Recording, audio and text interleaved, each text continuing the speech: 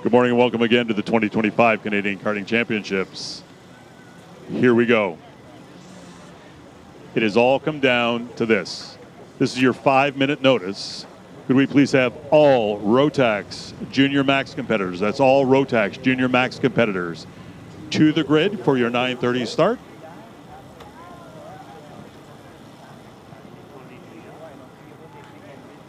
And good morning and welcome to the 2025 Canadian Karting Championship. I'm Dave Bradley. Joined with me is Chad Webster. Jess Trafford will be joining us over the course of the day as well.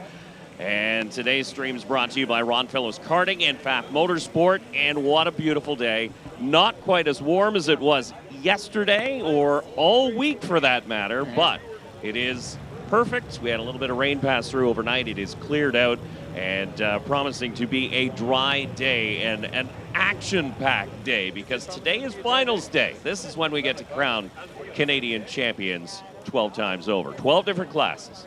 This is for all the marbles, Dave. This is what all these drivers have been waiting for all week long. This is what they've been training for and preparing for this whole year, breaking out the new chassis just for this weekend alone, maybe for the rest of the season, but the sole purpose is for this race right here.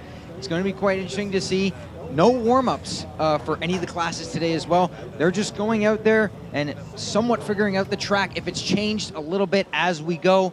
And it's a lot longer races, more than double the laps of the heat races and pre-finals yesterday. The heat races were 8 and 6 laps respectively, and then they were 10 and 8. Today we have 22 laps, 20 laps, and 18 laps. A lot longer, and we're probably going to see a bit of a different racecraft as well from the drivers. You need to make the tires last. You need to make sure your kart lasts. Maybe don't push it too hard at the beginning. Let it roll decently through the middle portion of the race and save a bit for the end. Make sure you have enough the entire race long. Pace yourself.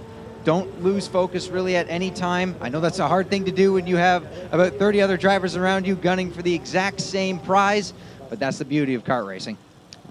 And we will take you through each and every class as they appear on track and give you some of the specifics so you know the age of the competitors taking part, some of the specifics of the classes that are happening. As you see, the first class is lined up in the hot pit and ready to head out on track, just waiting for the word to do so. They've been given the 5-minute warning, and so they're going to be firing up the engines, and it'll be Rotax Junior MAX, the first field out on track. And you look at some of these classes and you're like, well, this one's going to be hotly competitive, but realistically they're all hotly competitive, and we saw that in the pre-finals. We saw that in the heat races over the course of the week here. The intensity level definitely started picking up as the rest of the weekend went on. You know, it's really a testament to see how well these drivers have accustomed themselves to this as well. Now, for a lot of the times this year, it's been a big field, but for some of the 2-stroke classes, it hasn't been this big. For some of the 4-stroke classes, it's sort of business as usual. 40 karts is still quite a bit to think about, though. It never gets easy with very little room given and so many karts going into one corner. But again, that's what happens at these races, and the competitiveness is right then and there. There is very little room for error with everybody almost running the exact same times. You have to pick your moves smartly and in the right position. I mentioned this yesterday. If you don't get clear, you could easily get shuffled back about, at least the minimum, about 5 spots in certain classes as well. You just have to make sure you kind of choose the right line and don't really put yourself in a bad position where you can get shuffled down the order. One of the things we will be watching about too, and this is something we talked about a little bit, but the pole sitter in each class does have the option of starting to the inside or the outside. And turn 1 is a pretty high-speed corner, but then you go up back the hill on turn number 2. So if you're on the outside of turn number 1, you can hold it out there. You have the preferred line in through turn number 2. So in some classes, it is beneficial to start on the outside, theoretically, going into turn number 1, because it gives you the better place for turn number 2. It all really depends on your momentum going through there as well. If you can get clear going up through turn number 1 on the inside, then you can get your kart down to the inside and take the preferred line. If you are not clear, however, you have to really try and hold your line around the outside through turn 2, and that's where we're probably going to see a mixture of classes, whether you want to start on the outside or you rather start on the off pole. Again, it's pole sitters' discretion which lane they want to start in, so it's going to be real interesting to see that. However, we did see it yesterday. A couple of karts were able to hold the outside when someone was trying to make a move on them on the inside. It all depends on where that happens. If it happens too early into turn 1, though, there's not really much you can do about it, and I've even seen this as well, a lot more passing going into turn 1 than I remember in the last couple of years. So it's great to see that has become a preferred passing zone on the track for all the drivers. Track is 12 turns, 1.5 kilometers. If you've never been here to the Mosport Karting Center, it is a gem of a facility as far as karting is concerned, as far as motorsports is concerned, really. And this track and the layout that the drivers are competing in gives them many options for passing. You talked about, passing into turn number 1. That doesn't normally happen under normal club racing or even regional racing, but it's happening here when you've got the best of the best competing. But there's also other options, and drivers are finding those holes. And with the field so close, you need to take those advantages when you see them. We've seen a lot of opportune passing areas. We just talked about turn 1. Turn 5 has been a major passing area this entire weekend, going down the hill and into the hairpin. That's arguably the fastest point on the racetrack. Heading up to turn 6, if you can get enough of a run, you can make the pass going into 6. In the bowl, it's a bit more difficult. You have to almost, I'm not necessarily saying get into the person in front of you, but just try to get the nose underneath them so you can take the preferred line through the second part of the bowl. And of course, going into the chicane, the tightest corners on the track, and even in the last corner, we've seen it as well. And as a driver that's maybe leading the race or defending a position, you really don't want to leave that lane open. The drivers will stick it right on the curb and try to wrap it to the inside of you. And unfortunately, we've seen a few incidents happen there where obviously the drivers on the outside isn't quite aware or not ready for it, and it doesn't end in the greatest results. Listening in on the drivers' meeting, contact was stressed. There's been a lot of contact over the course of the week, and that is a product of very close racing. But it's the avoidable contact that the officials say you need to really use your head and avoid making that contact if at all possible. There's no pushing anybody out of the way. Make the passes as clean as you can.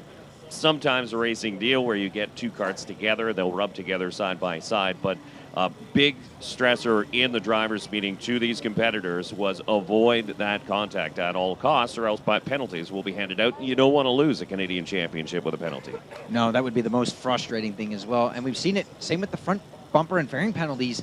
That sets you back a good long ways. I believe it's a 5-second penalty. You really do not want that to affect your race, especially right off the start. And if you know you have it, that is a dreadful feeling, trying to fight for the lead and knowing that you have to make a massive gap to make sure you maintain the position, or much less just in the lead. It is not a very good feeling at all. As a driver before that's had one, it is very, very frustrating to realize you have that and you have to race with it for the rest of the race, and just it's in the back of your mind. I'm not necessarily going to say it hurts your confidence, but it's just lingering there and it just makes you feel uncomfortable. Yeah, so it's something that the drivers have to think about and take into account over the course of these long races. And you touched on it, you're going as long as 22 laps, which is more than double what we saw yesterday in the pre-final. So yeah, there's a lot of setup that has to go into these karts. You're setting tire pressures differently. You're setting fuel load differently as well. So the handling of these karts is going to be different than it's been all weekend. And like we mentioned with the overnight rain, what has that done to the track as well? And even then, for at least Rotax Junior, they're the first the first group taking to the track all weekend or on Sunday. So it's going to be a bit different for them as well. What has changed in this racetrack to make them feel a bit different? And again, no warm-ups. They don't really have a lot of notes heading into this race. They're kind of going into it maybe a little bit blind. I still looked at the track this morning, went on for a bit of a track walk. There is still plenty of rubber out there, but maybe not as much. And like we said, the wind is up, it's changed direction, and it's cooler out today as well. So we might say it's a little chilly. Yes, it's getting to us, and it's kind of making the goosebumps come out. So I think it's going to be really exciting to see what these drivers turn. And without the Humidex out here, the track might be a bit faster as well, because the cool air means the motors run better, the tires aren't going to overheat as much. I think we might actually see some faster lap times in the last 2 days. Could very well be. We saw some track records laid down during qualifying on Friday here at the Canadian Karting Championship and here at Mosport Karting Center. So yeah, with the cooler air on the Friday was a little bit better. Yesterday got pretty muggy, pretty hot, a little bit taxing on the drivers. But again, very quick times throughout the heats and pre-finals that were run yesterday. And now we get set for a day complete with finals. So that means every time a checkered flag falls, we will be crowning a Canadian champion here at the Mosport Karting Center. So just waiting for the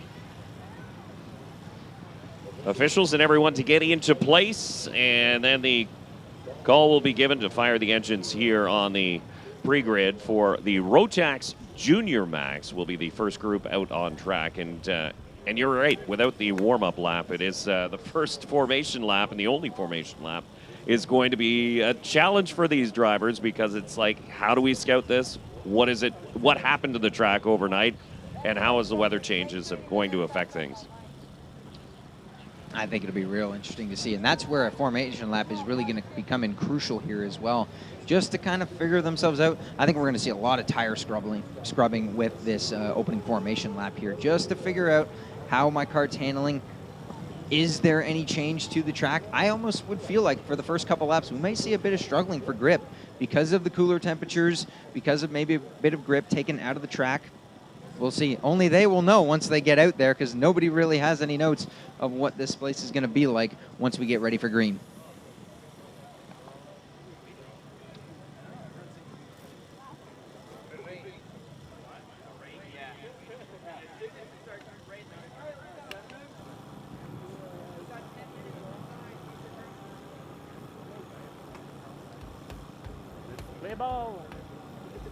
Oh, c'est sale, moi.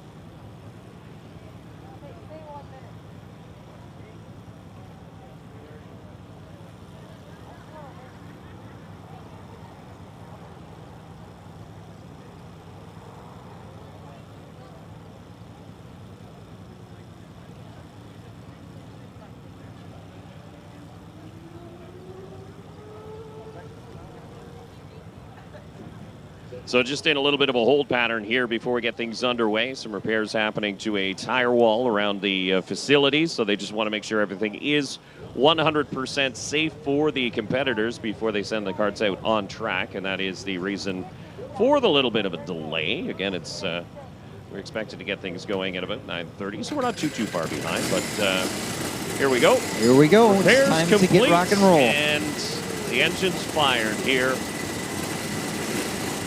on the hot pit. So Rotax Max Junior will be the first group out on track. Ages 12 to 15, about 23 horsepower. The engine's putting out about 315 pounds for these karts and drivers will be weighed after the event. So you can see the gas tanks between the knees of these competitors filled right to the brim, because these Rotax two-strokes get to be a little bit thirsty. And when you've got 22 laps to compete, you need to make sure you have that adequate fuel at the end and make that weight. They will burn quite a bit of fuel. And like we mentioned yesterday as well, we may see some of the drivers end up going a bit wide on the cool down lap as well, just to pick up a little bit more rubber, just to make sure they're good on weight coming off.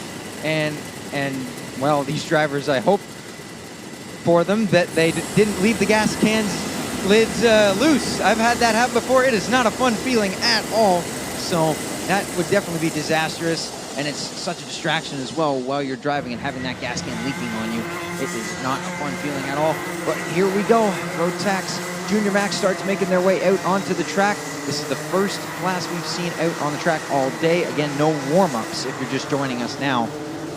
Let's see what Rotax Junior has for our opener here at the Canadian Karting Championships. There you see the scrubbing of the tires aggressively to try and build some heat on this formation lap. And again, it is just the one lap. You get released from the pit area, and you will be taking green the next time you cross the start-finish line for 22 laps here in final number 1 of the 2025 Canadian Karting Championship, brought to you by Ron Fellows Karting and FAF Motorsport.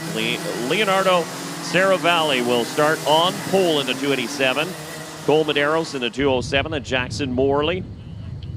Jackson LaChapelle in the 204 will start 4th. Jeremy St. Cyr in the 297. Christian Papp, Leo De Silva, Stefano Lanzolata in the 243. Ahmed Mustafa and Olivier Chassé in the 263. That is your top 10. And you can see this is another thing that was really driven home in the drivers' meeting, is forming up early and watching your speed on these starts. So that's why these drivers are coming through this final set of corners before the start-finish line. So very tight and so very, very slow. They do not want the drivers lining up as they get on the front straight away. We saw that a couple times yesterday as well.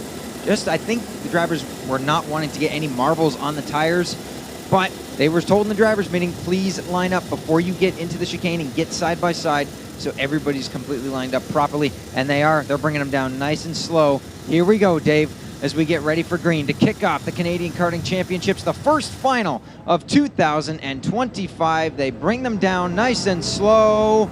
The green flag is in the air, and we are underway in Rotax Max Junior as they head up to turn number 1 for the first time. Leonardo Saravalli slots into the lead, or does he? Cole Medeiros has got a bumper to the inside. No, Saravalli takes the lead going into turn 3. Followed up, Jackson Morley trying to make his way through on St. Cyr. He does so. He gets it into 3rd place. Medeiros slots in 2nd, and immediately the defense starts as they go down the inside. Medeiros wasting little time sideways in the 207 as he takes the top spot away from Saravalli on the first lap. Heavy under braking, and does manage to take over top spot. The top 4 linked together at the front of the field. And again, this is not a sprint, but a marathon for these drivers. This is just the first of 22 laps for the Rotax Max Junior. And keep in mind, 12 to 15 years old, these drivers behind the wheel, but in a lot of cases, they act and drive like grizzled veterans. Cole Medeiros, your leader, leading that snake of karts on lap number 1 as they cross the finish line. There is barely anything between all of these karts as they fly into turn 1. Oh, Jackson Morley a little sideways there through turn 1. Cost him a bit of momentum. St. Cyr's all over the back line. Christian Papp rounds out the top 5. Lanzolata in 6th. LaChapelle in 7th. Chassé up into 8th. Marley Chaderi up and into 9th. Leo De Silva rounds out the top 10. Here comes Jackson Morley late on the brakes and into turn 5. He actually gets into the back of Cole Medeiros. He went into turn 5 so hard. St. Cyr signals forward to Saravalli. Go. Saravalli just protected a little bit. Morley up into 2nd. And now it's sort of split because Medeiros doesn't have his teammate behind him. But we did notice yesterday he got better the longer the race went on. Let's see if that same story trope continues on here. But he's got Morley to deal with in the early part of this final. St. Cyr is pressuring Saravalli and moves to the outside and then falls back into line. But we do have a new race leader. Jackson Morley takes it away. Did not wait at all. I'm surprised he was able to get that run coming up through the first couple of corners. And he's got a decent he's got a decent gap now already, because Medeiros barely had to slot back in right in front of teammate Sarah Valley. And now he's got St. Cher to deal with. He put him up on the curb there through turn 3. He lost a lot of momentum. Where does Christian Pap go? He's going to go to the inside of St. Cher with help from behind with Lindsay Latta. Here goes Pap up and into 4th place. A little bit of dicing, a little bit further back behind them. St. Cher tried to come right back. There goes Chasse to the inside of Lenzilata. He gets through. And Lenzilata goes back, I think, 3 spots there. Chasse also took La Chapelle through. Same with Ahmed Mustafa, I believe, as well. As St. Cher's got to run back on Christian Pap going into this chicane. He's to the inside. He gets him right back for 4th place. Keep an eye on these two teammates. In 2nd and 3rd, Cole Medeiros and Sarah Valley. Now nose to tail, not quite close enough to use the draft, but they are not fighting with each other, and that allows them to close the gap by about 1/10 of a second on your race leader, Jackson Morley, as a couple of drivers involved in a spin get back going, and there you can see the leaders coming back down the hill into turn number 5. That was the 268 of Nico Warner and the 211 of Marley Charderi. I just mentioned they had just broken into the top 10, and unfortunately issues there have put them, race is pretty much compromised now. I know there's still a long way to go, but that's a long ways to make up now, as they are a good 13 seconds off of the race lead. Medeiros, I don't think, is going to take this one lying down. He's closing back up to Morley here. And again, I'm starting to notice as well, that race leader, all they're doing is pushing air and wind up front. You don't have that extra cart in front of you to block that wind, so that is going to hurt your straightaway speed. And you can see it right there, especially we're seeing it going into the chicane the most. It's almost a bit of a crosswind, but it's still affecting the cart as Medeiros closes right back to the bumper. Let's see what he can do with him.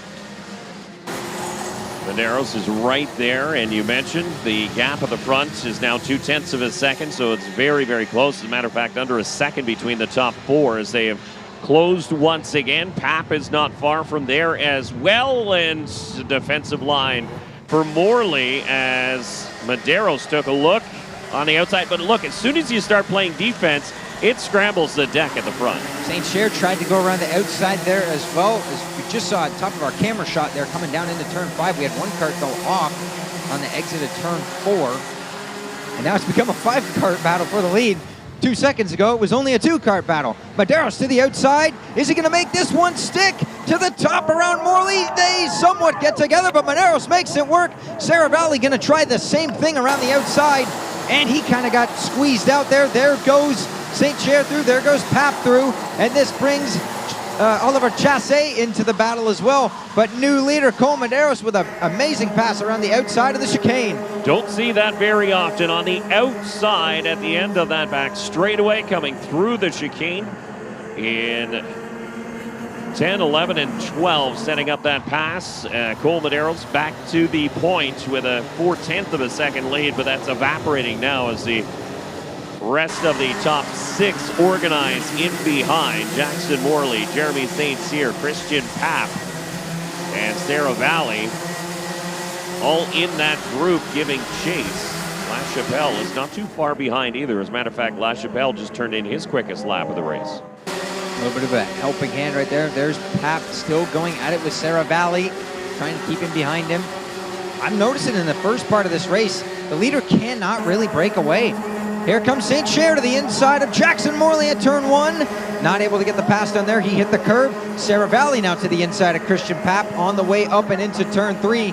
He's got the preferred line, and he does, I believe, make that pass. Nope, Pap's still able to hold the position for now. I was going to say the 2 Birel drivers running 2nd and 3rd. I thought they were going to link up there and try and catch the leader, close that gap a little bit. And then they started dicing amongst themselves, and Medeiros able to open a gap again as we've got problems. Turn number 5, a waved yellow, so just a local caution. Saw the 298 of Riker Magro go way out wide there. He's back going now. He lost a lot of positions and a lot of ground there. And again, early on in the going in this marathon of a race, that is not what you want to happen to you in the opening stages of this. Medeiros is kind of keeping the lead decent. He gets a good run off this last corner, although Morley got out of there very, very nicely and has closed the gap back in. This might go all the way down to the wire, Dave. I know we still got 15 laps to go, but they have not separated from each other at all. I sense some more drama coming in here in this race, and it could be in the next couple corners. Although Morley got very squirrely through there, I don't think they're going to be close enough. Although that was about the same gap that we saw yesterday with Jensen Burnett, and he made quite a few passes coming through in the senior category. It was great to watch. Now, what does Medeiros do? Does he try to back up the pack here? Maybe try to cool his tires a little bit and then spend the next couple laps just backing down a bit and then go for it afterwards. Well, it's a very different driving style from the other events that we've had, the other on-track action that we've had all weekend long. And again, the driver's still in full attack mode. There is no sort of riding in this group of top 6 karts out in front of this field. They're still looking around, blocking that inside lane by taking the defensive line into turn number 1. Cole Medeiros wants to hang on to that top spot, but now he's getting intense pressure from behind from Jackson Morley. Wow, they all bumped into the back of each other going up and into turn 3 there. Medeiros look over the shoulder, halfway, now almost down to the white line. Jackson Morley gonna go for it anyway. What a pass, but he went in too deep. Oh! Christian Papp got up on top of him, and he gets set back on the ground. Look at Leonardo Saravalli fishing his way through there from 5th to 2nd in one straightaway, and now right back up behind teammate Cole Medeiros. Prime example of taking advantage of somebody else's mishap. Cameron Papp got up on the rear wheel, and luckily it didn't go any further. Jammed the brake, got the car to settle back down, and now Papp goes around. I believe that was Morley. So, yeah, just like that, it happens. You scramble the front runners, and then they just start going back to work and trying to pass each other as Morley got back around Papp going into turn number 1. He's not waiting around at all there. That may have shuffled Papp a little bit further back. Now it's Saravalli's turn, but Medeiros can breathe a bit of a sigh of relief here. You can see him put his head down. He's like, all right, I got my teammate behind me. Let's try and make some ground here. And for the time being, I don't really need to defend unless Saravalli wants to go for the lead himself, as we're closing in on halfway here. Morley's not out of this yet either. He's come right back into it after getting that position back from Papp. But again, an early scramble going on there, and Morley, that was a great move. He just couldn't quite get it slowed down, and Medeiros did a great repass on him to keep control of the race, but now he does have his teammate right on the bumper. All of that, though, has brought several other drivers back into the picture. La Chapelle, Chassé, De Silva not too far behind. De Silva's a little bit further back in 8th, along with Doria in 9th. But again, it's just one small incident. The drivers take their foot off the loud pedal for just 1 second, maybe jam the brake to get the cart to settle back down, and all of a sudden you've got 3-4 extra karts in that battle that you thought was just maybe a 2 or 3 kart battle. You can see Saravalli just wanting to push for now, not really trying any moves on Medeiros. Goes about 2.5 seconds separate the top 8. They're still right with each other. Roman Doria in 9th, and a great shout out as well to Aristides Theodoropoulos.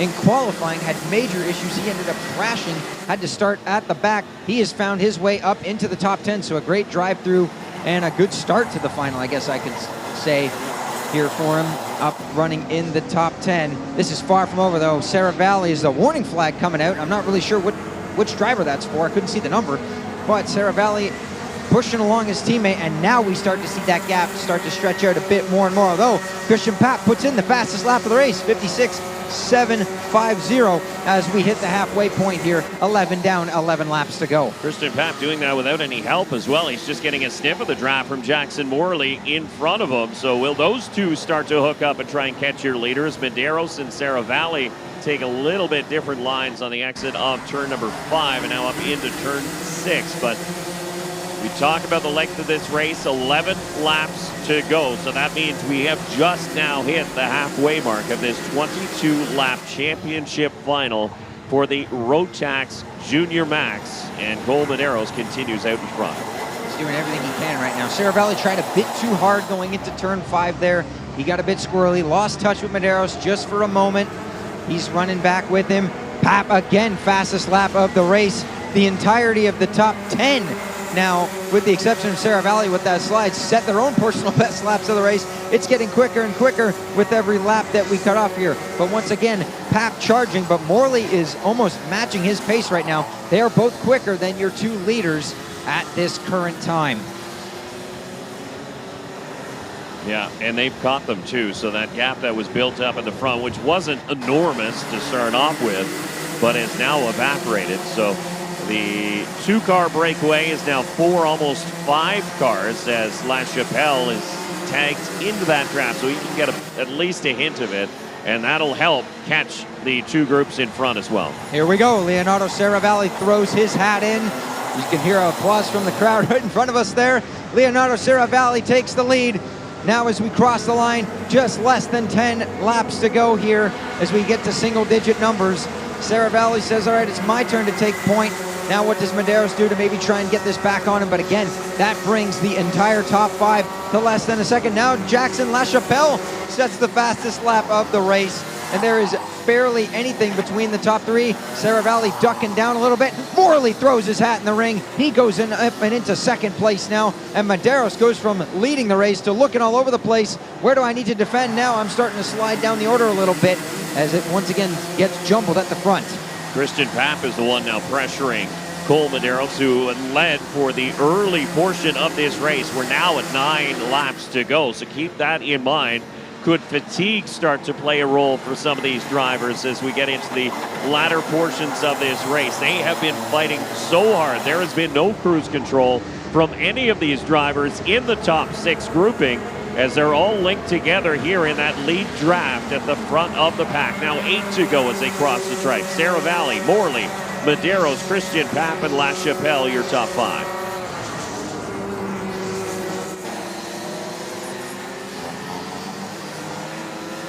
Seravalli is able to break free a little bit. Here comes Medeiros to the inside. Fantastic outbreaking move, and Christian Papp is going to try the same thing. Did not make it stick and will lose a spot in the protest. Jackson LaChapelle took full advantage of that. Papp could not get clear, and unfortunately he had to swerve to the right a little bit to avoid getting into Morley. That cost him so much momentum on the exit of the corner. And now we got Jeremy St. Cher back into this as well, just with all the battling. Once again, it's an REM 1-2 though. But dare I say, this is letting Seravalli get out to a decent lead. I wouldn't count out Medeiros or Morley yet, but if they keep the battling up, that is all Seravalli needs to see.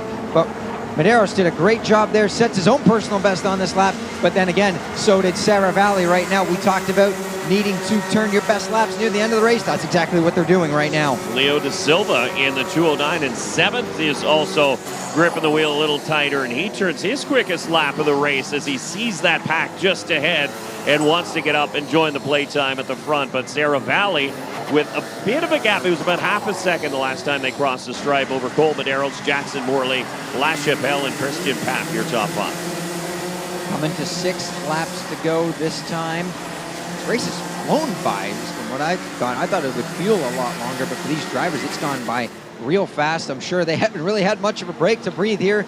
There's almost been something going on every single lap. And I still don't think this is over yet. We'll see what the intervals are once we hit the line. This time, 6 laps to go. Seravalli putting his head down, trying to charge. Medeiros, though, very, very quick. That last lap round took almost 3/10 out of the race lead. And same thing with Jackson Morley, 56.4. He's keeping himself right in this. If they start battling, he has a shot to pounce here. Do you leave it a little bit later on, though? When is the right time to go? Is it now? Because we still got 6 to go, and a lot can happen in 6 laps. Or do you leave it with, say, 2 laps to go and hope that they start battling behind you and you get free for just that last lap? We'll find out here if Medeiros gets close enough for the race lead. I was just going to say this has been very much a battle of ebbs and flows. The leader gets out pretty far and then falls back just a little bit, and that's what we're seeing right now as Medeiros has been able to catch your race leader. Looks to the outside, but decides to slide back in behind Leonardo Seravalli, your race leader, with Jackson Morley and La Chapelle right there, the next duo on track, linking up to try and draft into turns 1 and 2. But now battle for the lead as Medeiros looks to the inside for turn 3. Backs off. Now he doesn't as Medeiros powers through on the exit of turn 3. Jackson LaChapelle goes through. Morley's going to end up the big loser in this, or is he? He comes right back to the inside of Christian Papp and takes away the fourth spot again, and now Papp is in a world of trouble. Here comes Leo Da Silva trying to figure out which way he's going to go. He's come alive in the last part of this race, but so far so good. Cole Medeiros with a great pass there on Leonardo Seravalli. Now can he hold on to this as we get under 5 to go? We're coming to 4 laps to go this time. Seravalli's got to run back on him. Medeiros isn't leaving him a lane. But if I'm both of them, I'd be real careful here because Jackson LaChapelle has shown some real pace in the last little bit of this race, and there is barely anything between now the top 7 cars still with a realistic shot of winning this race. 4 laps to go. Who has enough left in the tank as far as driver goes, as far as tires go? How much have they abused their equipment getting to where they are in this lead pack? That will all be decided in the next 4 laps for the Rotax Junior Max. And again, these drivers just 12 to 15 years old, dealing with 23 horsepower. And so they have a lot of power at their right foot, and they're putting it to good use. And what a show they are putting on here. Cole Medeiros, Seravalli, and LaChapelle, your top 3. Although Seravalli is looking pretty hungry there in second spot. Little twitch of the wheel there from Medeiros. That's all Seravalli needed to see. To the inside in the chicane. He takes the race lead away. That's also going to help LaChapelle. He made a minor bobble in the bull. That brings him right back into this. As we cross the line, 3 laps to go. Seravalli back to the point, but Medeiros is right back to the bumper. This is where he got through on him last time. Oh boy, let's see what happens once we get to turn 3 here. This time they stay stationary. And is that the last pass for the lead that we're going to see? He goes defensive, semi. Now he goes to the inside, not letting Medeiros have a lane here, but this is going to really crunch them all up out of the corner. You can see them all signaling forward, and they didn't really want to pass going into 6. They just took the regular line. As soon as you move to that defensive line, it costs you so much, and it's really only a 10th, maybe a 10th and a half. But it costs you so much time compared to the drivers in behind, and you can see it just all squished together at the front. So now, what was a 2-car battle is now a 4-5-car battle as Medeiros took a look on the outside as Seravalli once again protecting that inside lane. That is not a block because he's not making a move in reaction to what Medeiros is doing. What he is doing is just taking away that inside passing lane. His problems now for the 298 of Riker Magro, who is... The cart has stopped, and he is out, so it just looks like a mechanical difficulty for the 298 of Riker Magro. That's disappointing. 2 laps to go. Yellow flag's out as well there. Here comes LaChapelle to the inside. Medeiros cuts it back, and does he get him cleared? Yes, he does. But is that all that Seravalli needs to see there? As they single file back out. No, it's still on. Seravalli didn't really get away that much. He's not out of the woods just yet. But neither are any of these drivers. Morley's right in there behind LaChapelle. Christian Papp keeping the nose in there. St. Cher's back up ahead of Da Silva. It's all going to come down to 1 more lap. Medeiros done a great job of getting back to the bumper of Seravalli. This may be where it's all won or lost right here. Last lap board's out. Who's going to win it in Rotax Junior? 21 hard-fought laps in the books. Medeiros goes to the outside, but goes way too far and loses several positions after making a shot for the lead. Now, LaChapelle is going to be the one who will chase Seravalli. Down the hill for the final time. Which way do we go? Morley all the way to the inside. Throws it in. Here comes Medeiros under both Papp and Morley and takes 3rd place back. They're 3 abreast. St. Cher on the outside. Papp had to let go there. He had to back up because he was right in the middle of them. It's now a 3-horse race for the win. LaChapelle's right on the rear bumper of Seravalli as we come through the bull into the sweeper, and it's just the chicane and the last corner. Seravalli a look over the shoulder. LaChapelle's not close enough there. Does the move come at the final corner? I don't think he's close enough. Through the final corner and to the checkered flag. The crowd cheers. Leonardo Seravalli has won the Canadian Karting Championship for Rotax Junior in an absolute banger of an opener. Jackson LaChapelle, you can see a pump of the fist, happy with a 2nd place. Cole Medeiros will be disappointed, making a shot on the outside of turn number 2. Just went a little bit too far and caught the marbles and ended up losing so much track position. Battled back for a top 3. Medeiros will have several more opportunities over the course of the day today, but wow, what a run by Leonardo Saravalli, your champion in Rotax Junior Max. Great stuff from Saravalli. He made that pass stick as well around the outside, and he'll be coming around to the front straightaway here to collect the checkered flag, get a race interview, and get a few pictures with Mr. Cody Schindel as well.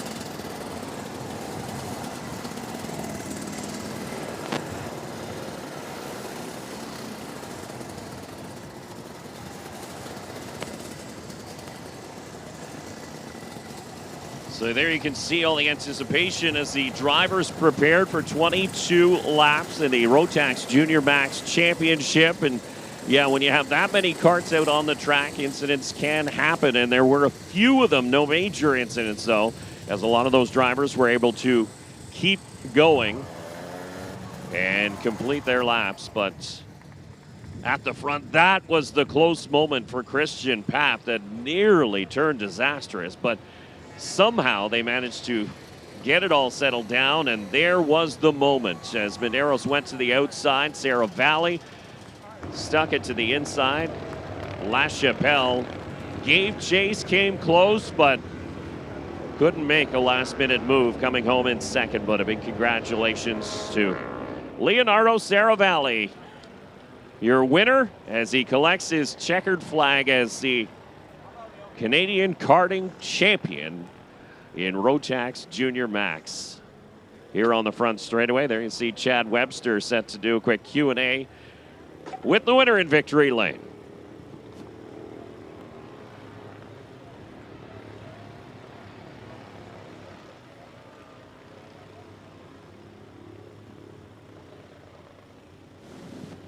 Well, I'm with your first winner of today.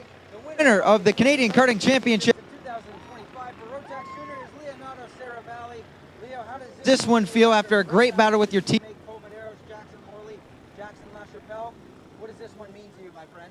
It means a lot. I fought hard this weekend, and I had one goal in mind, and that was to win this race. Congratulations. Who do you want to thank for this win? I want to thank Racing Edge Materials, my mechanic, Nicholas, and my parents for making this all happen. Well done, Leonardo Saravalli. You have won your first Canadian Karting Championships. Enjoy this one for the rest of your life, my friend.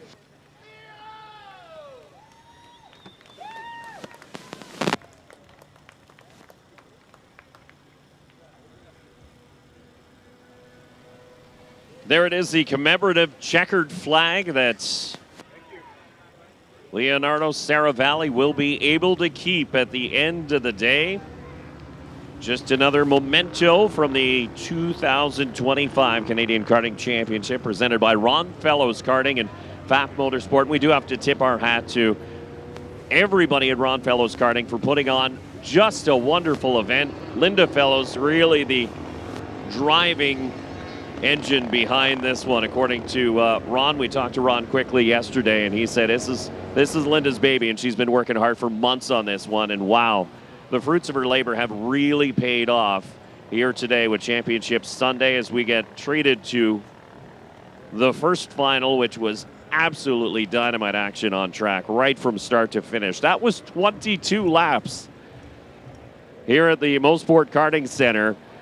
It's a 1.5 kilometer long track, 12 turns, and each one of those laps was so hotly contested. And so the next group out on track will be one of the younger groups.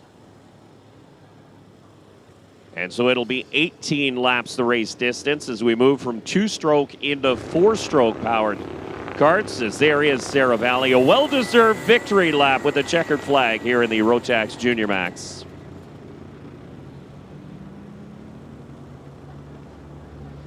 I'd say he was quite happy with the way that one ended up there. Definitely tired after that race. It's a long, grueling 22-lap race for some of these drivers. again, more than double than what they've run in any race this weekend. So it's definitely going to take a toll on them. They'll probably be feeling it tomorrow morning, especially with all the battling going on there. But hey, the wait was worth the reward. Yeah, tomorrow's another day. You worry about tomorrow. Today, it's all about that moment right there. Grabbing the checkered flag, doing your victory lap, and getting to let it sink in that you are the Canadian karting champion, as Leonardo Saravalli gets to do exactly that. And now he gets to go by some of the camping areas down through the back portion of the track and get more applause down there. But did he ever hear it when he came across the start-finish line to win it for sure? He'll head back down into the paddock area and go through all technical inspection and weights and everything else, as there's a couple drivers who unfortunately saw their Canadian Karting Championship come to an end not the way they wanted to today. Yeah, unfortunately, that's the downside to racing the Canadian Karting Championships. Some drivers get their moment and some don't, and unfortunately, they had theirs fall a little short, and that's really sucks to see, considering you spend the whole time here, you try to fine-tune everything, and just in the end, in the final, it just doesn't work out for you. So now some of the younger drivers, you see they're all geared up, ready to go. Big smiles you can see through their open visors. Some of them already locked in, visor down, looking to do battle. 18 laps here in the Briggs & Stratton Cadet class, and this is for drivers aged 8 to 10 years old. It's a 4-stroke engine, so lower down on horsepower, and they do have a carb lock in it, so they're not able to use all of the available horsepower in this one, but 235 pounds kart and driver. So very light, very nimble, and very quick, as you will see in just a moment here as the field rolls off from the hot pit.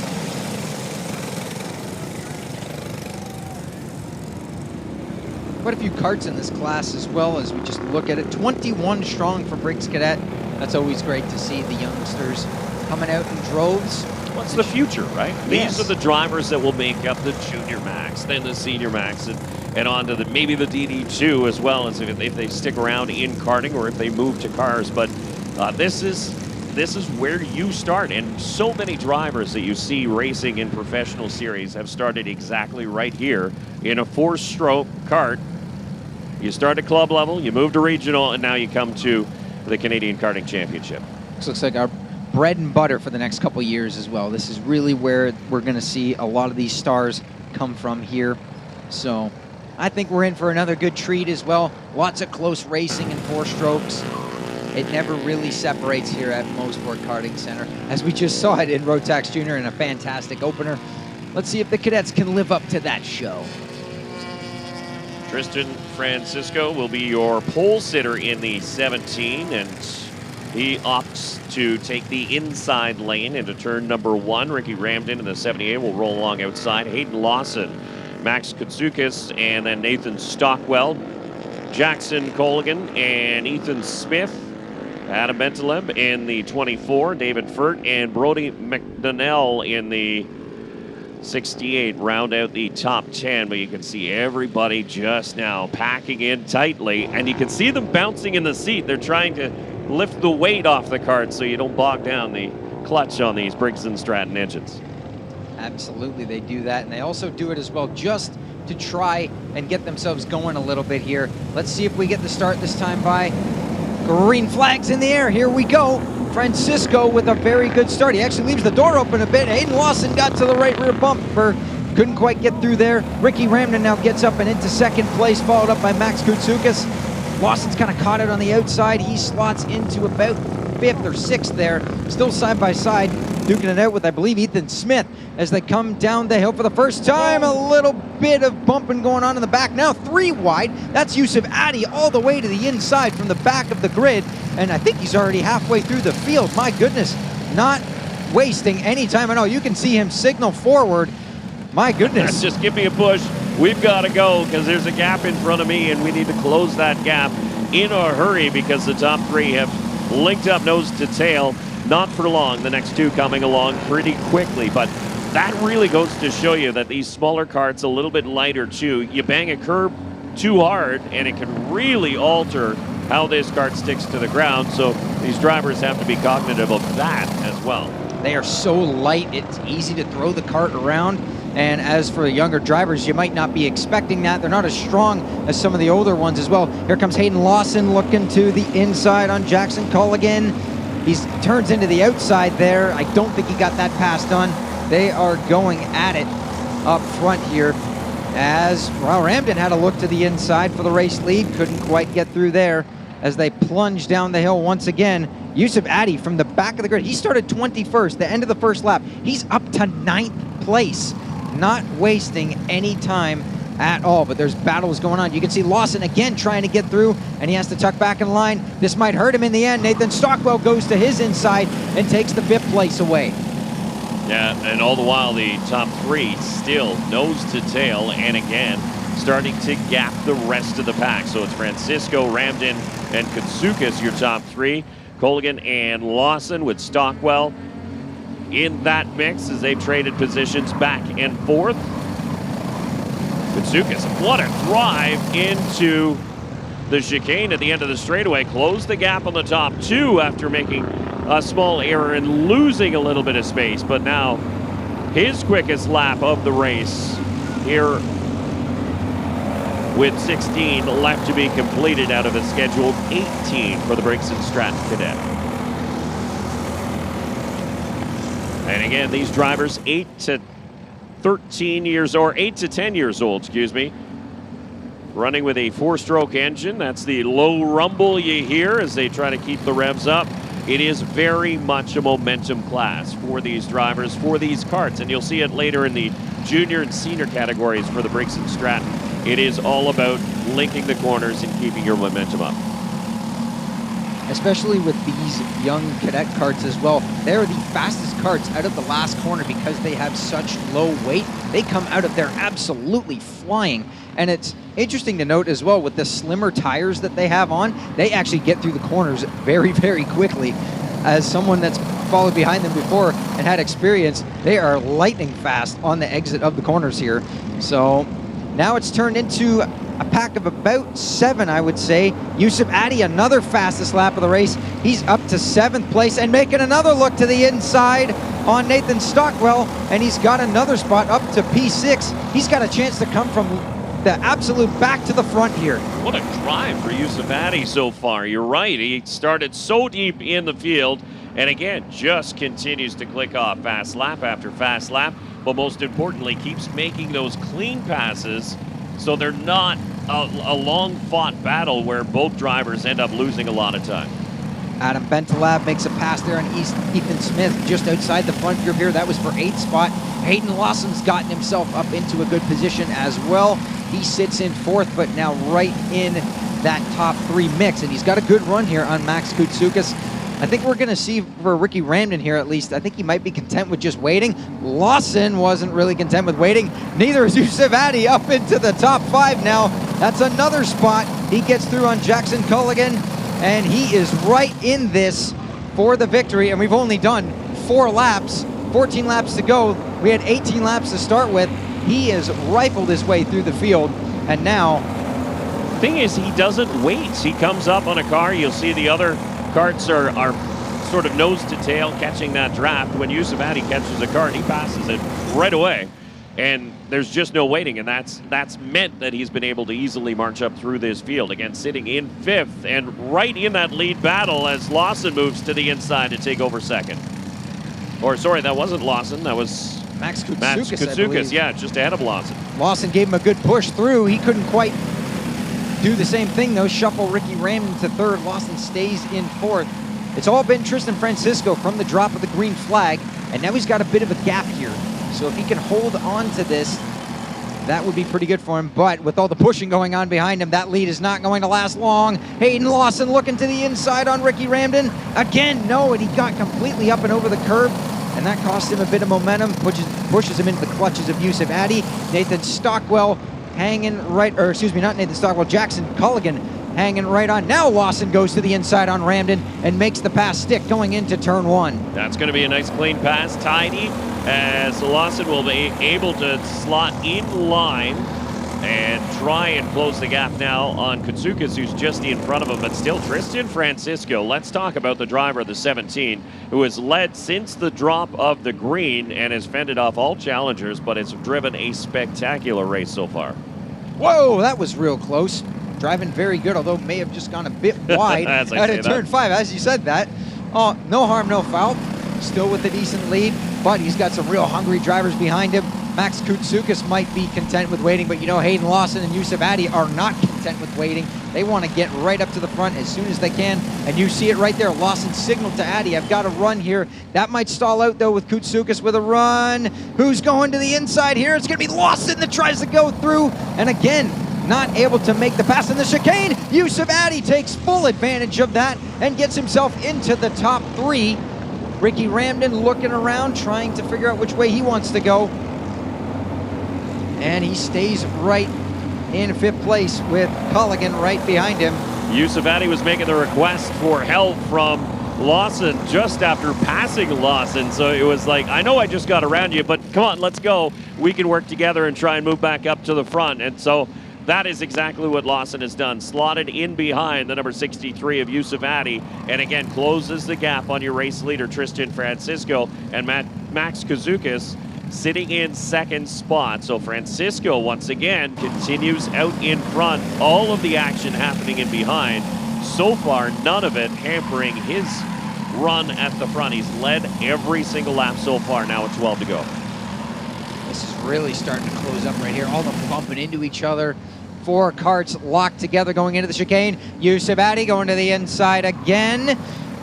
Again, Max Koutsoukis very strong on the outside. He might not be able to hold him back here, though. Nope, once again. And that is going to cost Yusuf Addy some momentum. Hayden Lawson taking full advantage. He gets back around Yusuf Addy, and now he's going to go to the inside on Max Koutsoukis, make that pass stick, and Addy follows him right through. They go into 2nd and 3rd.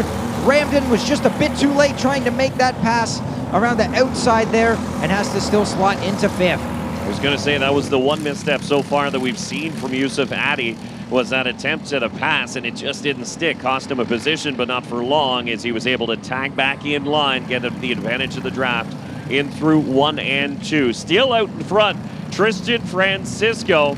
And not for how long. much longer? Here comes Lawson to the inside, and we have a change for the lead. Hayden Lawson now goes to the point. That's what he's been waiting for all race long. He leads the way. Now what does Francisco do as he sits in 2nd? Great exit, almost a bit too much of a good exit there. He ran into the back of Lawson and almost lost the back end.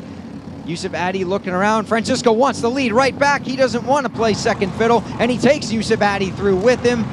And Francisco back to the point. Shuffle Lawson down to 3rd with Koutsoukis on the bumper as we hit the line again. 10 laps to go for Briggs Cadet. Francisco showing that he's not just able to lead in clean air, can do the battling too.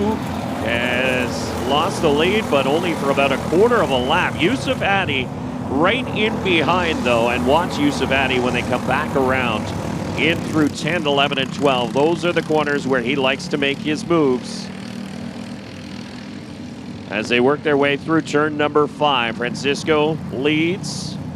Yusuf Addy and Hayden Lawson. Your top 3, Max Koutsoukis and Ricky Ramden.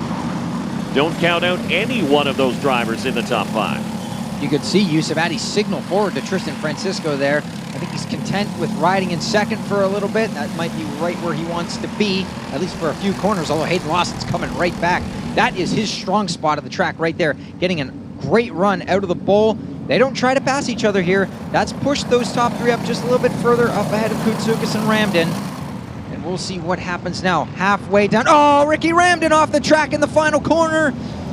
Just a bit too wide. Look over the shoulder there.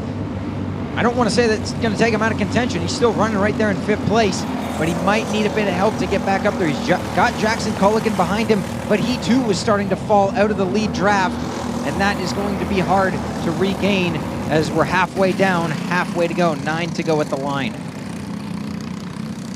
Yeah, so you saw him shaking his head. It was obviously disappointing, Ricky Ramden, with running wide off the final corner, corner 12 here at the Mosport Karting Center. But again, this is a marathon, not a sprint. Under normal circumstances, a mistake like that would definitely just take him out of contention. For There's still 9 laps to go. He's half the distance. So small mistake from any one of those drivers in the front, and that gap evaporates, and you have a new battle. Addy with a bit of a push there from Lawson. We're just choosing to ride. These top 3 are starting to break away from Max Kutsoukas as well. Even he's having a bit of a tough time sticking with this top 3. As we exit the last corner and hit the front straightaway line again, they continue to signal forward, but I think they're just content with pushing each other right now. They're all turning the fastest laps of this race right now, if not very close to it. All 107.1s between the top 3. The rest of the field not able to stick with as quick of lap times. They're about 0.3 of a second off at best. In the draft, here comes Yusufati to the inside, taking a look. Does he have enough there? He does, as Francisco will look to his right and dive back in line. So a change for the lead. Yusufati continues the march from the deep down starting spot and now leads this race with 8 laps to go. Let's see if he can hang on to it now. We've seen the last time Tristan Francisco got the lead, he didn't want to sit in second place. He took it right back. As we make our way through, Francisco's going to do the exact same thing. Lawson, though, goes with Addy. Doesn't really matter. Francisco takes the lead back. He doesn't want to sit in second place. He wants to lead here, and maybe that's a message for both Lawson and Addy. We just want to sit behind him for the next little while then and just let the laps run out. 7 laps to go with the cadets. It's still a decent ways away from the finish. Kutsoukas still isn't out of this, but he's dropped about a second back of the lead train. That battling is going to help him a little bit, but he's going to need a bit more help as well. Culligan, in the meantime, has gone past Ricky Ramden and up and into 5th place, but you can't even see them in the same screenshot anymore. That's going to be a long ways for them to try and make up some ground with little time left. Yeah, as these 3 drivers continue to link together, yes, they're swapping positions, but they're doing it pretty cleanly. They're not losing a lot of time. It's when they really start to mix it up and run side by side, that's when you start to lose a lot of time. But they're building up a gap now, 1.2 seconds on Max Kutsoukas, who has, and it's almost 3 seconds back to Jackson Culligan in 5th spot. So this is really turning into a 3-horse race. But you know what's interesting about Tristan Francisco passing at the end into turn number 9 in through there, or excuse me, turn number 10, is he's showing where he's best, and he's done that a couple of times. So it's sort of something that he's showing as he comes to the line. If he's running in second, it's a good opportunity for that 17. That's where he has been quickest. He's managed to take back the lead in that same spot on 2 consecutive laps. So something to think about as we come to the final few laps of this one. Both times without a lot of help as well. He's just been able to carry a lot of momentum through there, and it's something that we've seen Addy do throughout the race, but not as of late. And Lawson, unfortunately, has not been able to make that move stick heading into the chicane there. He gets a great run out of the pole every single time, but it just stalls out. It runs into the back of either Addy or Francisco, and it just stalls out the run. You can see it right there. His line through there is just a little bit better, and he gets a great run here, but it just ends up stalling out by the time we get to the chicane. And, well, he's going to try it this time. Nope, tucks back in line. Thought about it. Now they have a big gap. They can play for a little bit before Max Kutsoukas will be able to catch them. But you don't want to do that too many times. Now 5 laps to go for your race leader, Tristan Francisco. Again, these drivers in the Briggs and Stratton Cadet class, just 8 to 10 years old. Some of the youngest drivers we have on track here today at the 2025 Canadian Karting Championships, presented by Ron Fellows Karting and FAP Motorsport. It's great to see these young drivers work with each other. This is how you run the race. And as they get older, as they get into the bigger classes, this is exactly how it plays out for these drivers. This is 4-stroke karting. You want to get in line, you want to stretch a gap, you get a handful of karts together, and then you can decide it amongst yourself. This is by design. This is what these drivers want to do. If you have 5, 6, 7 karts amongst you, then it makes it more difficult to make some moves and make some passes. But essentially, right now, they're going to decide the podium in these final 5 laps. So long as nothing happens in between the 3 of them, which we hope it doesn't. But we know there. Whoa! As I say that, Yusufati got a bit sideways there, and Lawson ends up being the loser in that, unfortunately. He ran into the back of him, and he lost a decent amount of ground there. Does that even maybe take him out of the race now. Well, I was just going to say, might cost him the draft at the front of the field. And yes, drafting does make a big difference in these 4-stroke karts. The long straightaways here at the Mosport Karting Center. You need that draft to keep up to the drivers in front of you, and Lawson is just a little bit further back, and he might be losing it. You can see him trying to thrust the kart forward, and I saw the hand signal there. He's like, I don't like where I'm at right now after that. He's just got to be hoping. Luckily, his strong suit in the track is coming up here in a minute, but we'll see if he can get himself back into this. But he's got little time to do it as well. The gap was 0.6 of a second at the line, and that might be growing here as well. He doesn't have the toe that he normally does. Right here, this is where the draft makes such a difference. Addy's right on the bumper of Francisco. Does he maybe choose to go for it? Nope, just gonna still sit behind him. He looks over the shoulder. He can see that Lawson's lost that lead draft just a little bit. Now I think it's just turned into a 2-horse race as we get to 3 laps to go now. Tristan Francisco has been so good. You don't even see his hands moving all that much. If you watch the steering wheel of that 17 at the front of the pack, that kart is handling perfectly. And he's able to get every ounce of speed out of it right now as the youngster Tristan Francisco continues to lead over Yusuf Addy. But Addy no doubt will mount a charge here before we see the checkered flag, with under 3 laps to go through turn number 5 and now headed to turn number 6. Whichever way this goes, it's been a great comeback for Yusuf Addy, starting 21st, last on the grid, into a position where you could win the Canadian Karting Championship here. So you cannot be disappointed with your drive at all. To even be in this position is absolute great stuff. I think I counted, what, 11, 12 positions on the first lap from 21st to 9th. So he did a great job to get himself up out of a bit of traffic and put himself in position to win this thing. I do feel a little bit bad for Hayden Lawson right now. That was none of his doing. He just, wrong place, wrong time. Just trying to avoid, really. Yusuf Addy got a little bit crooked, and then Lawson did as well, lifted just a touch, and there you can see the difference, and it's now 1.4 seconds, so it went from 9/10 to 1.4, and that is the benefit of the draft. Hayden Lawson is still turning very fast laps, but has no help, and Max Koutsoukis is too far back to give him a push, and again, when you're out in no man's land, as you are, but this is going to help him as Yusuf Addy moves to the inside at turn number 5. There's the move. Can he hang on to this for the rest of the race now? Yusuf Addy look over the shoulder, tells Francisco to push. He doesn't want to. He wants the lead right back again. That's been his motto this whole race. That's the 3rd time where he's lost the lead and taken it right back. He does not want to give this up at all. If you're Hayden Lawson, you can see this happening in front of you. You've got to get in there somehow, some way. Now, which way does Francisco go? Does he defend this? He leaves the door open just enough.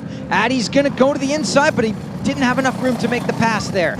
Wasn't quite there and decides to fall back in line. They will see the last lap board. 1 to go for the Briggs and Stratton Cadet class, and Tristan Francisco, Yusuf Addy dueling it out here at the front. Addy to the outside in turn number 2, tries a cutback. Does not have the momentum needed to make a move as the 17 continues out in front. Through turn 3, through now turn 4. Which way do we go down the hill? Francisco immediately jumps on the defense. Addy has the run. He's gonna look to the outside, maybe try an over-under here. Francisco on the brakes, Yusuf Addy on the inside. Can he get him cleared? Francisco still to the rear tire. Addy's gonna have to try, no, Francisco takes the lead back. Addy was that close to getting him cleared up into turn 6. It's really going to come down to the chicane, and we know how good both of them are going through there. And don't count out Hayden Lawson yet. Saw them looking at each other, almost daring each other to brake harder than the next as Tristan Francisco took back over the lead. He's playing defense into this final passing opportunity. Yusuf Addy will fall back in line. One more shot for Yusuf Addy to make a vie for top spot, but he'll follow through the 17. Tristan Francisco will win the Canadian Karting Championship. By 5/100ths of a second over Yusuf Addy, and it's all Tristan Francisco. It turns out staying in the lead was the right move. He hangs on to it. Look at how energized he is at the end of this. Addy comes home in second. Hayden Lawson takes P3.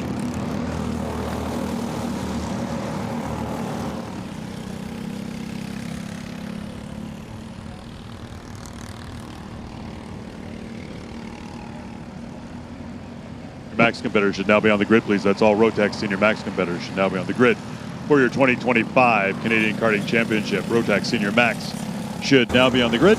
Micro-Mini Max should begin to make your way to the pre-grid. Thank you.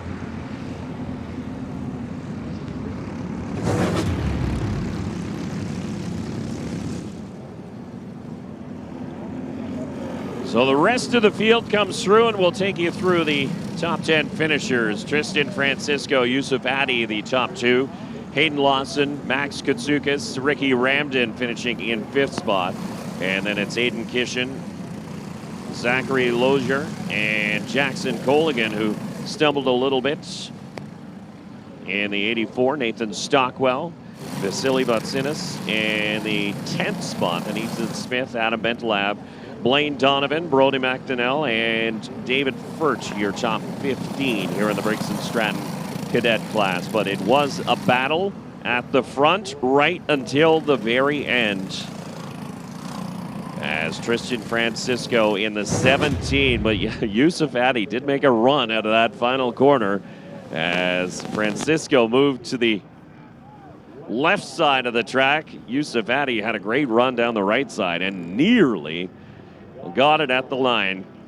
5/100ths of a second is the difference at the stripe. Tristan Francisco crowned the Canadian karting champion in Briggs and Stratton Cadets. And we'll send it down to victory lane as Tristan jumps out of the cart.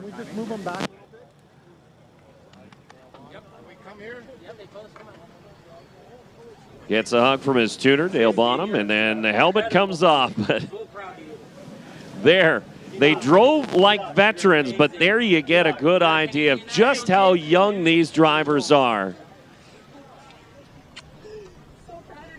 Mom's on scene, and so is our Jessica Trafford. How does it feel? Very good. That's awesome. Did you have a fun race out there? Awesome. Is there anybody you'd like to thank today? I'd like to thank my mom, my dad, my coaches, and then everybody that supports me. Awesome. Thank you so much. You ran a fantastic race. Congratulations. So you saw the mic flag of TSN in that shot there as the victory lane celebrations continue, and there is the commemorative checkered flag for Tristan Francisco. And of course, all of these interviews will be featured.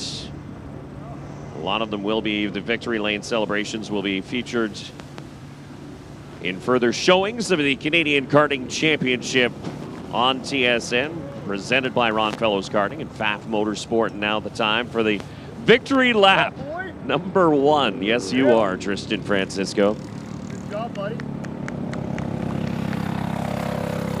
As he takes his victory lap as well, you can see a lot of great hugs from there. Mom and dad coming down to congratulate him. Tuner Dale Bonham almost looked like he had tears in his eyes. Picking up Tristan Francisco there. This has got to feel really good for him. He drove a flawless race the entire time up at the front.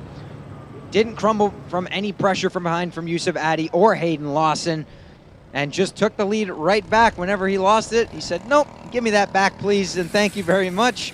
And that's why he belongs where he is right now.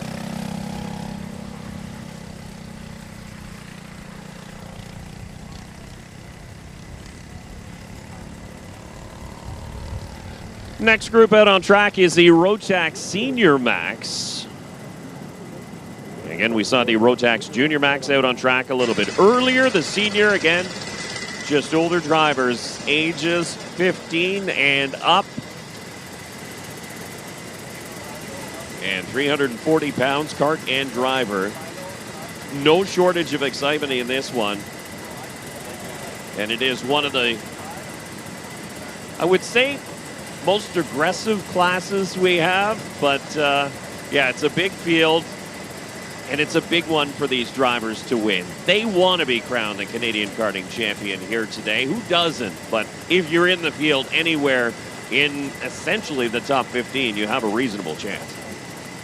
Especially with the way Rotax Senior goes all the time, it's never smooth sailing, even when we think it's going to be. So this could go any ways of 15 or even 20 ways as they pull out onto the track. And remember, in the two-stroke categories, the winner of the Canadian Karting Championships gets that ticket to Bahrain for the Rotax Grand Finals to represent Canada. Great stuff there. That's a massive privilege and an honor for whoever takes home that title. We've already seen Leonardo Serravalli do just that earlier in our opener in Rotax Junior. Who takes it in Rotax Senior? Ryan Maxwell, Jensen Burnett will be your front row. Joshua Sumvalis, then Major Makovskis, Aiden Ingrata, Antoine Lemieux, Timothy Pernot, Patrick Woodstock, Arnaud Sabaret, Frederic Lemieux, and Michael Nickel. Your top 11, Diego Ramos, William Boudelier, and Joseph Lowney, with Matthew Miles rounding out the top 15 starters here in the Rotax Senior Max as they work to get their heat in the tires. This is so important for these karts as you try to scrub off all the debris that you might have picked up on your formation lap and you get that heat in the tires. And they were told to double up before they get to the final corner, and here they do. That was something that was stressed upon in the drivers' meeting. The Senior Max drivers have to follow the rules just like everybody else, and they're going to double up heading through that final corner onto the front straightaway, and then watch their speed as everybody gets doubled up. And no, one of the starts that is waved off, so this will be a 21 lap feature because a waved off start does count as a full lap. And unfortunately, that just brings up the anticipation a bit more, as well as we actually saw in the formation lap there. The 307 of Leopold Chauvel, I actually think, I'm not sure what happened. It was in the middle of the straightaway down from turn 4 to turn 5. He may have spun it going into the grass. He got it turned back around. He's back rolling. Unfortunately, I think maybe tried to warm up the tires a bit too much on the formation lap, and he's completely fine. He's gotten back to his position as long as you do that before the formation line, and he did so. So he's going to be perfectly okay. A little bit of extra anxiety for that driver as they wave off the first start here.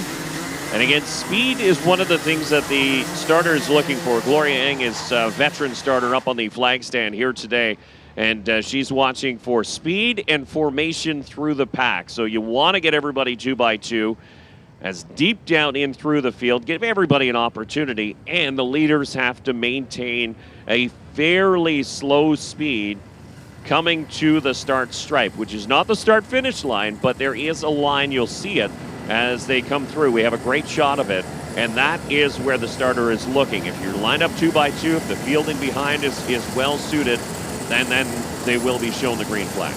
Looks like we're lined up a lot more nicer this time, so as long as the speed's going to be okay, we'll get the green flag this time by. And here we go. They come down. Green flag's given. We're underway in Rotax Senior. Ryan Maxwell with a decent start, and it just turns into a REM train going down the inside. One kart got kicked out wide. That's Aiden Ingrata. Down a few spots, 3 abreast for multiple rows heading into turn 3 for the first time. This is going to be pretty difficult to try and sort out as they come down the hill. Boy, Ingrata lost a ton of space. And again, started in 4th, and I think he's down maybe in 15th spot. He was one on the outside of 3 wide at turn number 3. And you can see that yellow helmet in the fastback kart so far deep in this pack. That is going to be a hole to try and crawl out of right now, unfortunately, as it's a REM 1, 2, 3, 4 now up at the front. Ryan Maxwell leads the way. Jensen Burnett in second. Major Makovskis just defending a little bit right there from Antoine Lemieux, I believe. That's right behind him. Yes, that's Lemieux. And followed up very closely from behind. I believe that's Diego Ramos up and into 5th place. Nope, excuse me, Timothy Pernot. And then Patrick Woodstock right behind them. Arnaud Seborin in the 302. That's a big move forward for Patrick Woodstock in the 327. Started just inside the top 10. Now battling for the top 5 as one driver got to the outside. I think that was Major Makovskis, who caught the curbing on exit and really kicked that kart sideways. As I correct myself there, that's actually Josh Sumvalis up in 2nd place, not Jensen Burnett. He and Makovskis got together a bit through turn 3, and you saw Sumvalis give him a hand signal. So obviously a bit of miscommunication going on there. All of that has let Maxwell get long away from the rest of the field. And Zumbalis is under attack now by Timothy Pernod up the inside in the chicane. Beautiful pass there when there was very little room to do so. He makes that one stick. Now can he try and hunt down Maxwell? He's a massive look over the shoulder to see, but he's got to be surprised looking back now. 1.7 seconds, that's a great amount of room to work with.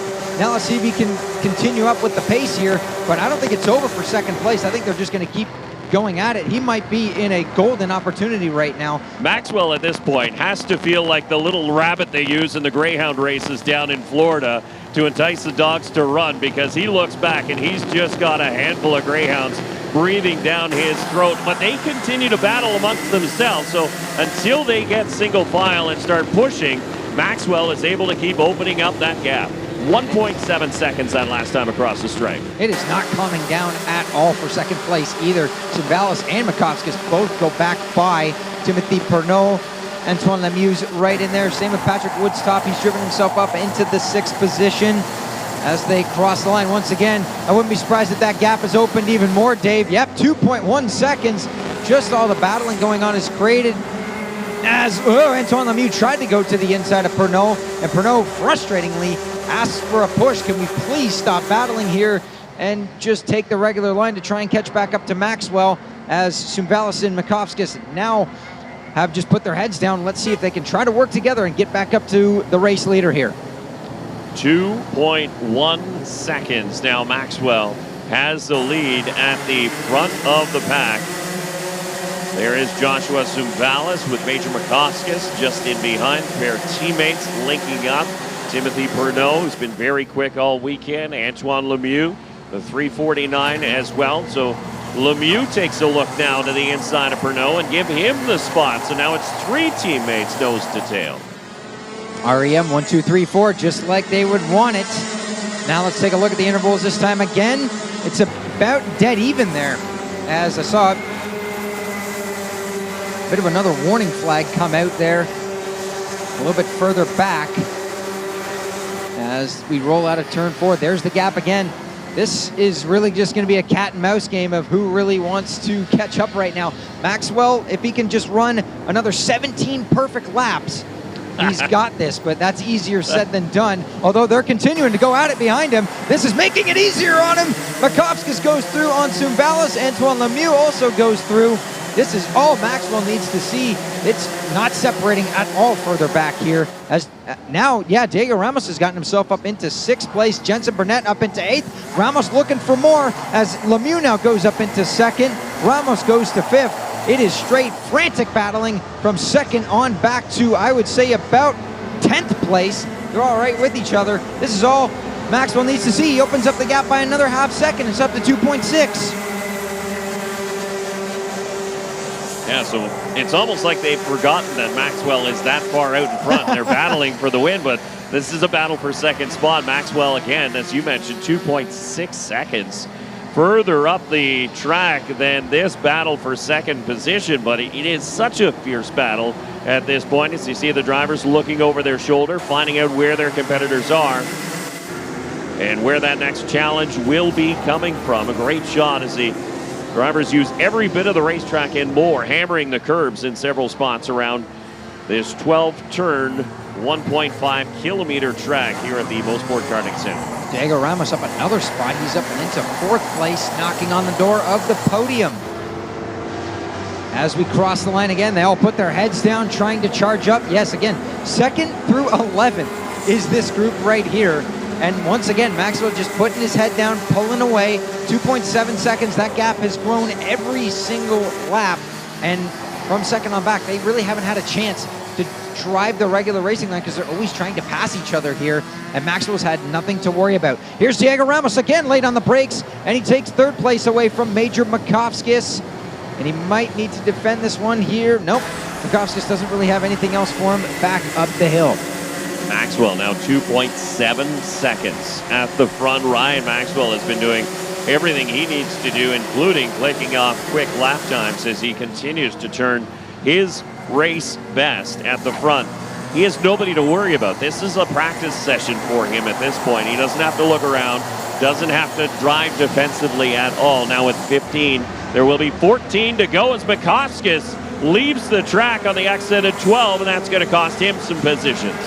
That's going to drop him down at least 4 spots there. We mentioned how sometimes it doesn't hurt you in certain spots. Unfortunately, right there it did. And that is a costly mistake for Major Mikoskis. That's at least 3 spots there.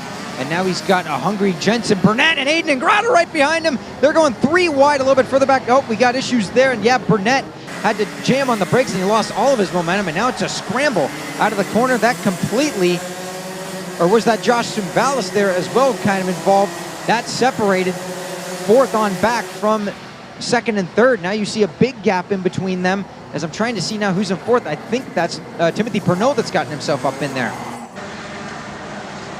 So there's the gap at the front, and there's the gap from 3rd on back. It used to be a consistent train. It is no longer that, as Lemieux leads Ramos ahead of Pernod and Sumbalis. So Pernod is the head of the next train that has to close the gap up to these 2 drivers. But again, 13 laps to go. And everybody is chasing Ryan Maxwell, and Maxwell did lose a little bit that time, but only a 10th.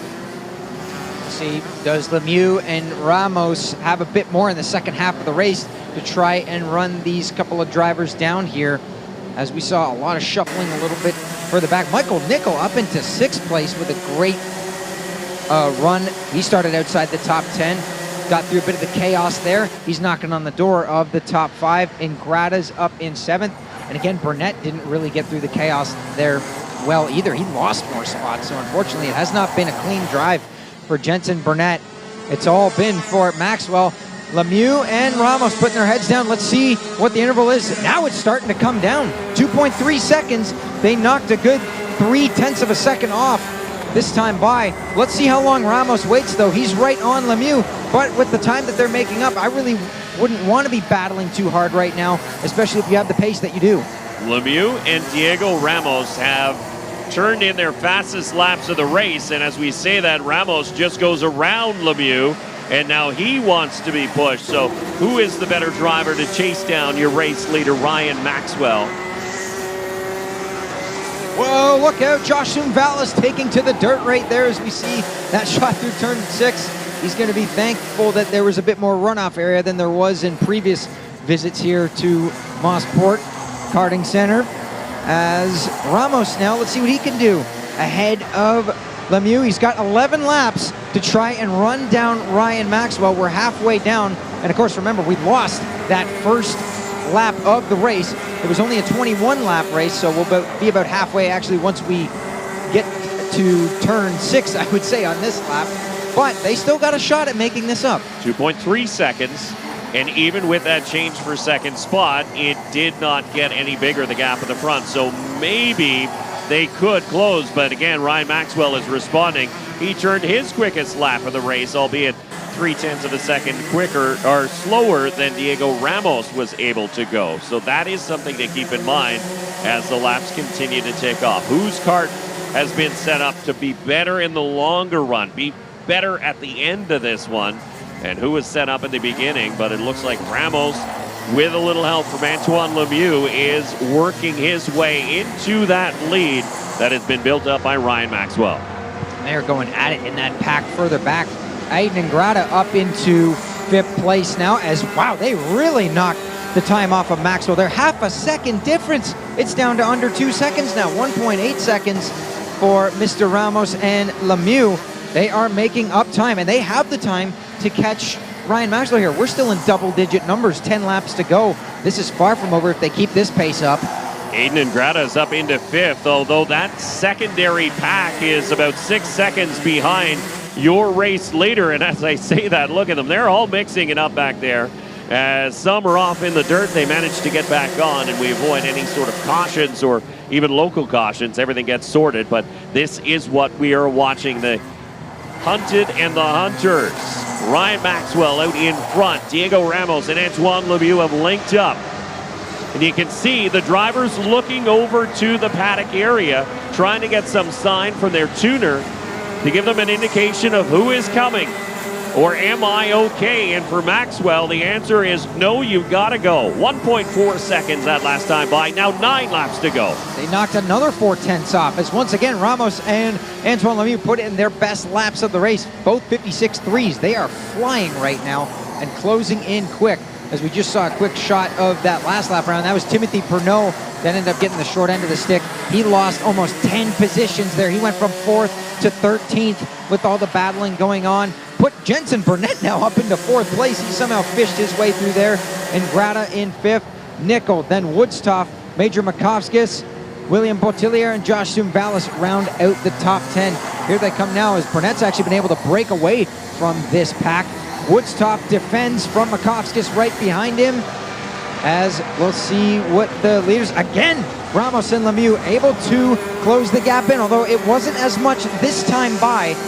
Now it's only just a 10th difference, 1.3 seconds. They still got time, but it's starting to click away from them. Maxwell responded exactly the way he needed to do. So he heard the sounds loud and clear that he had to go, and he did pick up the pace, albeit those two working together are still chipping away, but the gap's not quite as drastic as they once were. Maxwell out in front since the drop of the green of this one. 8 laps to go, now 7 the next time they cross the stripe. Maxwell not even looking over his shoulder. He's just focused dead set ahead of him. Worry about what's in front of you, not what's behind you. And Maxwell just driving his own race in the 334. That's what you have to do in this situation. Worry about your own pace. Although it is now they're not gaining tenths, they're gaining hundredths. As that last lap around, Maxwell turned his personal best lap of the race, and it was only about half a tenth slower than what Ramos and Lemieux are running right now. A little bit further back, the rest of that pack's starting to pick it up as well. Michael Nickel with the fastest lap of the race, 56.2 from the 323. He's found something in the second half of the Rotax Senior final. It's amazing to me that these karts and drivers have been on track for this long at this intensity, and these drivers continue to click off their best laps of the race. As a matter of fact, Michael Nickel turning the fastest lap out of anybody, as you mentioned, in 6th position as they continue to try and close that gap at the front. And look at that, now Lemieux starting to get a little bit racy in the battle for 2nd spot, but it is getting closer. You can visibly see it now as they cross the stripe. 1 second the gap between Maxwell and Diego Ramos. They really knocked the time down that time. Ramos again with his own personal best lap, as it's all but to within a second here. With the way this is going, you maybe see them getting there with about maybe 2 laps to go. If I'm Maxwell, you do need to stretch it up just a little bit as well, and he did. The problem is they've done just a little bit more. Both drivers just doing everything they can to chase down the rabbit, which has been Ryan Maxwell from the drop of the green flag, and he would definitely be feeling it if it goes away from him in the final couple of laps of this race. He's done everything possible that he can. And if you're Antoine Lemieux, you're sitting in a great spot as well, just slowly sitting behind Diego Ramos and maybe just pushing him up to Maxwell and taking full advantage of a battle that is brewing if they get there in time. Saving his stop too, saving his energy as well. He's not really attacking too far, as you see Ramos ducking his head behind the steering wheel, trying to get every ounce of aerodynamic advantage in the quest to close the gap. Now 0.6 of a second is the lead that Maxwell has with 5 laps to go. The lap times are really starting to pick up, Dave. Fastest lap of the race for Antoine Lemieux that last lap around, although it looks like he lost a little bit coming up through the first section there, and Ramos is broken away from the bumper a little bit. I think they're actually going to get there quicker than with 2 laps to go with the pace that they're running right now, taking off another 4 tenths. This is getting closer and closer here.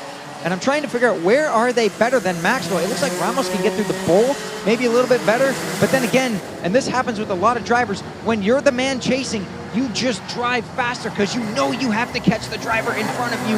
And it just gives you that little instinctive. And they are all but there. It's 3 karts for the win with 4 laps to go. Draft does make a difference, even in the Rotax Max Senior. You want to get as close as you can. 0.3 of a second that last time by, and Diego Ramos turned the fastest lap out of anybody in this race as he closes the gap. So you are absolutely correct. In this case, the carrot is out in front of Diego Ramos, and he is going for it. And the carrot in this case is Ryan Maxwell, as Ramos, at one point, it looked like all was lost. The lead was too big, insurmountable almost, and now just a handful of tenths of seconds with 4 laps to go. Early on in the race, it was almost 3 seconds was the lead. They've brought it down to almost nothing. But has Maxwell also been conserving his stuff as well? He has not had to go as hard as Lemieux and Ramos to try and catch up to him. He's been able to just run his own pace. Does he have something saved up for the end here? 3 laps to go. You can see him looking over at the fence. What am I being told here? And he was told, you've got to go, because he saw him duck his head right down on that steering wheel, as the indication was they are right there. 0.2 of a second, almost 3. Diego Ramos in a holding pattern. That is where he's better. Up turn 3, turn 4, and down into turn number 5. That's where Ramos has been eating up the time on Ryan Maxwell. This is brewing to be a real show right here. But last lap around again, fastest man on the track and new fastest lap of the race was Antoine Lemieux. He's put himself right in the thick of this battle, and it's only a 3-kart battle for the win. Burnett and Grata and Nickel are all running some very good laps as well. Very similar to the leaders, but they're 6 seconds off the lead. There's not much they can do. Ramos is there. Here he comes to the outside. Maxwell closes the door on him going into the chicane. Never left the door open to begin with, but Ramos is to the bumper. 2 laps to go, and there is less than half a second between the top 3. Maxwell feeling the heat from in behind him as Diego Ramos starts to take looks. He's trying to link together a passing opportunity on your race leader, Ryan Maxwell, as Maxwell continues to focus dead ahead. This is where Maxwell normally gets a decent run here as they plunge down the hill. And for the low, Lemieux and Ramos get together. They went 3 wide going into turn 5, and that's all Ryan Maxwell needed to see, and he pulls back out to an equal as big as lead as it was earlier. That was the mistake that Ryan Maxwell needed. And yes, that lead is once again huge as Lemieux did manage to get around Ramos. But again, there will be 1 lap to go this time across the stripe. That's all Ryan Maxwell needed to see. There was the one shot they had right there, and I don't think they're going to get it back. Maxwell again, a look over the shoulder, and Ramos is clearly not happy about what happened there. You can see a bit of damage to the nose cone and to the front fairing as well. It's gotten more crooked as they continue on here in their last lap. Oh boy, they're getting into each other there up at turn 3. A little bit of frustration playing out. Diego Ramos giving Antoine Lemieux a little shove out of the way in turn number 3, and Ramos goes through for second spot. No doubt the officials will be taking a look at that one, but again, Maxwell 1.5 seconds at the stripe the last time by. All the while, Burnett and Grata have closed the gap on your race leaders, now just 4.5 seconds back, but a little bit too far back to mount a challenge here in the dying moments of this one. Coming down through the sweeper for the final time, Ryan Maxwell into the chicane. He doesn't have to defend. They're not close enough. He's been flawless throughout this entire race, and he keeps the gap up long enough off the final corner. Checkered flag in the air, and the Canadian Karting Championship in 2025 to Ryan Maxwell in Rotax Senior from start to finish. Absolutely well done, and you can see the emotion set into him now. The emotion and the relief from Ryan Maxwell. He had built up such a huge lead at the front of the pack. Congratulations from Diego Ramos. I'm not sure if the same congratulations will be offered to Antoine Lemieux from Diego Ramos, but remains to be seen as all the other drivers come through. Good old knuckle punches and congratulations all around. A popular victory here for Ryan Maxwell, the 2025 Canadian Karting Champion in Rotax Max Senior.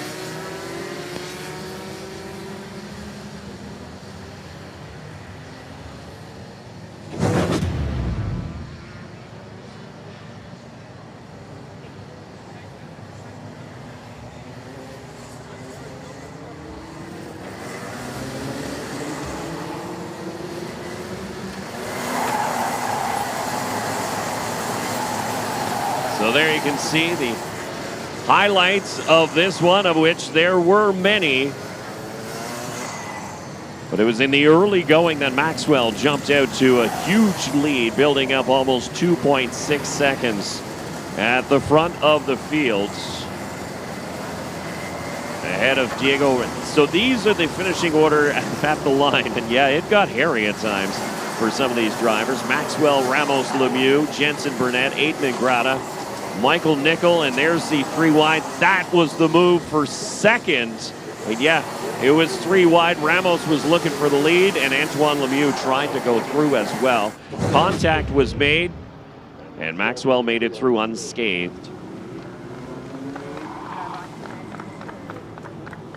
And here he screams into victory lane. Ryan Maxwell coming down here on the front straightaway, and he's going to jump out and have a words in celebration.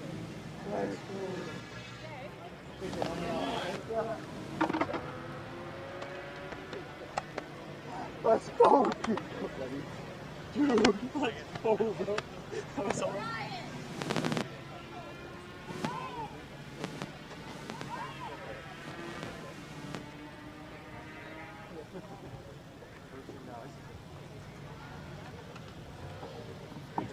Ryan Maxwell, congratulations. You are a Canadian karting champion. How does it feel? It's unreal, honestly. We were fast in practice and all the races. I just didn't know if I could get it done in the final, but yeah, I mean, it was tight at the end. There was a bit of contact, but we got it done. So that's awesome. You led from start to finish. How excited are you for that World Finals ticket? Well, I don't get it yet, I don't think, but I'm closer now. So getting closer. Yeah, getting closer. So definitely a step in the right direction, and yeah, it was good. Amazing. And do you have anybody to thank? Yeah, I mean, I want to thank Multimatic Motorsports for helping me get on track this season. It's always hard. All the boys at REM, Michael, who did a great job on the wrenches this weekend, and of course Kevin Glover, the engine builder. He's a beauty. So great. Thank you so much, and congratulations.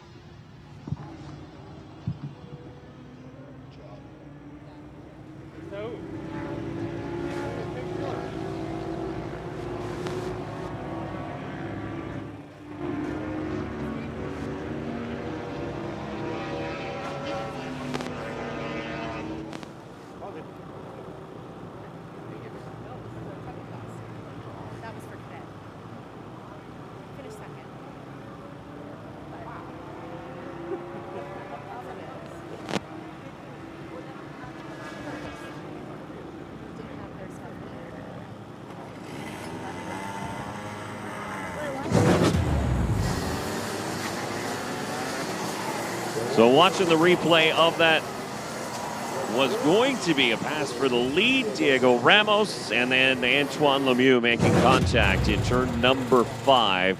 And Maxwell had backed out of it a little bit, saw the carnage, and then just turned right and got back in the gas, and again unscathed through there as he makes his victory lap. And this is the moment that every driver wants, is the opportunity to carry a checkered flag around, and you see fist pumps and number ones going out to all the fans who are watching here at the track. But Ryan Maxwell, no doubt, smiling ear to ear behind that visor as he does his victory lap here around the Mosport Karting Center as your 2025 Canadian Karting Champion here in Rotax Max Senior. But what a start to today's events. All finals happening on Sunday.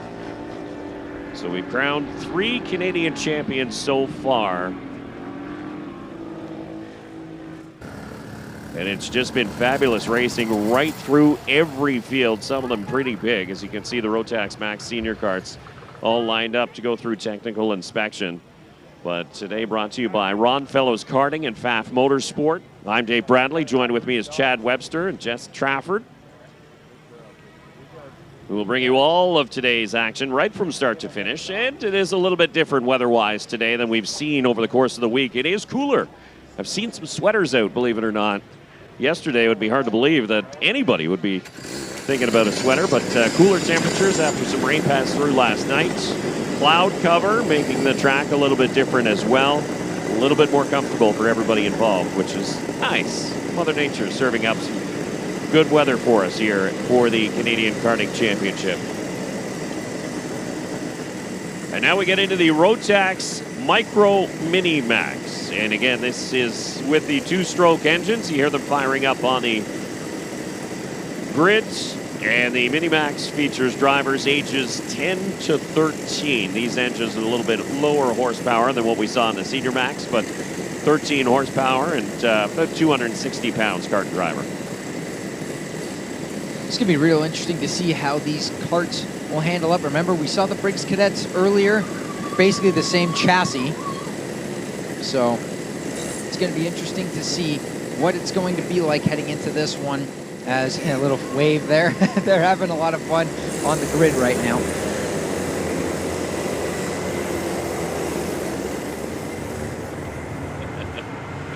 As I'm slouching. Field rolls off of the grid.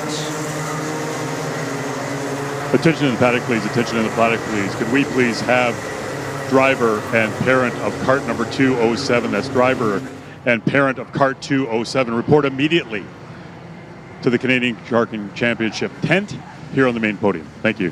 That's the driver of kart 204. Please report to the podium immediately. Thank you.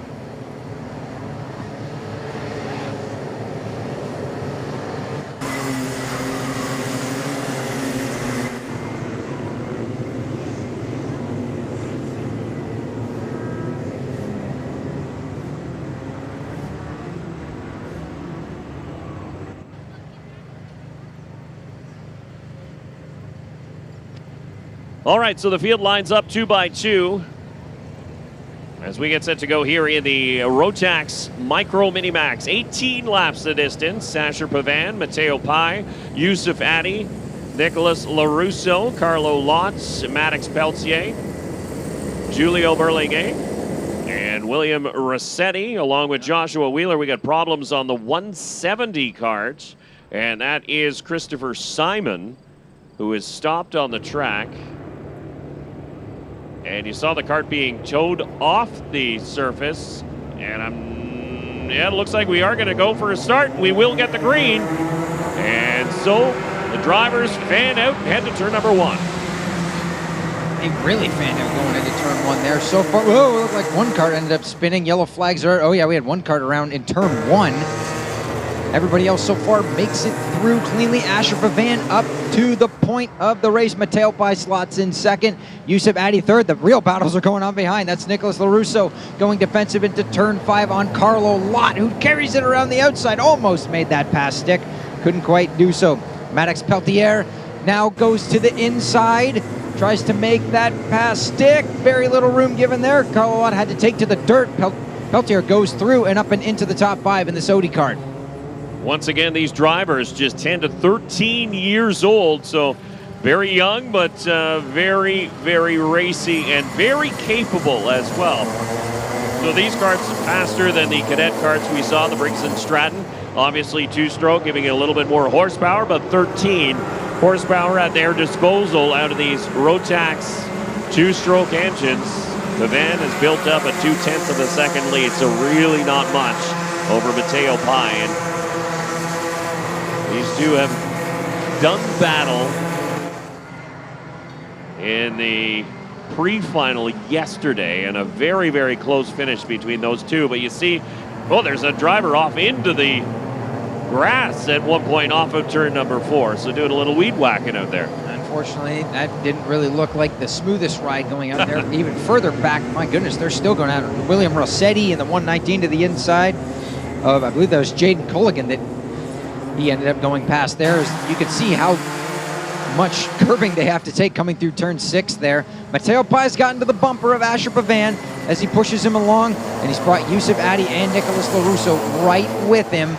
Top 4 breakaway at the front. They're going at it a little bit further back. Rossetti again to the inside, trying to make that pass stick, and I believe he did. Up the hill, now it's actually Josh Wheeler that's gotten up and into 5th place with a great come through. Fishing his way through the field. He's in the top 5 leading this train now. Yeah, so Wheeler leading Maddox Peltier in the Sodi karts. As we see the top 4 strung out single file, and again, it's 18 laps for these young drivers, and so there is a lot of time, and looks like right now at least the top 4 just willing to settle in and run nose to tail at this point. Probably the most logical thing to do. We got a long 16 laps ahead of us right now, so just kind of lock in and make sure. As I say that, here comes Nicholas LaRusso. He's not waiting around. To the inside of Yusuf Adi, he takes away third place. Can he now get up into the front two kind of on his own? He's gonna have a bit of help from Yusuf Adi. It's not as close as it looks, though. It's funny, they always do that. I'm like, you know what, they're happy running nose to tail and just conserving stuff, and then, no, next corner they change for position. It just seems to be like you see a small opportunity, you see where you're a little bit better than the driver in front of you, and you just take it right away, and that's exactly what the driver of the 199, LaRusso, did, as everybody continues to chase Asher Pavan. And once again, the top three drivers all turning in their fastest lap of the race so far. The quickest driver out of anybody, believe it or not, is back in 20th position, 111 of Lincoln Lima. But a lot of ground lost for the driver of the 111 after an incident early on. Yeah, he was that driver that ended up spinning out in turn one there. I believe he was facing backwards. He's got a long way to try and climb up. The good news for him, he's got a couple of carts right in front of him that he can make some ground right up on here. Out of the last corner, you can see how much rubber keeps getting laid down there, up on the curb and just a bit more on the asphalt patch. Now, Mateo Pai has not let Asher Pavan get away at all, and this is another one of those classes where the draft is quite critical coming into it as well, and with a lot less of a size of a cart, the air is not much pushing of the air going on, so. Well, and it's interesting for these drivers coming after the Rotax Senior MAX that were just out on track. The Rotax Senior would lay down a ton of rubber over their 22-lap race. So these carts would react a little bit differently. So no doubt the tuners have taken that into account, saying the rubber buildup from the class before is going to tighten up our cart. So let's try and loosen things up, make things a little bit stiffer, and try and get the handling back in the hands of the drivers. And it looks like they've done a pretty good job so far, at least with these top four. Off the last corner, Pavan's starting to stretch out the gap a little bit as well. And of course, we did ask the question, would that little bit of rain last night change much? I don't really think it did. Not a lot of rubber was washed off the track at all, and these drivers have kept it up. If anything, the track's gotten faster with the cooler temperatures. So it's great to see that everything is in working order here as they plunge down the hill once again. Wheeler and Lott just not quite quick enough to close right into the top four here. Just looking at the back of the second place car, Mateo Pai, something dangling off the, what looks to be the radiator. Yeah, it's the overflow container that is hanging there. It's not going anywhere right now, but no doubt the officials will be taking a look at that. Doesn't appear to be sort of problematic at this point, but there is something flapping off the second place car, Mateo Pai, at this point. Still chasing Asher Pavan, who Pavan continues to lay down very quick laps. Now is Yusuf Adi with the quickest lap out of anybody. Let's see what they turned this time by. 12 laps to go. Adi putting his head down, trying to stick with the front two here as we cross the line. Personal best lap for Pai and LaRusso. And it was LaRusso that was the quickest out of the top four that last lap around. 12 laps to go here. This is where Mateo Pai's been pretty good exiting this corner. And I don't really know if he's really wanting to try for the lead. He's just been all right with riding in second right now with Asher Pavan. And just keep the push going and don't try any risks until later on in the race. We can tell you that Carlo Lott has managed to get around Joshua Wheeler for 5th spot, William Rossetti and Jaden Cooligan in 7th and 8th in that next grouping just behind these leaders, albeit they're 2.5 seconds back of the race leader, Asher Pavan, who's done a great job out in front, managing that lead. And that is a skill, too. And you have to remember, again, these drivers, very young, 10 to 13 years old, but managing your lead is something that's difficult to teach somebody. Is how do you continually keep the car behind you at bay? Not open yourself up to a passing opportunity, not expose your weaknesses. That's what Van's got to do right now, just keep it consistent. He hasn't had to defend at all, and I'm not totally sure. He got a better exit out of 4 that time. He hasn't really been in a position where he's needed to defend here. Mateo Pai hasn't really charged at him. There might be a bit of trust going on with these 4 drivers right now. We just want to sit and ride and stay in the positions that we are. But again, as the race rolls on and on, that trust will slowly go more and more away as we see more moves for the lead. But right now, it looks like they're more content with just trying to clock out the laps and not try anything aggressive here. You can see how much these carts bounce off the curbs, and now comes Mateo Pai. Battle for the lead and a change for the lead just that quickly. Asher Pavan slots back into second. New race leader across the stripe will be Mateo Pai. Doing everything he can. That was a great pass for the race lead. Takes it now with 10 laps to go. Now can he try to break away a little bit here? This is the first time that we've had a different leader all race, and I've been noticing the best spot on the track for Asher Pavan has been through the bowl. He's been able to get that cart rotated a lot better than everybody else. They run down to turn 5 here, no change. He sticks right in second. Whoa, he almost got into the back of him there. I've been noticing he enters turn 5 a little bit lower than Mateo Pai every single lap, and just keeping it pinned down on that rubber as much as you can. You can see them bounce their way through turn 6. Mateo Pai starting to flex the muscle. His last lap was the best out of anybody, and he took over the lead in that lap. Now he's getting a push from Asher Pavan, and it looks like Pavan is going to make an attempt, and a successful attempt as he takes over top spot. So a swap 1 lap later back in the lead as Asher Pavan goes back through to top spot. Now halfway as 9 laps in, 9 to go. Still quite the ways to go. And we've had 2 swaps for the lead. Again, it's this front 4. 3.4 seconds back is Joshua Wheeler leading a 5-car train himself. Carlo Lott, William Rossetti, Jaden Colligan, and Maddox Peltier. And not too far back is the 190 of Francisco Costco. They have been going at it a little bit further back in that second pack, though. Just trying to figure out Asher Pavan, fastest lap of the race. That last lap round as well, 1 minute 2:36. So obviously finding something again. And you'll watch right through here, he just gets out of the bowl just a little bit better than the rest of these drivers. You can see it pull right there. Yeah. He's got that thing hooked up right where he wants, and that almost gets himself free from attack. This time Mateo Pai didn't try to go to the inside, but he gets such a run there, it's hard for Mateo Pai to get in position to make a move at the chicane. Yeah, Mateo Pai is able to use that draft and close the gap by the end of the straightaway, but at that point, it's a little bit too late. It ends up being a dive bomb passing opportunity, unless, like we saw a couple laps ago when Mateo Pai was close enough to make the opportunity work. And so these drivers are still feeling each other out now with 8 laps to go. And again, you see the 2 different lines on the entrance to turn number 5. You see Yusuf Addy get a bit sideways there as he continues to ride in 4th place right now.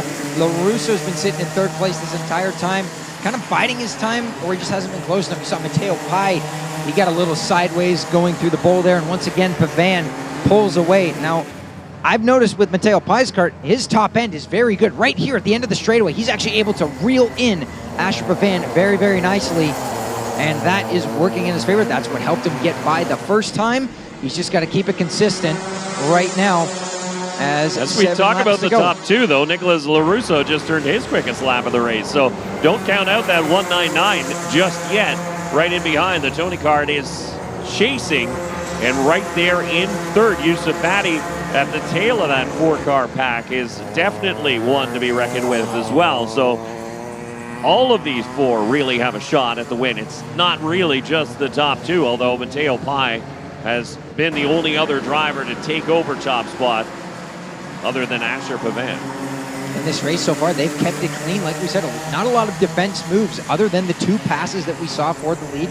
They haven't been drastically trying to keep a position over the other driver. You can see Mateo Pai lunging forward, trying to get a bit more speed into the kart. This is where the top end kicks in right here, but again, just not close enough. As we come down, started with 18 laps to go. We are now 2/3 through, 6 more laps around Mosport Karting Center. It always amazes me at the age of these drivers. They take a quick look over their shoulder. They're calm. It doesn't matter. There's no sort of frustration or urgency to their body language. It's just a quick check over your shoulder. You're like, that's cool. I'm leading the Canadian Karting Championships. No stress at all. Nah, I got enough of a lead now that I'm not worried. But Mateo Pai is trying to cut back into that lead. Again, it was 0.2 of a second the last time across the stripe, so really isn't all that much. Pavan did I'm starting to see them slightly stretch it out a little bit. They're not right on each other's bumpers here. There's about at least a kart length in between each of them. And we'll see. Mateo Pai got a very nice exit through the bowl here.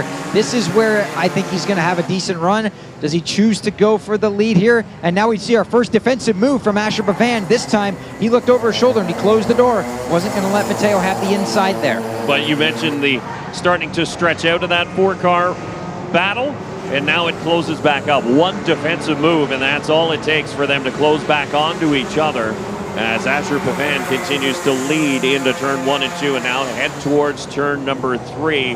Mateo Pai is close, but that time Pavan was very good on the exit of turn number 3. Let's go a little bit further back outside of the top 11, just running through order there. Massimo LaRusso rounds out our top 10. Berlingay in the 105. Damian Sterling in the 99. Lincoln Lemus made it up to 14th place in the 111, so a great comeback for him. He's still got a few laps to try and make up some positions here. And Brody McDonnell rounds out the top 15 in the 160. As you can see, that group of 5, originally they were all together. They've sort of separated now almost into packs of 2. This is still back at the front. Asher Pavan, Mateo Pai, Nicholas LaRusso, and Yusuf Addy. That is the top 4 drivers here at the front of the field. Now with 4 laps to go, and Mateo Pai closes up into 1 and 2. Fastest lap of the race, that lap for Mateo Pai. Let's see if he can keep this up, as Asher Pavan also put in his own personal best, and they're only separated by a 10th. The top 4 is so close right now. Pai not close enough this time. Pavan slightly able to stretch the gap out there. Oh, he had a bit of a moment on the exit of turn 5. He knew it. See him take a quick look over his shoulder. He knew that that car got a little bit loose, and he took a look back as Mateo Pai wasn't quite there to make a move, but definitely on the back bumper. We'll see what will happen at the end of this straightaway. A little bit of draft involved here. Last time this happened, Pavan didn't leave the door open, and once again, keeps it pinned down to the inside. That's going to help Nicholas LaRusso and Yusuf Addy catch right up. But we're running out of time here. Where does the move come if they have the run? 3 laps to go this time. And again, Pavan moves over to the right, not letting Mateo Pai have a lane to get to the inside of him here. Mateo Pai is trying to get that draft and trying to use it. And when Pavan moves over to the defensive angle on the inside, Mateo Pai has been following. And that has allowed LaRusso to close and potentially make a move there for second. So keep an eye. 3rd and 4th could take advantage of any sort of mistakes from the leaders as they try to decide it amongst themselves. You can see Pavan, another look over the shoulder. Oh, and is that the red flag that I just saw come out? Yes, red flag is out with 3 laps to go. 1 cart into the wall. I think, can't quite see. Is that the 111 of Lincoln Lima that's in the wall in the chicane there? It might be. And the red flag is out with 3 laps to go, and this could end the race where things stand right here. So you can see the drivers have stopped and are hopped out of their carts in a lot of cases, stretching their legs as Asher Pavan goes over and chats with the driver who is running in second, Mateo Pai, as they discuss their races under a red flag for an incident in turn number 10.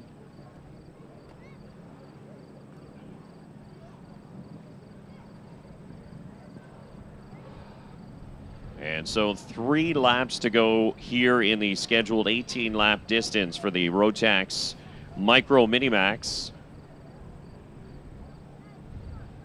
But the red flag often thrown when there's an incident involving the tire wall where the driver doesn't necessarily hop out very quickly, and it just gives an opportunity for the emergency services to head out and check on the driver to make sure they're okay. Yes, it's always what we want to see as well. Give that driver some space. Looks like everybody else has been able to make their way into where everyone has stopped in the red flag area, and they're all just taking a moment to chat, kind of catch their breaths, maybe push the carts up a little bit. We got 1 cart. Is that Mateo Pai's cart rolling away from him into the grass there? He goes after it now.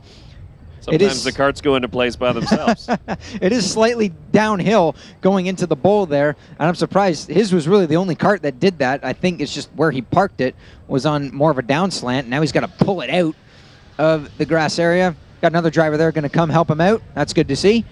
But you know what? We talked about this track and how many passing opportunities there are here. 1.5 kilometers, 12 turns here at the Mosport Karting Center. A perfect place to host the Canadian Karting Championship presented by Ron Fellows Karting and FAF Motorsport. But what we haven't really touched on is the elevation changes that you don't necessarily see too much if you're watching the stream at home. If you're here at the track, you definitely see it, and these drivers notice it. But you're up and down. You have blind off-camber corners all over this place. Especially up at turn 3, where it's a bit hard to get through there, honestly, because the track elevates right where the braking zone is. The cart gets really light on you, and then it dips back down into a banked corner, and then it goes back uphill, and then once you get out of turn 4, you go flying down the hill going into turn 5, and there is a lot of speed that gets carried down heading into a hairpin corner, and that's why we see some of these Hail Marys. You see a lot of defensive moves going here. It's why it's one of the best places to pass, because there's so much speed and force going into that corner. But even if you're running alone on a practice day, it's a challenging track for these drivers to get right. You can drive it, but to drive it well is next level. So it pays to have a lot of laps here, a lot of experience you can rely on, and definitely is one of those tracks that trains the drivers for the future, because more challenging the track, the better you can build your skill set and move it into the next level, whether or not you're moving up a class or moving up into cars from karts. But this is one of those places that's sort of a gem in the karting community. And a lot of curbs where drivers have to take as well. Turn 6 is definitely one of the areas. That is the fast way around that corner, is going up and over the curb, kind of keeping 2 of your wheels over it. Turn 8, I believe, in the bowl there, you have to take a bit of the curb, and of course the chicane, where you heavily have to go over the curbs there. And it does get more and more abrasive the more you run it. Unfortunately, I've had GoPro mounts come off by the amounts of curbing that I've taken before, so it's not really the most fun thing, but it is the fast way to go around this course.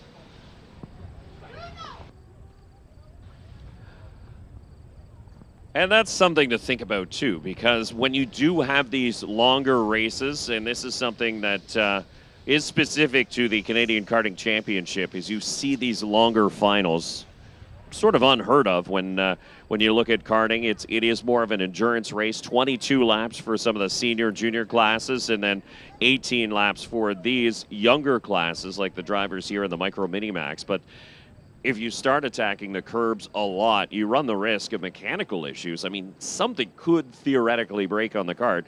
You have to keep that in mind when you're like, do I attack it every single time? Sometimes you have to keep the speed up, and you just hope everything stays together.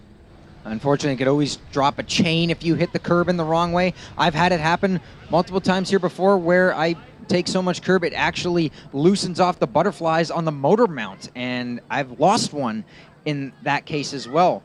So, and unfortunately, it's like without that holding the motor on, it has the risk of falling off, which is something you absolutely do not want when you're out on the track. So yeah, curbs are a bit of an abrasive part of this track, but still, it is the fast way around. If you can run it smoothly and correctly, it is definitely the way to go. You just go and talk to them beforehand and say, we're going to be friends today. And you can see the drivers getting helmets back on, getting suited back up, and looks like the officials here from Ron Fellows Karting and the Canadian Karting Championships are going to get the lineup back in order. So Asher Pavan will head out in front of Matteo Pai, with LaRusso, Yusuf Addy, Jaden Colligan, Carlo Lotch. And actually what this does is, if we do go back to green here with 3 to go, is it gives an opportunity for the drivers who are in that second group to close back up, because they will restart just in behind. We'll have a single file restart, but it'll give them an opportunity. Well, potentially not a restart is what we're being told.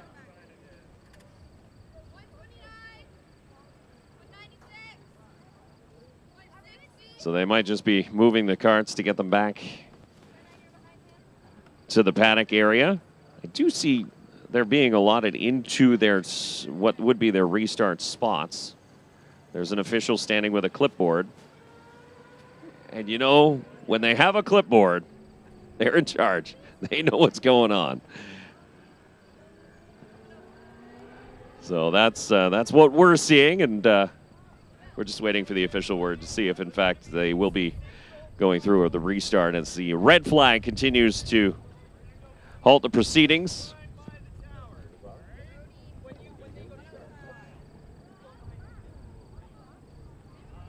And it sounds like we will, in fact, get a restart with 3 to go here in the Rotax Micro-Mini Max. And it will be single file, as we mentioned.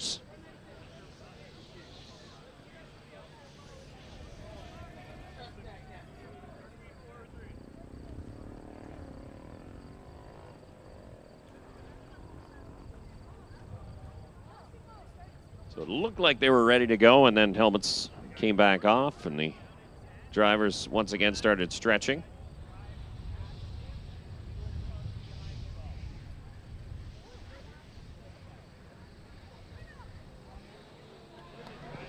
And I will say as well, when you sit in the cart that long, even then driving this long, while you're still moving your body, you still cramp up and get stiff with these longer races. So that's another thing as well, is just make sure that your body doesn't really kind of go away on you as well. You're definitely going to need it in these long races, but I've had it as well, especially not necessarily as long as enduro races, but when you're in there for that long, your body does start to cramp up on you and you start to feel it.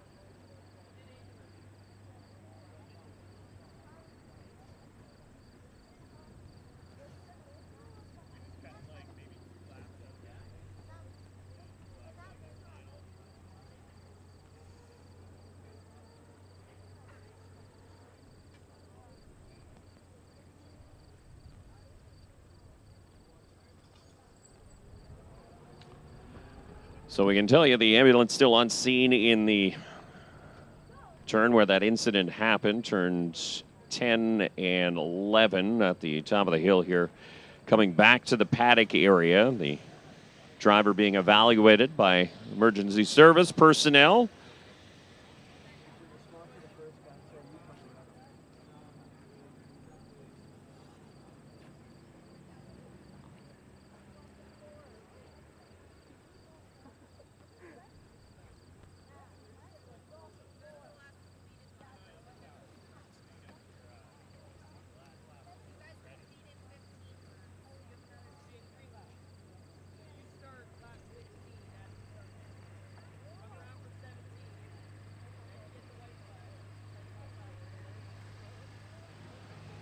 So we do have several more races still to come in this morning session. There will be a lunch break, and then we have a number of classes coming up later on this afternoon for the afternoon session. So that's the way it's worked, separated into two different class groupings. So this is the Rotax Micro-Mini Max, and then we have the Rotax DD2 coming up. So that's the only karts with 2-speed transmissions and some of the quickest karts you'll see on track here today. And that is coming up next. Their final for 22 laps, and the Briggs Stratton Senior Heavy will cap off the morning session. Also exciting, 44 karts, I believe, set to do battle in the Briggs Stratton Senior Heavy. Actually, the senior class, Briggs Senior has 44. I think the Senior Heavy has just a few less than that, but still a huge car count in Briggs Stratton Seniors. And the DD2 always exciting to watch with the high speed, shiftability of those karts, and you'll see a number of names you recognize from sports car racing and other forms of motorsport. That is essentially one of the top levels of Rotax racing you can get to before you make a shift out of karts, or maybe you stick with it a little bit longer, but some of them use that as even a testing ground, keep their driving skills sharp and their move up into cars.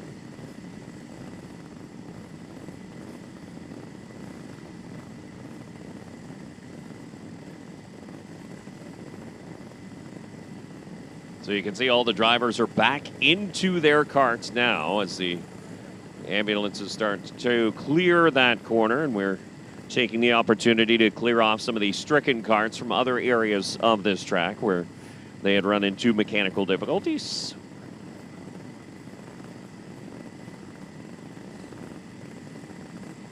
But anticipating it will be a restart.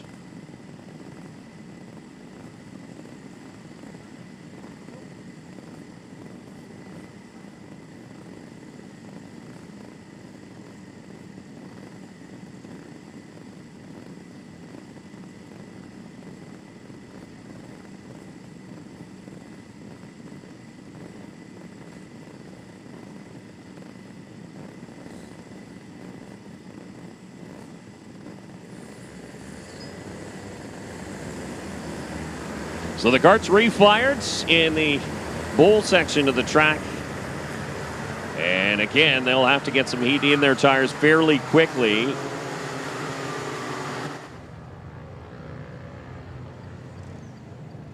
If we are going to send them back to green, which I believe we are, setting up for a full restart. Yeah, the officials in that corner are indicating for them to slow down. So looking for a restart with 3 to go here in the Rotax Micro-Mini Max, a single file restart. Remember, this was a 4-kart breakaway, and it was a significant gap back to the other drivers of almost 5.5 seconds. Now it is one solid single file for a 3-lap dash for the Canadian Karting Championships here in the Rotax Micro-Mini Max. Here we go, up to turn 1. Mateo Pai pulls out. Nope, not able to do it. Asher Pavan with a great restart, as now we get 2 laps to go when we hit the line. So a green-white checkered scenario here. Pavan with a great restart, able to put a few kart links in between himself and Mateo Pai as we head down the hill. Yusuf Addy trying to hold on to 4th place here. He's going at it with Culligan as they head down. They fan out. Everybody was clean through the first couple of corners,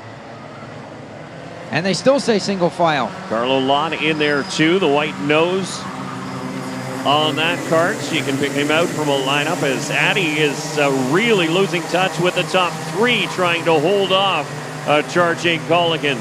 But still at the front, Asher Pavan, Matteo Pai, and Nicholas LaRusso as they go nose to tail. And it looks like Pai and Pavan are going to be the top two. LaRusso's pretty quick through this section of turns and onto the front straightaway. Last lap board is up. One more lap to go. Oh, Matteo Pai didn't really get out of the last corner as well as he wanted to. He bounced up and over the curbs, but he's still got a shot at this. He's right there with Asher Pavan, Nicholas LaRusso right there. It's really down to 3 karts as Culligan had actually gotten past Addy at the line, but I think Yusuf Addy has gone back past him, but that's kind of taken them out of it. Down the hill into turn 5 for the final time, and Pavan's got just enough of a gap to where he doesn't need to defend. Top 3 have a bit of breathing room back to 4th place. Addy, and look at Pai. He's up to the back bumper of your race leader. Asher Pavan got on the brakes a little bit early, and Pai got into the back of him and then backed it back up as well, and that gives the 154 a bit of breathing space here. Now the final opportunity for Matteo Pai to come through. Will he try something? Look into the outside. LaRusso also looks to the top there. It's going to come down to the final corner. They're not going to be close enough. Asher Pavan survives the restart, and flag to flag, checkered flag. He wins the Canadian Karting Championship for Rotax Micro-Mini Max with a great 2-lap dash to the finish. Matteo Pai did everything he could. He just couldn't quite get to him. LaRusso rounds out the podium. Yusuf Addy finishes off in 4th, and Carlo Lott takes away the 5th position around at the top 5. Great drive, and you're right, did everything he needed to do defensively on a couple of occasions.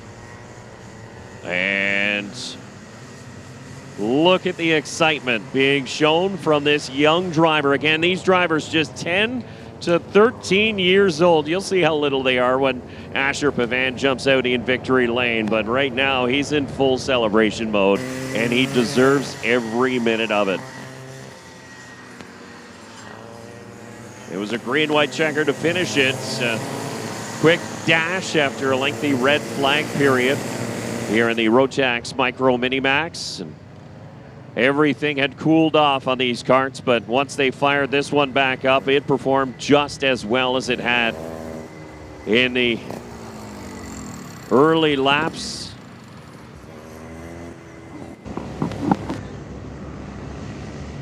Stop with a check of tech officials, and that is the pushback rule. So they want to check that nose cone to make sure that Asher Pavan hasn't done any excessive bumping, and he had not, because he didn't have many people in front of him for many laps in that race, but he'll come through and stop here on the start-finish stripe, and he'll hop out, fans. How about a big round of applause? And we'll get a chance to go down to victory lane and have a couple words with your winner, the 154 of Asher Pavan, the Canadian karting champion here in the Rotax Micro-Mini Max.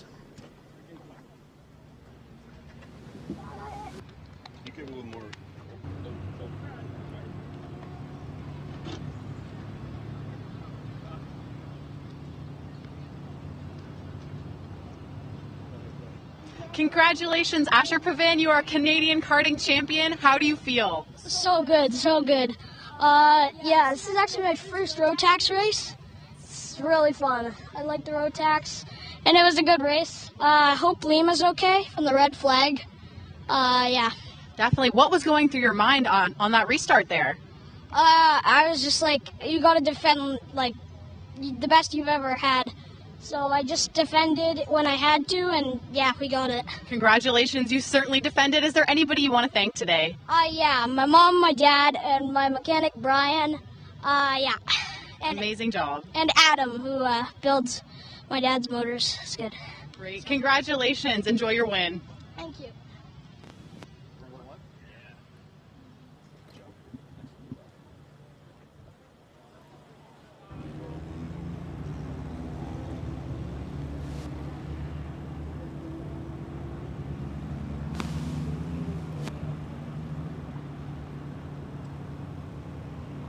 Asher Pavan going to strap that helmet back on because now he gets a victory lap here in the Rotax Micro-Mini Max. And you saw a big smile on his face.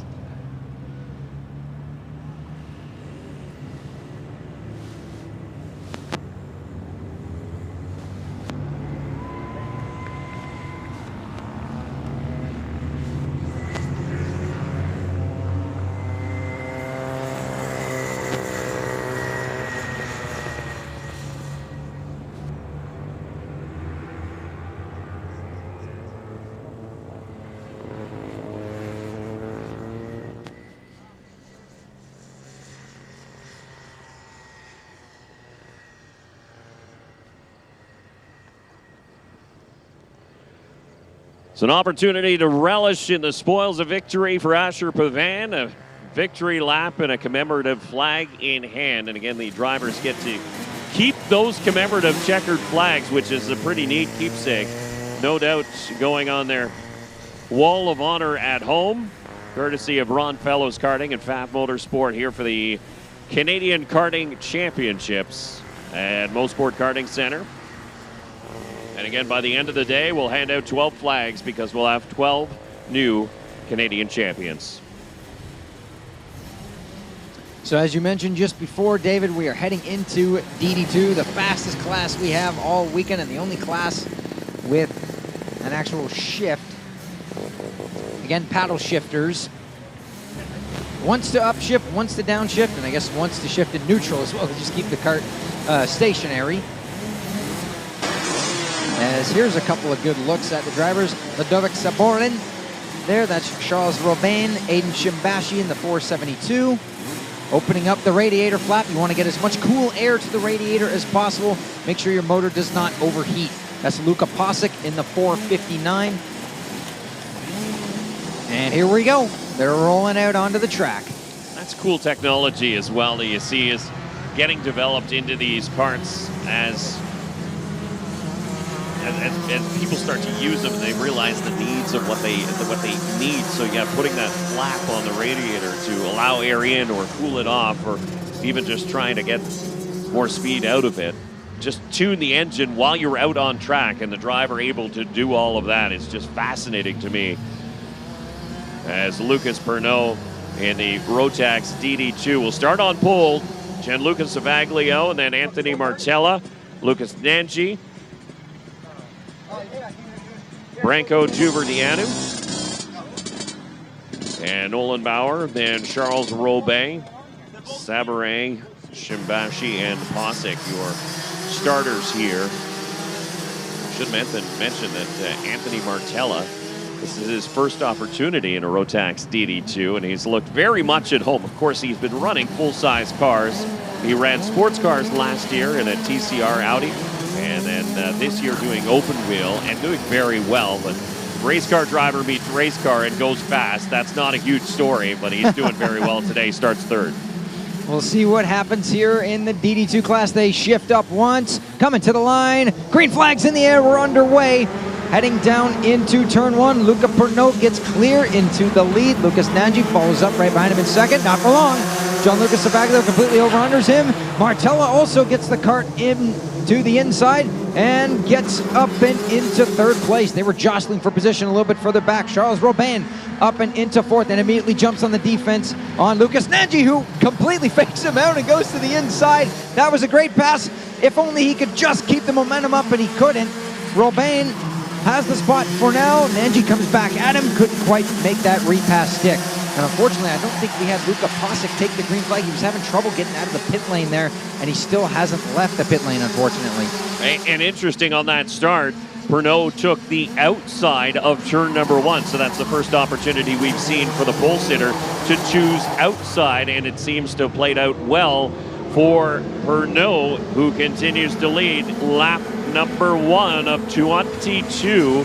Again, it is a long race distance for these drivers here in the DD2 class. Savaglio is hounding him for the lead already. 21 long laps to go. Although I don't necessarily want to say long, considering this is the fastest class we have. These laps will click by real quick. Pernod's already not leaving the door open. He sees Savaglio right on him. He defends a little bit going into turn 5, and this brings Anthony Martella right into the fray as well. And then it's a bit of a gap back to Charles Robin. I think we might be getting to an area where Pernod set the tire pressures a lot lower, waiting for them to come in a little bit later, and then he'll tune it up a little bit. But for now, he just wants to keep this race lead and not give it away. And keeping it defensive is the best way to do so, but you're also backing that pack up to everybody else. This is bringing Robin right into it. This is bringing Nanji right back into it. Back on the front straight. And what makes these carts unique is, as we've talked about, two-speed transmission, but the axle goes straight through the transmission, so there is no chain drive on these carts. It makes tunability a little bit difficult because you don't get the flex on the rear axle that you do on a Rotax Max Senior cart for example, but you do have the benefit of 34 horsepower and only 360 pounds or so for the driver and kart together, so it gives you an idea of how quickly they're moving along. I believe this is the class where the rear tire is going to wear the most because you have so much torque coming out of the corners. So let's just see now. Pernod's starting to pull away just a little bit. He gets it very smoothly through there. Remember, he was another driver that had to start at the back in the heat races 2 days ago and yesterday and made his way to third in heat number 2, started on the front row for the pre-final, and not necessarily won it handedly, but didn't really need to fight like crazy for it, but he didn't necessarily get away either. Anthony Martella is all over Savaglio for second spot, but hasn't really, I'm not going to say he hasn't stuffed anything into a spot yet, but he has taken looks, and he does again here into turn number 5. Again, tries to poke in on the inside, decides better of it, and slots back into line. So the 499 Savaglio holds on to second spot. Everybody chasing Lucas Pernod in the 451, who's out in front by about 0.3 of a second now. Now let's see if Nanji can get himself in here. Here comes Martella. Had a peek to the inside of Savaglio. Wasn't enough room to make the pass there. And just like I said, it took about 1 lap for Luca Pernod to kind of get the tires in, and now he's starting to pull away a little bit. Fastest lap of the race, 56.004. That's about 0.2 quicker than anybody else, although Lucas Nanji was actually closest to him in terms of lap time that last lap around. He's another one. He didn't really get the best start, but he is starting to close in that gap. Yeah, he got around Charles Robin for 4th spot, and you're right, closing the gap on Anthony Martella for 3rd spot. So that is now really a 5-car battle, although Pernod has opened up about a half-second lead at the front of this one. 18 laps yet to be completed here in this Rotax DD2 final as part of the 2025 Canadian Karting Championships, presented by Ron Fellows Karting and Pfaff Motorsport.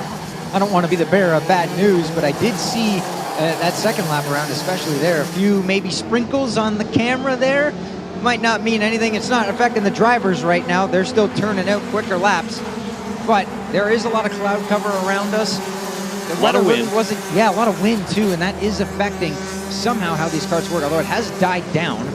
I'm going to be interested to see, though, if we get through this day without any weather becoming a factor today as well, because the weather was not clear really what it was going to be like today. I think I just saw Anthony Martella take a swipe of his visor as well, yes. So he might have been seeing some of that liquid sunshine fall around here at Mosport Karting Center, but if Environment Canada tells us anything, is that any showers that we're going to hit, we're going to hit for very long, or we might see just a few drops, and that could be the case what we're seeing right now. The good news is the heat is already in the tires, and the track is really quite warmed up. So that should keep it dry for the foreseeable future until any sort of significant rainfall does join us, which, fingers crossed, it won't. And we mentioned this as well about Mosport Karting Center. It is a pretty good big track, 1.5 kilometers. I've seen it before where 1 lap, the front straightaway coming down and into 5 and 6 as well is dry. You get to the bowl and it's pouring rain there. Half the track's wet, half the track is still dry. So it becomes a real challenge as to what really goes on and when it hits. But so far, I don't really think they're dealing with anything. Lap times continue to plummet, so we're still rolling pretty nice here. Gianluca Savaglio stepped it up that last lap around 55.725, although he hasn't really closed that gap in. Still about 4/10 or half a second as Anthony Martella drops a wheel on the exit of the bowl, and that's all Lucas Nanji needed to see to get up beside him. Couldn't quite complete the pass, but this is going to take them out of the front 2 for the time being. That was sort of a whoops moment for Anthony Martella, as that's going to allow Charles Robin to close back up and join that battle very shortly as well, as Robin had fallen back just a little bit in the 457. He's still back by a breath. But the top 2 now open up a gap on Anthony Martella, and you look at how crooked that cart got as he touched the exit curbing off of turn number 4. All over the place, I think he's trying to gain back what he lost there.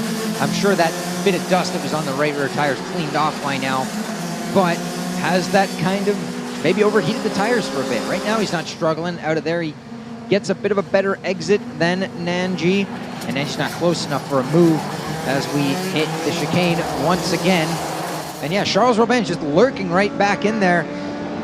Not close enough to make a move, but if they start to battle or mess up again, he is right in there. We look at the lap times, and it is so close. Pernod, again, slightly quicker than Savaglio by 0.03 of a second. There is barely anything between the top three right now.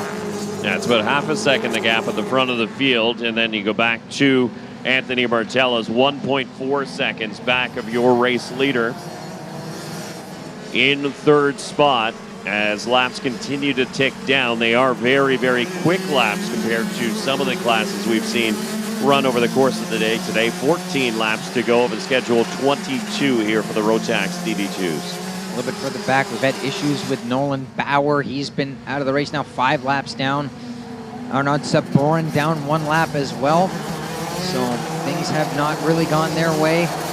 As Bauer was having a great day yesterday, made up a bunch of spots and was able to get it up into the top 5. Obviously, that's not the case now. Something's gone wrong there. Only 7 karts left running on the track.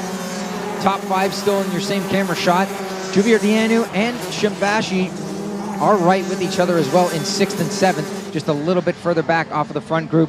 As again, Pernod steps it up, but a 1/10.5 quicker than Savaglio, another fastest lap of the race, and that gap is starting to slowly get bigger. Every single driver in the top 5 turned their personal best lap that last time by, which is unbelievable with 13 to go here out of a schedule 22, as they continue to muscle around these karts.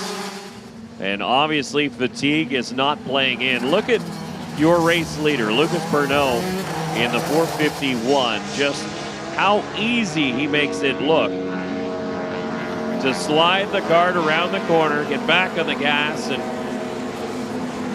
just continue to open that gap, now almost a full second in the front of the field. Savaglio lost a little bit that last lap again, unfortunately. Pernod, another quickest lap of the race, starting to maybe set sail here, although Martella and Nanji are running quite quick laps of their own, starting to close into Savaglio here, 55.5s.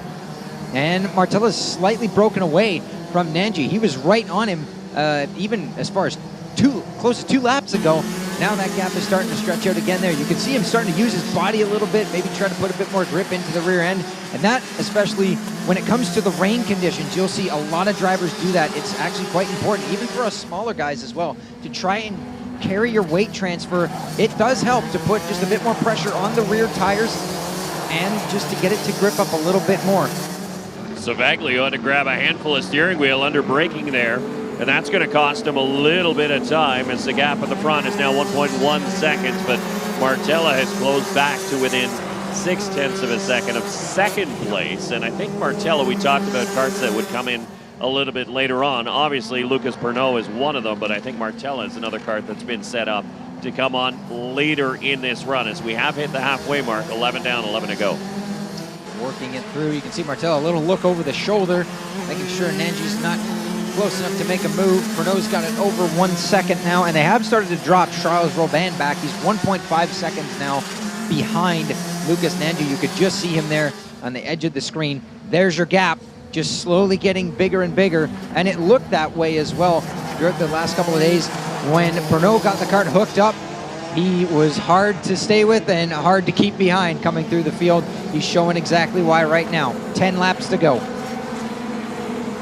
Savaglio starting to take more and more looks behind as Martella turns the lap about 0.3 of a second quicker than Savaglio. And Lucas Nanji responds as well, a 55.5, so his personal best as they start to turn up the wick and chase second place, Gianluca Savaglio. That battle is brewing quicker than you would think. There's the look over the shoulder there for Savaglio, as his pace has started to drop again. Pernod, Martella, and Nanji have kept it in the 55.5s. Gianluca Savaglio has been running 55.7s and now 8s the last couple laps, so I'm wondering, are the tires maybe starting to overheat a little bit on him here? He's already taken a look. You can see him defending from Martella because he's right on him. Kart looks like it's a handful compared to those 3 drivers that you mentioned. Savaglio has had a couple moments where the back end has really tried to go and swap around with the front end at times, but he's been on top of it. But just watch, you can see the steering wheel and how much it moves compared to Martella just in behind. Just an indication of how much he's fighting it, just to try and keep that car as straight as he can. Down the hill and into 5. And Martella thought about it. You can see him peeking to the inside. That would have been a very late move to the inside if he was able to pull that one off. But he might have a shot coming into the chicane. This is where he's been better, right through here. On the entrance to the bowl, out of turn 6 and 7. Bit of a different line here. And it's about even. Let's see what happens when we get to the chicane. He's got to run this time. Now Savaglio has been running that defensive line, and he will again to protect the inside, take away that passing opportunity for Anthony Martella. But Martella very, very close once again, and it is a 1/10 of a second at the stripe that time by with 8 laps to go now. And that gap just keeps getting bigger and bigger. Almost 2 seconds now for Luca Pernot. He's just got to drive smooth, and he almost matched his best lap time last time around as well. So he has really got that thing hooked up, keeping it consistent as ever.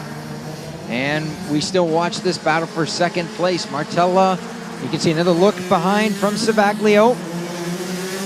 He's just not quick enough to make a move. He can get close, but can't quite. Oh, There's the mistake he needs. Savaglio slipped a bit wide there, unfortunately, and that's all Martella needed to see. There was the back end just slipping out on the 499 car to Savaglio, and it cost him second spot. Martella has been through, and now Nanji is pressuring for third. Savaglio has a long way to go if he wants to just hang on to a podium position with the way that car's reacting. Wow, he came right back at Martella right there with the great run. You mentioned the back end going out right there. It just didn't look like it turned at all going into the bowl.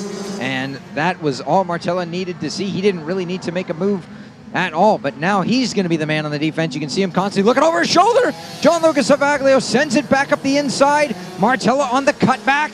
He's ahead. Is he going to get him cleared? Nope. Gianluca Savaglio puts it back to the inside and takes back second place. So Martella now in a position to try and move to the inside once again. And he cannot as the door gets slammed across the nose of the 409. And look at Nanji right in behind. He pokes his way out to the outside just to see how this battle is going to play out. He's just looking for a way around. If he can get there, he's got a shot. But Savaglio clearly not content with running down in third. Makes up for the mistake by making a very nice pass and able to keep it. He almost lost it on the cutback there to Martella. And this brings Lucas Nanji once again in there. You can see him slide a little bit. He's not close enough coming down the hill. Martella's got to run. Savaglio not going to let him have the line. On the power now out of 5, and they all go bumper to bumper. And still no way through. You're right. It was almost a mental reset for Savaglio after he gave up that position on just a quick mistake made in that bowl section. But took the opportunity to follow Martella for just a second and sort of gave his head a shake, focused once again, and appears to be performing back to the level he was when he was running in second for so many laps. This is all Luca Pernot needs to see, is these three going at it behind him, not running the regular line, and just fighting it out in between them. And if they're not careful, they keep this up. Charles Robin will be knocking on the door of this battle soon, because he has closed that gap in more and more as we're starting to run out of laps here. 5 laps to go. There's the gap. It's over 3 seconds now for Luca Pernot, and it's all on and downhill for second now.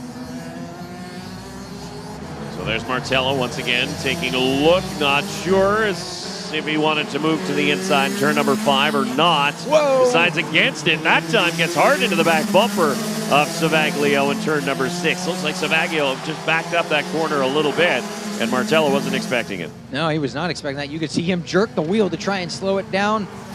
I don't necessarily think he meant to get into the back of him there. Had another look, but again, Savaglio doing just enough to close off the inside. 4 to go. You can see Pernot looking. Oh, trouble. 2 cars get together. Martella and Savaglio are locked onto each other, and they're stuck there, and that is both of them out of the race right on the spot. Oh, boy. From second and third, Savaglio and Martella out of this race. Nanji now in second. Charles Robin up to third. That happened in the final corner. Turn number 12 coming back onto the front straightaway and just 4 laps to go. There is your race leader, Lucas Pernod, with a 4.4 second lead now on Lucas Nanji. There was almost no reaction from both drivers as well. It's like, well, this is our fate now, and they just got out of the cart. They didn't say anything to each other. They just kind of both walked away and just let the carts get unhooked, but that is real unfortunate for them. We were having a great battle there, and the podium has gone away from both of them, and if it couldn't get any better for Luca Pernod, he's just set sail. Lucas Nanji now finds himself in second, and Charles Robin now on the podium in the 4:57, and that promotes both Branko Giuliano and Aiden Shimbashi into the top 5 with 3 laps to go. So it has been a race of attrition, and something we talked about, 22 laps a distance for the Rotax DD2 drivers, and it's been 22 hard-fought laps, except for Lucas Pernod, who's been able to stretch a gap at the front of the field thanks to a battle in behind, and now he has a 4.5-second lead on second place Lucas Nanji. Charles Robin about another second back from Nanji in second spot. So everything has been settled out at this point in the top 3. There's no real battles brewing at this point, but that could change with 2 laps to go. There's the gap right there, second to third. And the closest battle we got is just behind them. Giuliano with Aiden Shimbashi on the charge. You can see him tucking down, closing that gap. That is closer than what it was the last lap around. Let's see if he can get to him here. Maybe try to get one more spot before this race is over, but you have very limited time now. 2 laps to go. Your race leader in the 4:51, Lucas Pernod. He's not even looking behind. At this point, his gap is big enough. He can look back on some of these switchback corners and look over and see Nanji in second spots as Nanji comes around on the opposing straightaway. And Pernod once again through turn 10, 11, and 12 at the top of the hill, and then you'll see the last lap board. 1 more to go here in the Rotax DD2 final. Just got to ease it out now. Nanji's got no pressure behind him. Charles Robin not close enough for second place. It's about 1.2 seconds now. Nanji's opened the gap up on him as he makes his way up the hill. It would take a big mistake for Robin to get in there. Down the hill one more time. And again, a look over at his truck there in mechanics, standing up on the massive PSL trailer there. Half a lap to go now for Luca Pernod. And once again, does not have to push, just has to ease it through this final lap. There you mentioned is the battle for 4th spot. Shimbashi is in there in the 472 and starting to pressure the 444 of Giuliano. Meanwhile, coming around the final corner, lights out performance. Luca Pernod is the 2025 Canadian karting champion for Rotax DD2. Second to Luca Nanji. Third for Charles Robin, and dragging it to the line, and it's going to be Branko Giuliano holding off Aiden Shimbashi for the 4th spot as they race it right to the line. Of course, that incident with Gianluca Savaglio and Anthony Martella took them out. They'll have to settle for 6th and 7th. Half the field ended up DNF in the race here, unfortunately, for the DD2s. But he put on a clinic all day. Lucas Pernod in the 451 starting his celebration on his cool down lap, and he will jump in and chat with our Jess Trafford in victory lane in just a moment when he makes his way back here. But pretty much a perfect day for the driver, the 451. He led since the initial drop of the green. He takes a quick look back to see how far back everybody else is. And yes, they were that far back. You just laid down a great performance, Lucas Pernod, in the 451. A stop and a quick check and a high five from the officials.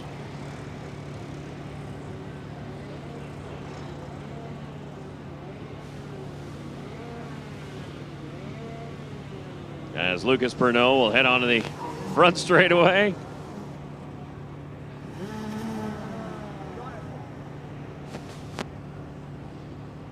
And he'll he'll get an opportunity to grab that checkered flag and do a victory lap. But first, he is going to chat with our Jess Trafford in victory lane.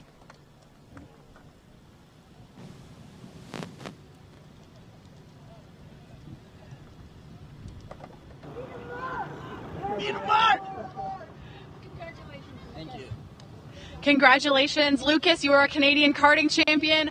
Domination from start to finish. How does it feel? Yeah, good. Package was good, was excellent. Our whole team, everything was excellent. That's great. What was your strategy in this race? Win, but just try to outpace them. So I had to get a gap at the beginning, and yeah, then manage it from then. Well, you did a great job managing it. Is there anybody you would like to thank today? The whole PSL team, Kevin, Dominic, Stefan, Raphael, my parents, Timothy, Pierre, Jeremy, everyone at PSL. Yeah. Excellent. Congratulations and enjoy your championship. And my mechanic, Nicholas. My man. Can't forget the mechanics. Congratulations. Thank you.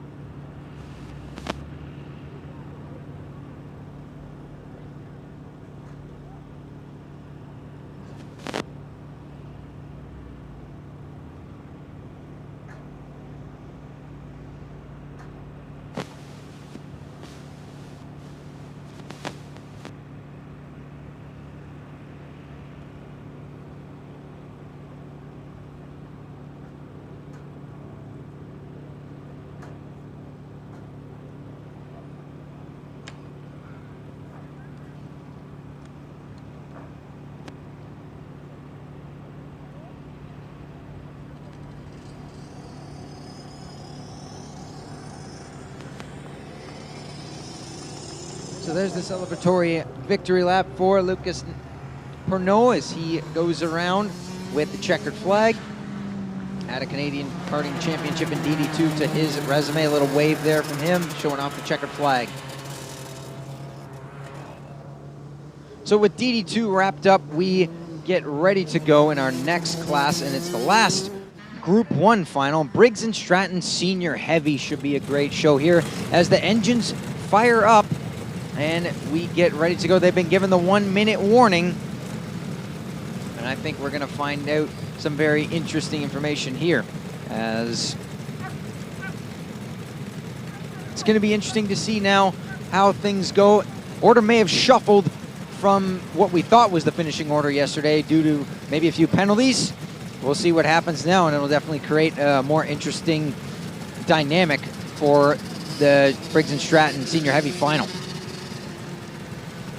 as Pernod finally gets around to the end here.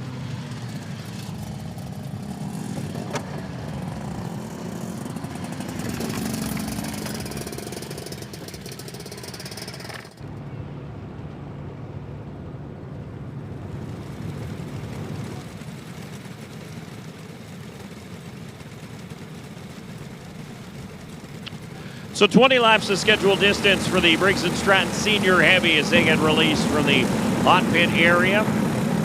Christopher Wakefield will start on pole with Jonathan Treadwell, Owen McCarthy, Sebastian Day, Mitchell Morrow, Wilfred Chui, Christopher McKeithen, Daryl Timmers, Brennan Taylor, Greg Scullard, and Noah Van Stratton. Your top 11, Malcolm Joling, Craig Steen, and Eli Yanko. 14th, Jason Tomlinson. We'll round out the top 15 starters here in the Briggs & Stratton Senior Heavy. So again, back into the 4-stroke engines.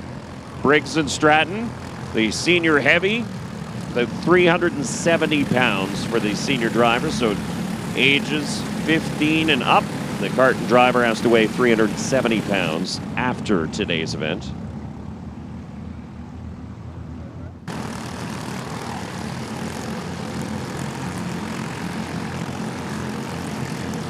So they warm up their tires for the last time, and we get ready to roll here.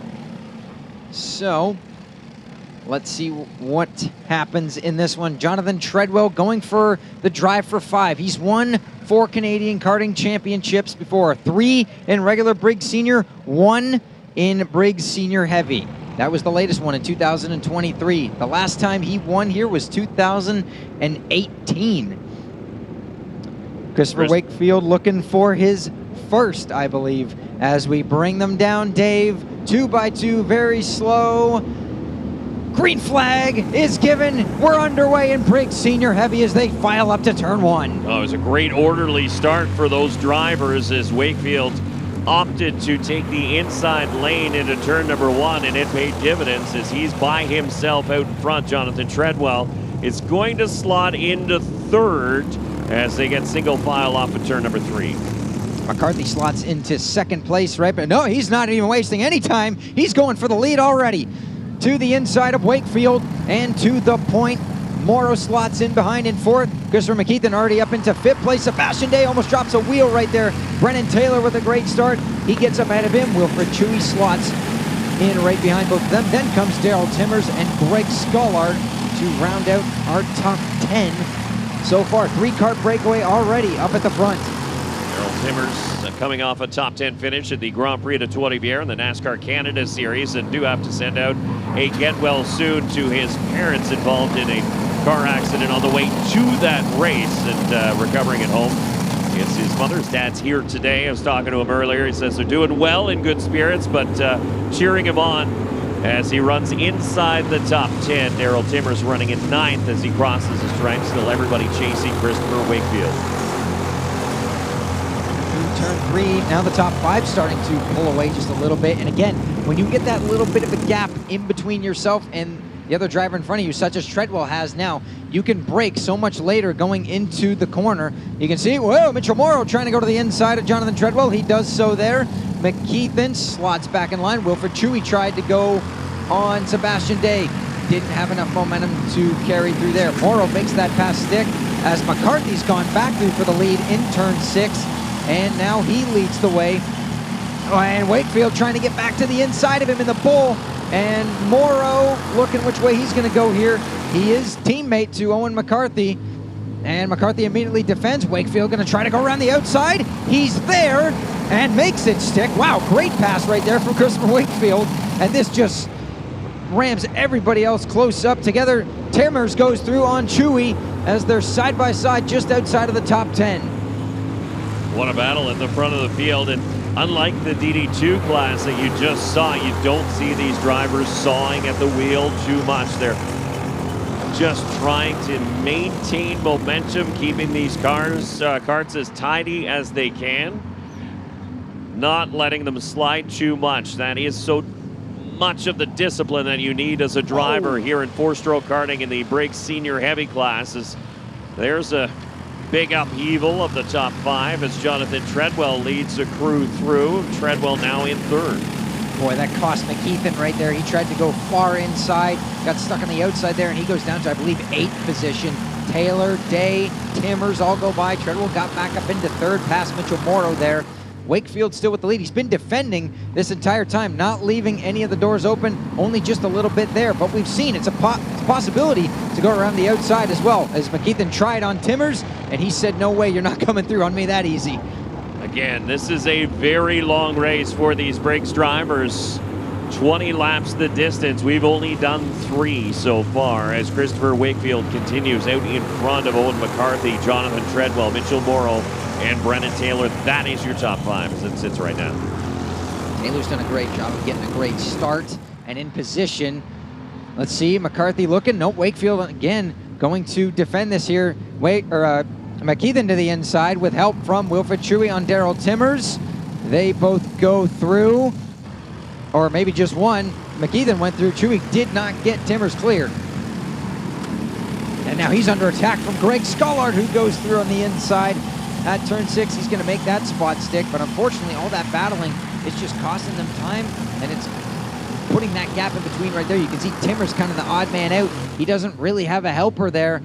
He's going to be okay on the brakes, but you can only make up so much ground when you're that far behind. Yeah, he needs them to start battling in front of them, as they did. They fanned out into turn number 10, and that allowed him to sort of catch that draft once again, but he's in jeopardy of losing the draft, and falling back into that second grouping is Daryl Timmers in the 506. Still out in front, though, Christopher Wakefield, Owen McCarthy, and Jonathan Treadwell.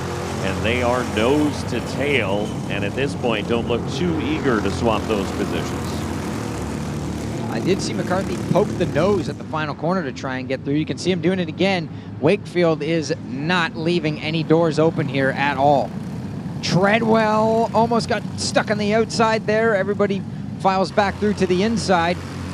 Yeah, Wakefield is not leaving any doors open, just every single corner, just white lining it everywhere. And that stacks everybody else up. This brought Timmers back in, and this is bringing that other group in now.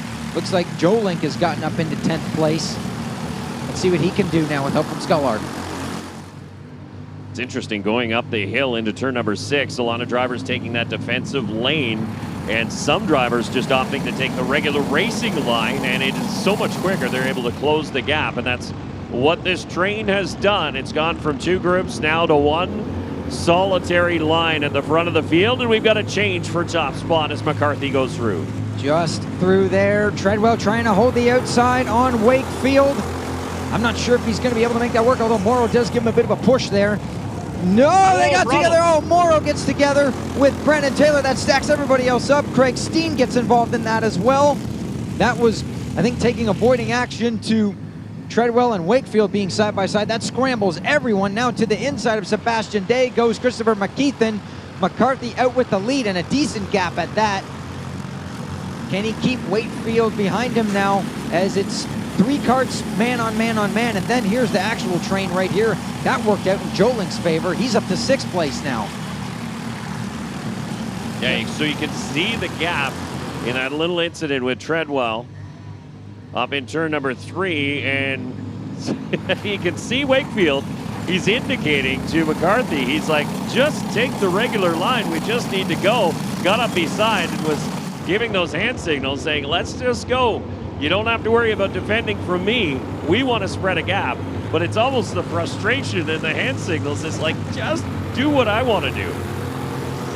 You can see McCarthy with a massive look over the shoulder as well, just to see how far are they behind Wakefield right now. Am I all right to just run the regular line here? And so far, so good, because now Treadwell's starting to fall back a little bit towards McKeithen. Day getting there. Here comes Timmers looking to the inside of Joe Link. No, he tucks back in line. And actually, he couldn't pass through there. The yellow flags were out, so you would have received a penalty if you did make a pass there. So he was very smart to tuck back in line. Top 2 breakaway here. Treadwell's going to need a bit of help from McKeithen and the rest of this line if they're going to try to catch back up here. But so far, looking good for McCarthy and Wakefield. That's just exactly what Wakefield was trying to orchestrate from 2nd place. He's like, let's just keep on the proper racing line and we'll spread a gap, and they've done exactly that. It's about a 2.5 seconds over the 366 of Jonathan Treadwell, who's holding down 3rd spot. And again, Treadwell is trying to do the same thing, organize McKeithen and Day, a 3-car train, to try and close the gap on your race leader. And again, with these different rear widths for senior heavy, you can go out wider. They're using the 710 rims on the back, which actually gives you more mid to off corner speed. I've run them as well. They fly around the corners, especially in the grip as well. Christopher McKeithen not wanting to wait around. He goes to the inside. He's like, all right, you had your turn. I want to lead now. Let's keep this up. Yeah, you can almost see Jonathan Treadwell shake his head saying, okay, let's refile and get back in line and try and chase once again. It's about 9/10 seconds the last time they crossed the stripe between 1st and 3rd. So that is the gap that the 2 leaders, Owen McCarthy and Christopher Wakefield, have managed to build up over this secondary 3-cart battle for 3rd spot. McKeithen fastest time last lap around as well, and he's able to really sit down and get going here off the corner. As we cross the stripe once again and heading up into turn 1. As that gap somewhat closed down, I think it has with that move. If it didn't, it stayed the same. Yeah, it's about the same. It's 9/10 seconds back, but Wakefield is 9/100 seconds, so that gives you an idea how close they are. But yeah, it looks visually on the track like it is a lot smaller than it has been for the last several laps. McKeithen's doing everything he can to get there, tucking down as much as possible. We'll see if he can run that down. Day tried to go on Treadwell there. Somewhat of a separation. Now it's just driver on driver on driver with no help from behind. Daryl Timmers holding down 6th spot. Wilfred Chewy, Noah Van Straten, Greg Schollard, and Anthony Cazeta in the 377 rounds out your top 10 as they run right now. But again, there's significant gaps between several of the groups as Wakefield manages, or McKeithen I should say, has managed to break away from Jonathan Treadwell and Sebastian Day. And now he's on an island by himself, but he's got a whole head of steam. He's actually brought that gap back in. Another fastest lap of the race for Christopher McKeithen right now. But he's not out of the woods with Treadwell and Day locked together, pushing top 5 up, broken away from the rest of the field. Daryl Timmers leads that next train with Wilfred Chewy, Noah Van Straten, Greg Schollard, Anthony Cazeta up and into the top 10 now in the 377. So McCarthy continues to lead with help from Christopher Wakefield. It's about to become a 3-car battle at the front of the fields. And if Jonathan Treadwell and Sebastian Day have anything to say about it, that would be a 5-car battle, but they have a little bit of work to do yet. Boy, McKeithen is really just pushing it. And now he does have a little bit of that draft. He's gotten himself right there, almost on his own. Able to get to Wakefield, and now this is really not what McCarthy wants to see here, is both of these two ganging up on him. You can see Treadwell giving a thumbs up to Day, keep pushing. They are catching as well. McKeithen, another fastest lap of the race, but Treadwell and Day turned both of their personal bests on that last lap around as well, getting themselves right in here. It's about half a second back, but they're still very much in it, and not any other help behind them either. So this is going to be it right here. Which way? He turned the quickest lap of the race, and he was all by himself. And now his teammate ducks to the inside for the race lead. He's going to follow him through as well. So now the battle is for second as Wakefield goes to top spot. McKeithen will have to drop back to third. No! McCarthy resumes the points and puts his Birel back out in front. Great stuff. That brings Treadwell and Day right into this as well. And I was going to say, I saw Wakefield look back and he signaled forward to McKeithen coming down to turn 5. I'm not sure if McCarthy's going to be leaving that door open. They almost fan out 4 wide. Oh my goodness, look out. This is going to go one way of a few. Sebastian Day tried to go through there and had to just tuck back in line. And they all kind of fan out there. Boy, McKeithen did not get, or Wakefield did not get out of the last corner well at all. He was looking down at something. I'm not sure what he was looking down at. Kind of got off the power, maybe trying to get a run, and that's going to let McKeithen go through. Is Wakefield maybe having some sort of issue with his cart? Because he just lost all sorts of momentum there. There goes McKeithen by, there goes Treadwell by. So Owen McCarthy does have about a 2-car length lead over now McKeithen. Christopher McKeithen, and Treadwell is sitting in 3rd spot. But yeah, you're right.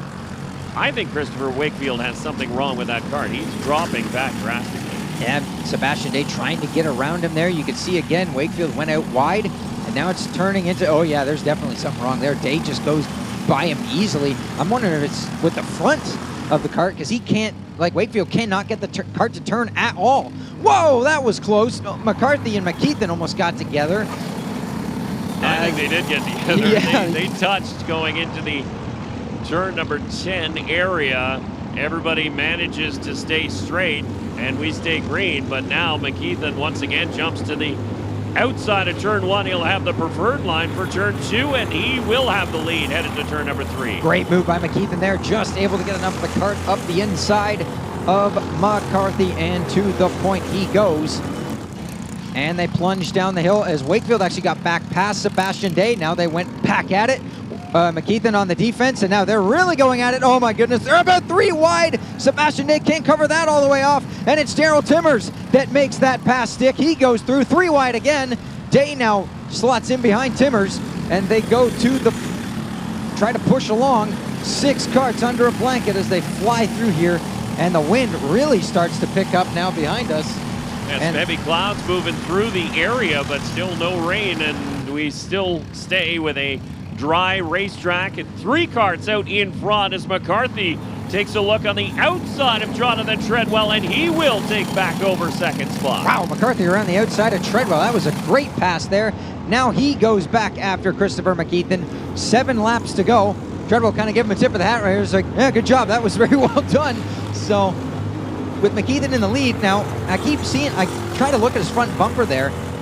Does he have a drop down? Because that is flapping around a lot, and that is a penalty, unfortunately, if he does get caught for that. I can't quite tell. We'll only know once we get to the very end of this race. McCarthy tried to go to the inside there, and McKeithen slammed the door in his face. But it allows Treadwell to close back up once again. He had fallen back a couple car lengths. Treadwell stays on the regular racing line, a defensive line for Christopher McKeithen. They swapping a little bit behind them as well, as Chewy now becomes the new leader of that train. McKeithen's out wide. Here comes Owen McCarthy with help from Jonathan Treadwell. They got to try and stay there. Treadwell's trying to push him along. McKeithen can't cover it off. McCarthy was there, and Treadwell's going to push them both through. So now McCarthy goes back to the point. To stick with Owen McCarthy as they train back, it looks like McKeithen is looking for his teammate, or at least where is that next line, and they're quite a distance back, now led by Wilfred Chewy. Anthony Cazeta and Daryl Timmers, 4th, 5th, and 6th. My goodness, Christopher Wakefield is plummeting down the order, down to 14th place. There has to be something that's gone wrong with that kart, as he has not been having that issue so far in this race up until now. And even then, that group is starting to break away a little bit further back with Cazeta up into 5th place. What a comeback this has been for Anthony Cazeta, pushing the back bumper of Wilfred Chewy, and they're towing along Daryl Timmers as well. That's turned into another 3-car train.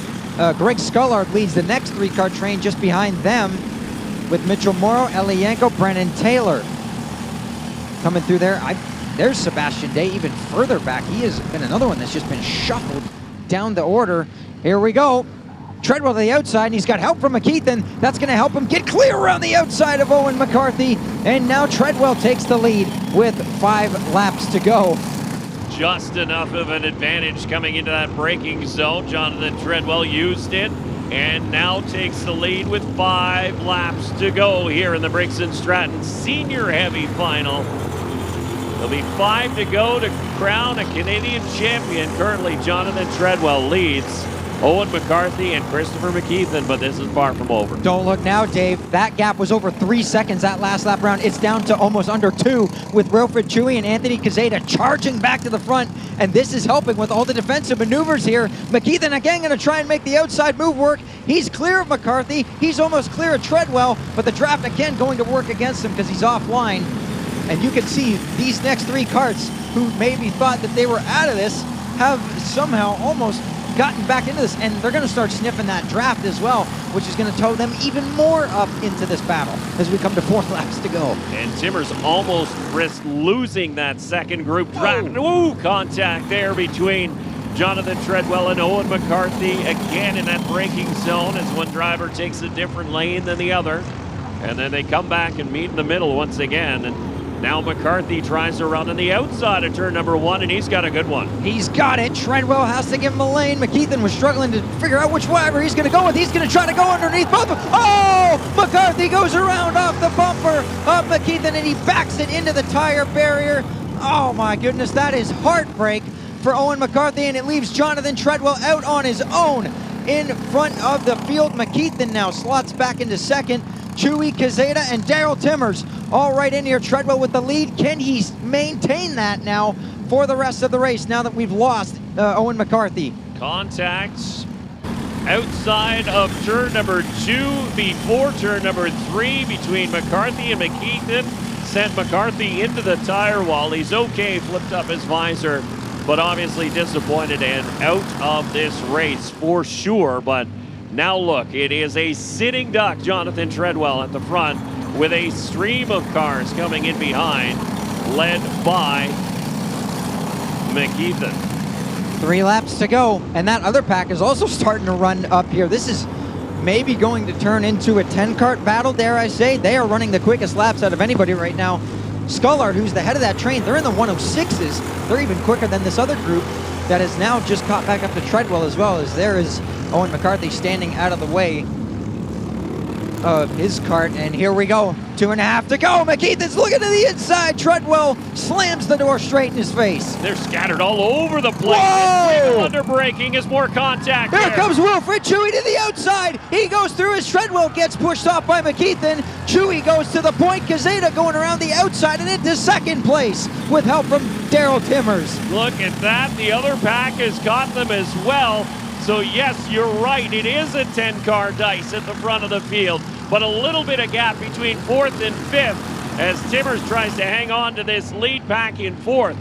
Chewy continues to lead. Not for long. Anthony Gazeta goes to the point and he takes Christopher McKeithen with him to the lead. And here we go onto the front straight. McKeithen looking for the lead now. He's up beside Gazeta. Gazeta, 2 wheels in the grass for McKeithen. Is he still there? Yes, maybe, no. Gazeta just had to give him a bit of room. 3 wide out of turn 2 with 2 laps to go. McKeithen takes the lead. Timmers up into 3rd place as Chewy gets the short end of the stick. Timmers has quietly been making his way through the pack, and now Timmers slots in behind Treadwell. So Timmers up to 4th. Treadwell still holds on to 3rd. Look at them scatter back and forth into the braking. Oh my goodness, that was so close. Oh, around goes Greg Scullard in the middle of turn 5. Look out, that's a bad spot to be in there. Right in the middle of the track. Thankfully nobody else is coming, but that completely takes him out of it. McKeithen with the lead, with Anthony Gazeta right behind him in 2nd. He's got teammate Jonathan Treadwell right behind him. Same with Daryl Timmers. Which way do we go here? Scullard was the one who led that train, the secondary train, back up towards the leaders, and he'll see his race end just a little bit early, coming through the final set of corners. There will be 1 to go. This time past the stripe, you see the last lap board raised as the drivers see it too, and they know now is the time. 1 lap to go. McKeithen trying to tuck down as much as he can to maintain this lead. Can he hold it now? And again, I have to ask, is there going to be any post-race penalties here that sorts this out? And the winner? I'm not sure. Down the hill for one final time. McKeithen with the lead. Gazeta with the push from Treadwell. They're trying to get there. McKeithen slightly covers. Treadwell had a peek. Nope. Sticks with Anthony Gazeta through the corners, and he gets a great launch out of turn number 5 up to 6. He's to the bumper, but he can't really do much there. It's all going to come down to this run to the chicane. Who has the best run here to try and win this race? Through the bowl for the final time. It might just be man on man as well. Gazeta using the draft, trying to get there to McKeithen. I don't know if he's going to have enough. He doesn't have any help behind him either. Treadwell's not close enough to provide a push as Timmers comes under pressure, but the race for the lead is going to come down to the stripe. It is McKeithen and Gazeta. The checkered flag in the air, and McKeithen will take the win at the line. Incredible stuff. Christopher McKeithen wins the race on track. Anthony Gazeta, Jonathan Treadwell rounds out the rest of the podium. What a drive that was. What a race that was. My goodness. Daryl Timmers gets 4th. He beats out Mitchell Morrow at the line as that rounds out the top 5. Brennan Taylor, after being both Mitchell and Brennan were sideways earlier on in the race, they come back to finish 5th and 6th. Congratulations from Jonathan Treadwell to Christopher McKeithen under the cool down, and Anthony Gazeta getting in on that as well. There's Daryl Timmers. A quick congratulations and a fist bump as they make their way back to the paddock area. And the weigh scales is Christopher McKeithen under the cool down here in the Briggs & Stratton Senior Heavy. What a finish here in the 4-stroke karts. And again, we have the Briggs & Stratton Senior class to finish off the day to crown a Canadian champion there as well, as the field will come through. You can check by the scrutineers at the top of the hill, but here are some of the highlights, and it's almost like they have magnets between them as they stay so close together for the entire race distance. They separate and then they glue back together as drivers get a push and get a run.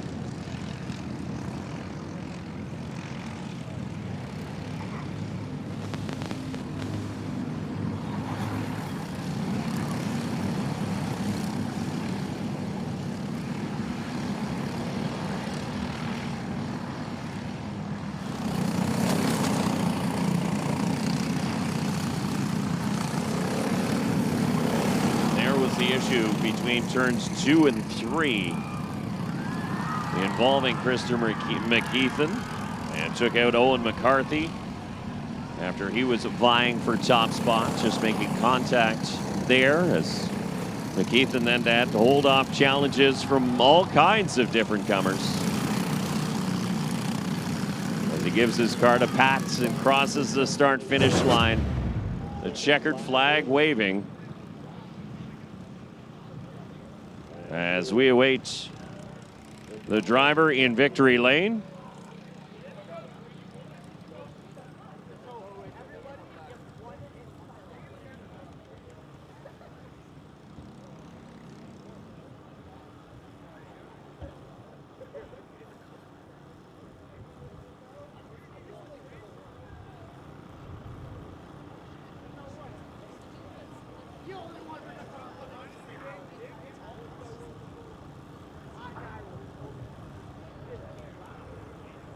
Could we have your attention in the paddock, please? Could we have your attention in the paddock, please? A couple of announcements regarding the schedule for today.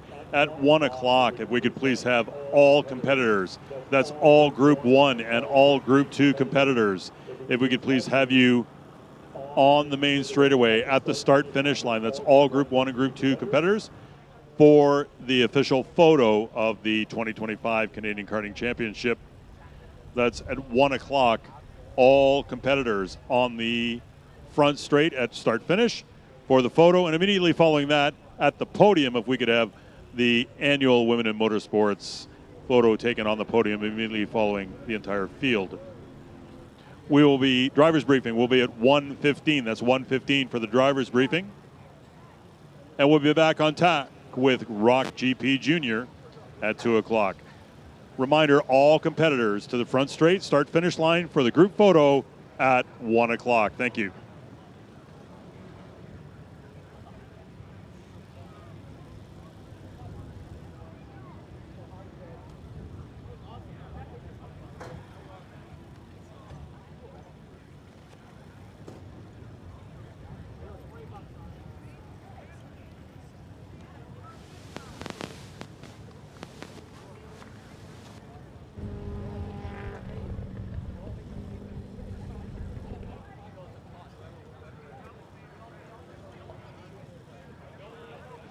Attention again in the paddock for the group photo and the Women in Motorsports photo.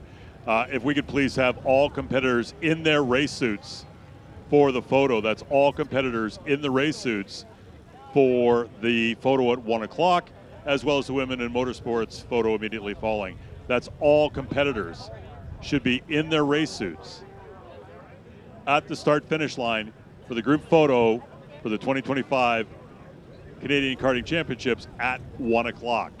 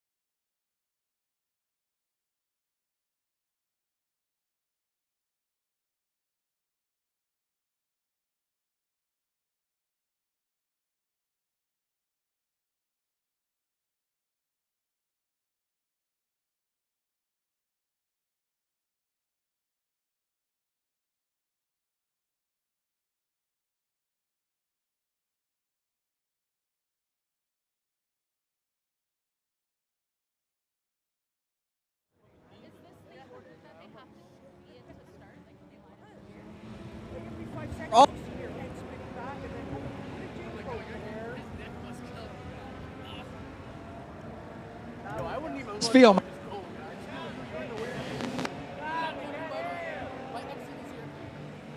It's been an emotional Thursday, kind of late.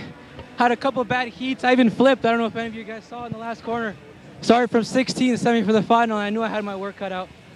But man, was it a hard fought, fun, amazing race. And this is what Briggs is all about. You know, we have a nice close race. All 6, 7 of us at the front fighting. And it makes it that win that much better. So thankful. My team, everybody in Ecuador, everybody that supported me every time. I was here alone all weekend till my dad came and supported me the last day, and everyone here showed support when I needed it most. So thank you very much. I thank all the karting community, all my family, dad, especially everybody. Thank you. Congratulations, my friend. You have won the 2020.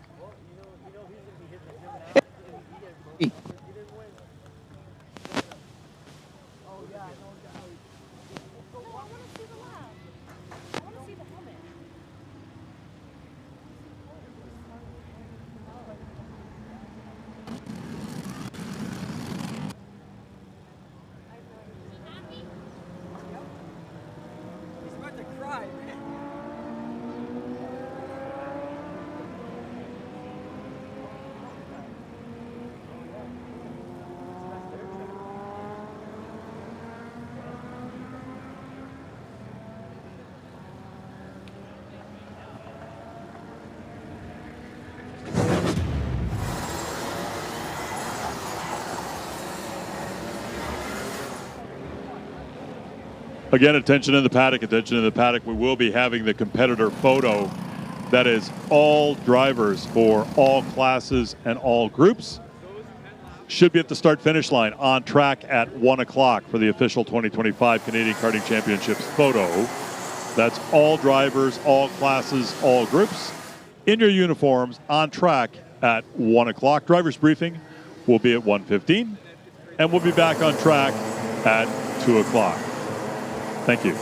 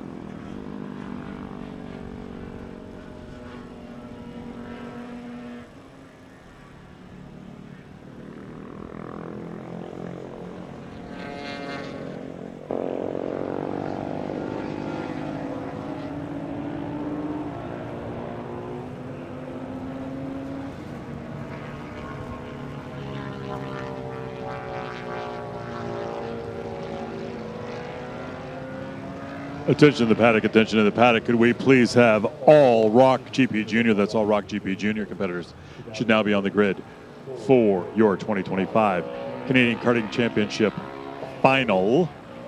That's ROK GP Junior should now be on for final. ROK Mini. ROK Mini to the pre-grid.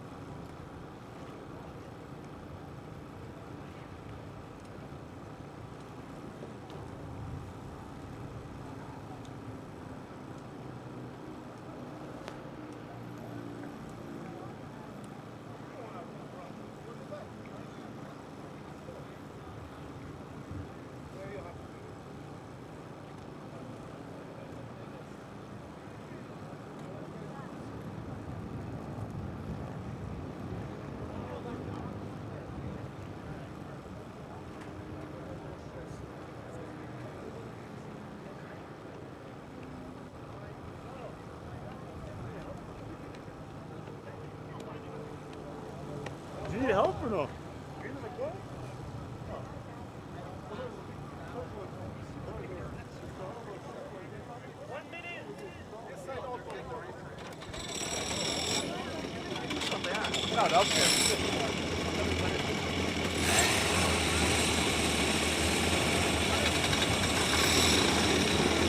Firing the engines here on the pre-grid for the 2025 Canadian Karting Championship. I'm Dave Bradley. Joined with me is Chad Webster. Jeff Trafford will be joining us as well. And we get into the afternoon portion of the Sunday finals. And the first one will be 22 laps for the ROK GP Junior karts. And the junior karts made up of drivers aged 12 and 15 years old, 310 pounds kart and driver. And two-stroke engines.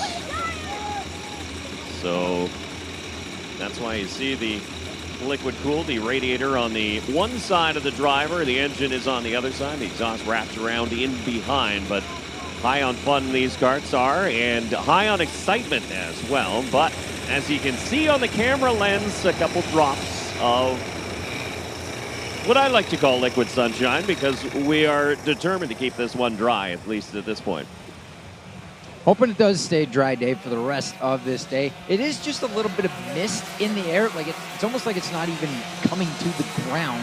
It just evaporates just before it gets to the ground. It has not made the ground in front of us any more wet, and I don't think it's going to have too much of an effect on the track either. So we'll see what goes on as we get ready to go in the second half of the Canadian Karting Championships for 2025. Group 1 was earlier on today. If you would like to watch that, please turn into YouTube. Kart Faf Motorsports YouTube channel. We are streaming live there currently right now. The earlier part is up on YouTube as well. We are part of the same stream, and it continues on for the rest of today. 6 more classes to go, and this is going to be our opener of the second group. Cole Medeiros will start on pole. Roman Doria, then Quinn Tires, and Leonardo Saravalli. In 4th spot, Christian Papp, Noah Landry, Nicholas LaRusso, and Declan Dianarine. That is your top 8 starters here for the ROK GP Junior class. Nico Werner, Ethan Tires, Marco Fazzari, and Christopher Jacinto, along with Massimo LaRusso. That's your 13 drivers that will make up this entire field. As you see them lined up 2 by 2 and they'll head onto the front straightaway. The officials wanting to keep their speed down, keep them tightly bunched before they go to green. Medeiros versus Doria as they come down. They start to accelerate just before the acceleration line. Green flags in the air, and we're underway. It's dead even going into turn one. Whoa, Medeiros gets real sideways. Doria had to go through the grass, and they scatter out a little bit wide. One kart's off a little bit further back in the grass. Medeiros leads. It's Quinn Tires that's up and into second place now, followed up closely by Christian Papp, and then a decent gap back to now fourth place Roman Doria, having to slightly go through the grass. Didn't hurt him too much. Side by side, Declan D'Honorine going to the inside there on Nico Warner. They both signal forward. You can see Quinn Tires, and he gets faked out right there. Christian Papp said go. Quinn took the message, and Christian Papp faked him out. No, just kidding. I want that second place. Yeah, they made a deal and then quickly broke that deal as Christian Papp moved into second spot. Cole Medeiros is your race leader in the 207. Fell short in trying to win his first Canadian karting championship of the day in the Rotax Junior MAX earlier on this morning, but now comfortably out in front here in the ROK Junior class, and one lap in the books. But again, these races far from being a sprint race. 22 laps on this 1.5 km circuit, 12-turn full sport karting center. This is far from over. Christian Papp already on an early charge after Medeiros as they plunge down the hill once again. Roman Doria is coming back into this, though. Do not count him out yet. Side by side, a little bit further back. That's Nico Warner going down the inside of Noah Landry. That's for 7th place, and I believe he was able to successfully take that spot away. Yes, he has done so now. Declan D'Honorine rides behind both of them. Great to see him back with us again. Of course, brother Mayor D'Honorine, and you know this as well, Dave. You've called a few of his races. Mayor is up in the Radical Cup Canada cars, which just participated at the Honda Indy Toronto the last 2 years as well. Yeah, does very well when he sits in one of those cars. Of course, he'll drive just about anything at this point. Most of the drivers who jump up from karts into cars will do exactly that. But yeah, his older brother Mayor is definitely one of the most talented drivers that we've seen come through the Radical Cup Canada series, and just looking for that full-time commitment from a sponsor in order to do that series full-time. But Declan is having a good rebound here, one of the cars involved in that early incident in turn number 1 and 2. You can see Cole Medeiros actually got a little bit too far to the left going up into turn 1, and he hit the inside curb, shot him outside a little bit, but no harm, no foul. He's able to keep a decent lead. I don't think it hurt him too much. You can see a bit more moisture on the camera lens, but it's not affecting any of the drivers right now. They're not slipping and sliding, struggling for grip at all. No, at this point, your tires are up to temperature, and that is the bonus, right? Because, yeah, you get a little bit of a mist out there. You get a few drops on your visor, and it may steal your attention for a little while. But as far as the track is concerned, tires are going to stick just fine until you get a little bit more standing water and you start to see the gray turn to a little bit darker charcoal color. 19 laps to go. We've knocked down 3 laps already. 22 laps is this race distance as the wind once again starts to pick up. It's been kind of doing that all day, but it's also blowing a bit of moisture around. Declan D'Honorine again going down the inside. Couldn't quite get that pass done. He just turned his quickest lap and the quickest lap of the entire race group during the last time by. So the 277, he is on a charge. There goes Roman Doria through to P3. He makes it happen on Quinn Tires, and that puts Quinn Tires at the mercy of our Rotax Junior winner earlier on, Leonardo Saravalli. He's going to the inside now in the chicane, and he makes that pass stick, put him up into P5. Wow, they really jumped up over the curbs right there. Medeiros continues out in front, 0.6 of a second. His gap down to second place. Christian Papp in the 202. Roman Doria started on the outside of the front row, is now back up into third after dropping back a little bit. That's him in the orange helmet, running in third on track. Ahead of Tires. I'm just looking for Saravalli, who has dropped back a couple of positions, as a matter of fact. Tires, and now D'Honorine, as D'Honorine moves to the inside of Tires. He's on a charge right now, coming through the field up into 4th place. As I say that, he gets a little bit sideways, but he holds the position, and now Quinn Tires has a bunch of karts right behind them there as well. Warner, LaRusso, they go at it. Doria again closing that gap to the rear bumper of Christian Papp. He had a go at him last lap in turn 2, and he might have a go at him this time. LaRusso peeks out. He was hoping Warner would go with him there. Didn't quite have the run. Now you can see Quinn Tires is really reefing around the steering wheel, dealing with a bit of handling issues there, as Roman Doria this time makes the pass stick on Christian Papp. And now, if he can keep him behind him, and he has so far, can he challenge Cole Medeiros at the front? Medeiros, though, comfortably out in front. Again, 1.1 seconds is the lead, and he hasn't had sort of the benefit of this battle behind. It really hadn't materialized until this last lap. So this has been all on speed for Cole Medeiros. He's been able to open up that gap at the front. He's very, very quick here in the ROK Junior class. And again, this is a class made up of drivers 12 to 15 years old. 125cc two-stroke engines. You can hear them screaming as they reach peak RPM into turn number 1 at the end of the front straightaway. Sarah Valley turns the quickest lap of anyone in that last lap by. 6 laps in, 16 to go. And again, Doria didn't lose anything by passing Papp that time as well. It stayed about the same. Things starting to slightly spread out here. Let's see what Doria can turn this lap. He's got ample time to try and close in. Meanwhile, a little bit further back, Nicholas LaRusso looking to the inside of Quinn Tires at turn 6. He makes that pass work, and he's up and into 6th place now. Werner was right there too, but had the door closed across the front of that Joni cart, and he'll slot back into line behind Tires. Or he'll come right back at him, or Tires, I think, actually comes right back at LaRusso. Yeah, I think so. And gets that spot back away, and they just back to square one now. Look at Doria, though. Now that Doria has managed to get around Christian Papp, open up a gap on 3rd place, and it does eat into the lead of Cole Medeiros just a little bit. So keep an eye on that 218, that orange helmet in 2nd spot. It looks like Doria is mounting a challenge. Look at Declan Dianarin now. He has a shot at Christian Papp here. Papp wasn't letting him through. Last lap around, Dianarin was the quickest on track, set the fastest lap of the race. We'll see if he can keep that up. He tried going into turn 5, and Papp knew better to leave the door open for him because he knew he was going to take it. If he has a run on the end of the straightaway here and going into the chicane, I don't think he's going to be close enough unless he sends a Hail Mary here, and it doesn't look like he's going to be able to do so.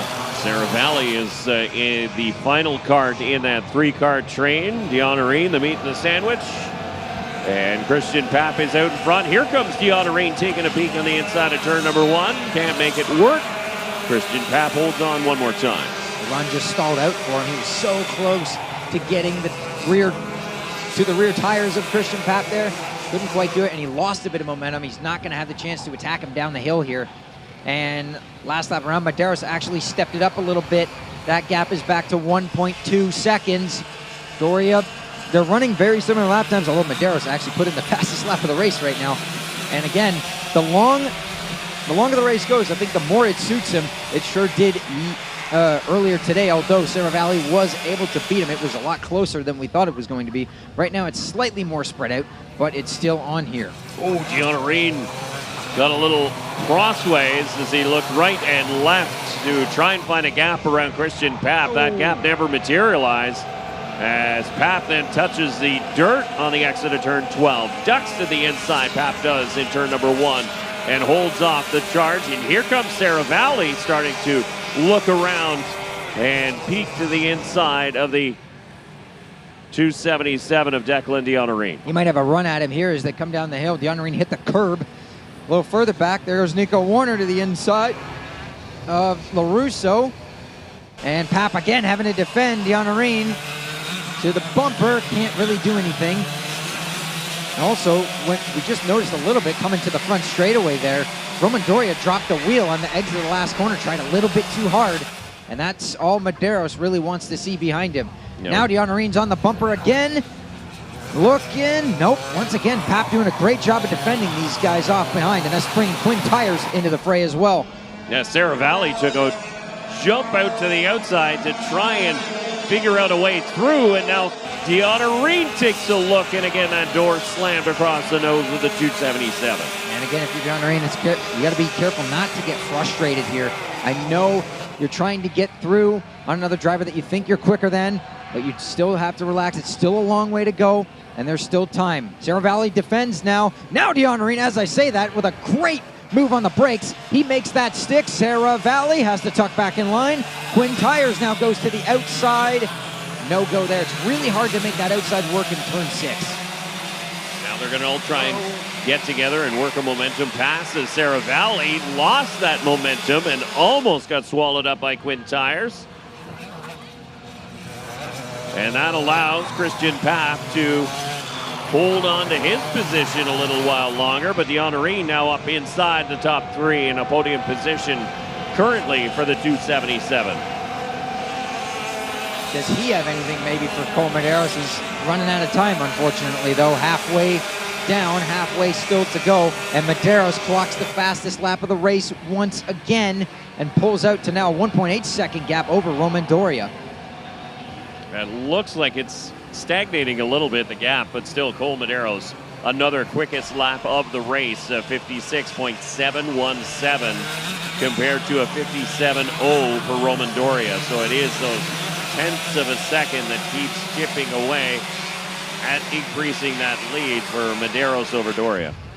He's doing exactly what he needs to do right now, and it's good that Medeiros, unlike the Rotax Junior race where he always had the pressure on him from the start of the race to the end of the race, this time he's been able to get away and not have to deal with anybody right on the bumper. He can run his own race, he doesn't have to defend, and he can take care of his equipment the entire time. Right now, still looking good for him, as once again quicker than everybody else on track, at least that last lap around, and that's with from 2nd to 9th all turning their personal best lap of the race.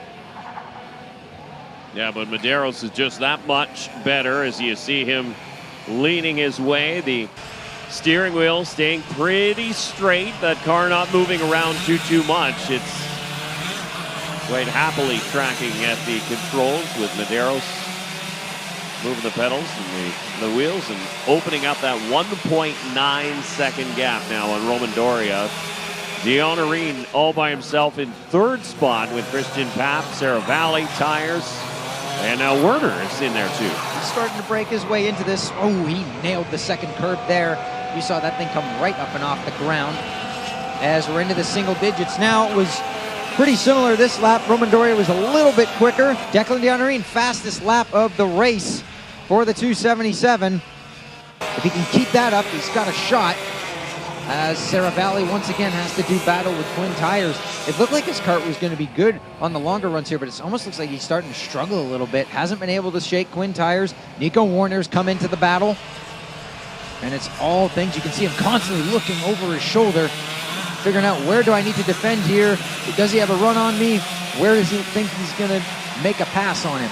What I saw Quinn Tires, he reached his hand off the steering wheel, almost just stretched his hand a little bit. Yes. Give himself a break, a little bit of arm pump or hand cramping potentially for some of these drivers, and Tires maybe just regrouping and throws a pass to the inside of Sarah Valley. Great stuff from Quinn Tires. That puts him into the top 5. And you mentioned that, Dave. There is a lot of times where you hold down sometimes with these, more or less, I would say with the 2-stroke karts, you hold that steering wheel so tight to try and make sure you can get the absolute maximum out of your kart. You're actually cramping down your hands so much. It's good to just let them breathe a little bit going down these straightaways and then putting them back on properly once you get down to the corners. Christian Papp just turned the quickest of anybody that time in the 202, and yeah, we thought Declan Deanna Reen was starting to mow down the 218 of Roman Doria, but maybe the 202 has something left in the tank. Challenge those two. Noticing a rotating door of drivers setting the fastest lap. Every lap, it's one of the other ones. One lap it was Sarah Valley, then it was Tires, then it was Medeiros, then it was Deanna Reen, then it was Doria. Now it's Christian Papp finding more life as the laps continue to tick off in the ROK GP Junior final. And 22 laps, the scheduled race distance for the first of the afternoon group here at the 2025 Canadian Karting Championship from Mosport Karting Center. Presented by Ron Fellows Karting and Pfaff Motorsport. We thank you very much for joining us. I'm Dave Bradley along with Chad Webster. Jess Trafford will be joining us shortly, as well as Christian Pfaff. There he is, chasing Declan D'Honorine. All the while, Cole Medeiros has opened up a 2.2 second lead over Roman Doria. Absolutely charging away more and more. It's just getting slightly bigger. Now this time again, now it's Medeiros that set the fastest lap of the race that last lap around. As he picks it up, we'll see what the lap times are going to be this time by with 6 laps to go. Now it looks like Quinn Tires has picked it up. He's getting closer and closer to Christian Pfaff. You can see Pfaff looking over his shoulders. We look at the lap times, and another personal best for Quinn Tires, but still quickest man on the track overall right now is still Cole Medeiros, starting to run away with this one.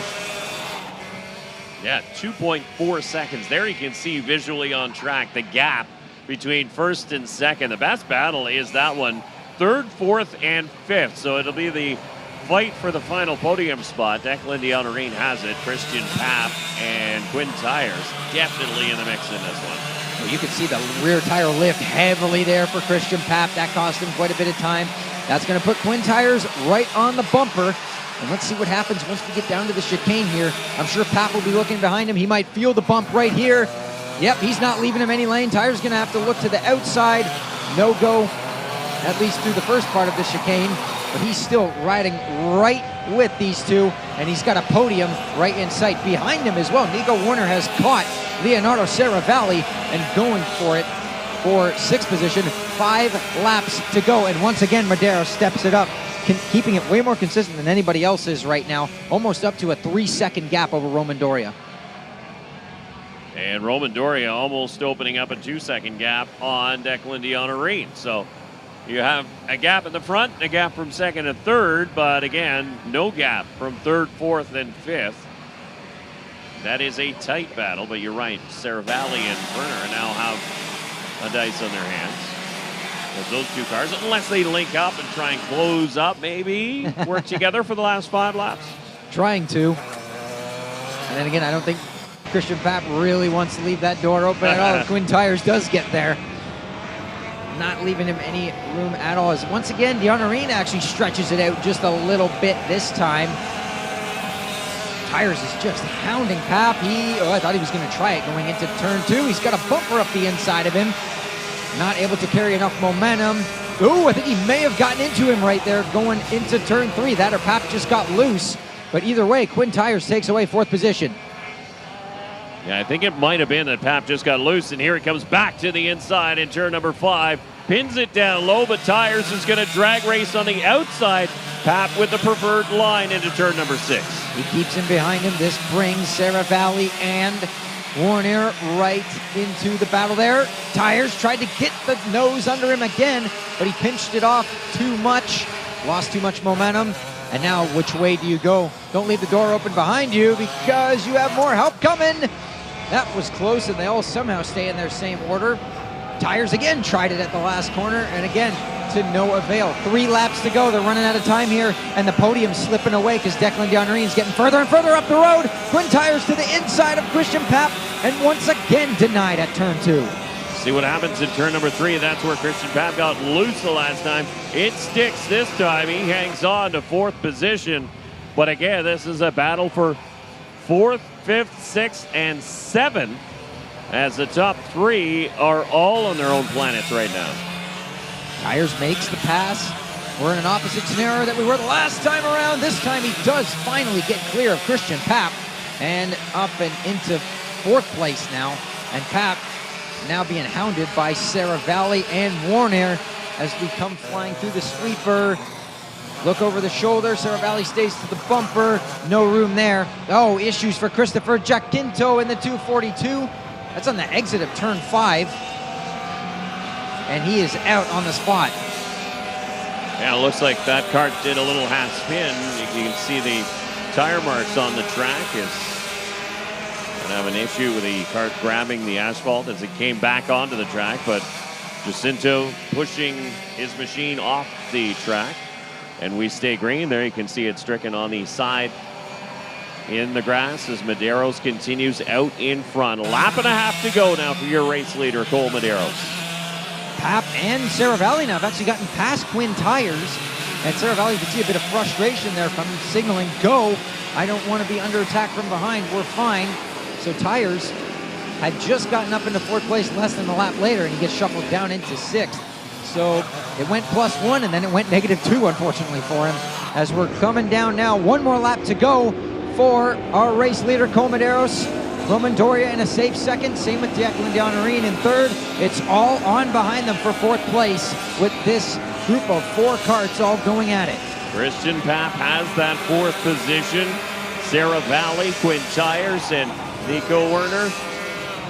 Oh, in there, and Saravalli goes around. Saravalli, that was on the nose of Quinn Tires, who made contact with the Saravalli machine.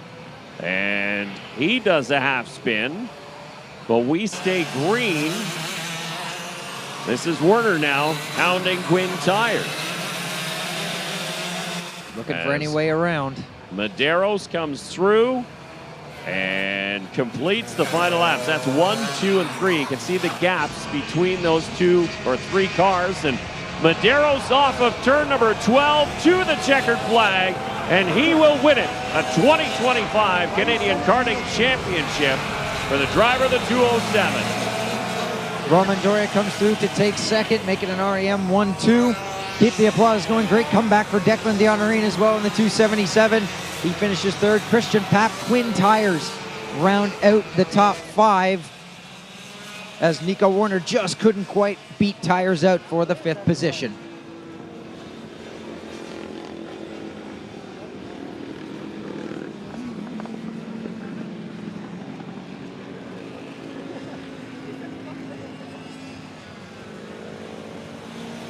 What an absolutely dominating performance from Cole Medeiros, though, as he led since the drop of the green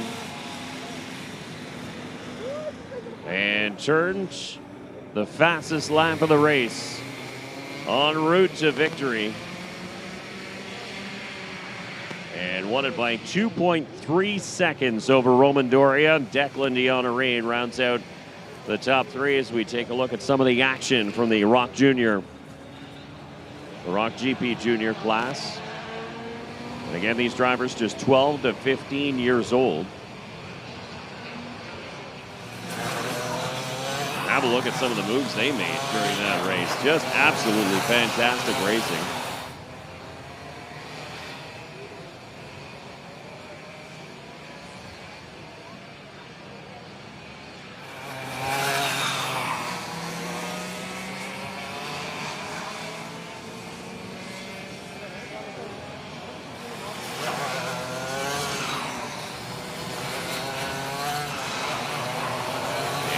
See a number 1 for Cole Medeiros as he gets thumbs up around the track and makes his way down into victory lane. Like, you know those chip bag sliders? Those bags? Use one of those. That'd work just paper clip.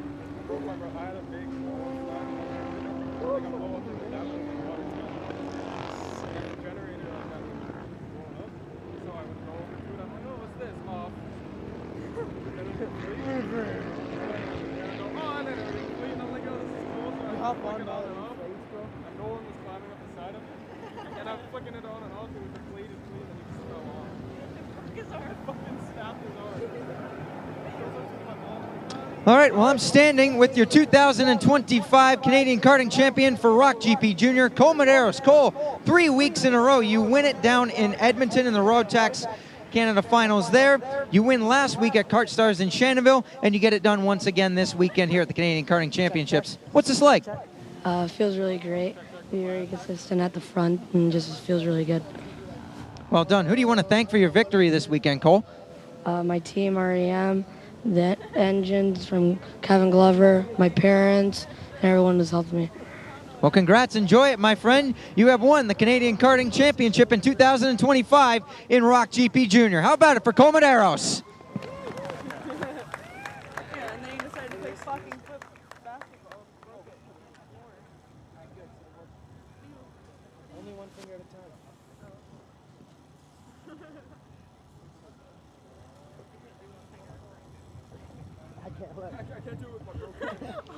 So Colt Medeiros will suit back up, jump in the cart, and do a victory lap with the special commemorative Canadian karting champion checkered flag. Like these two aren't connected. And then head like these. to scrutineering and technical inspection for the 207.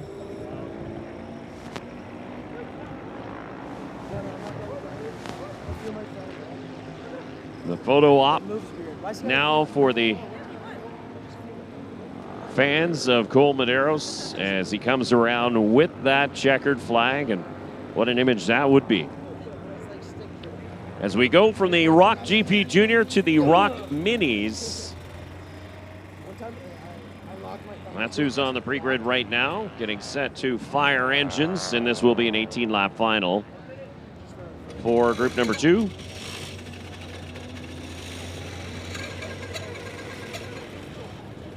And again, the ROK Mini group, some of the youngest drivers we do have in the Canadian Karting Championship here this afternoon, ages 8 to 13 in this class. Again, powered by a 2-stroke engine, about 240 pounds, kart and driver.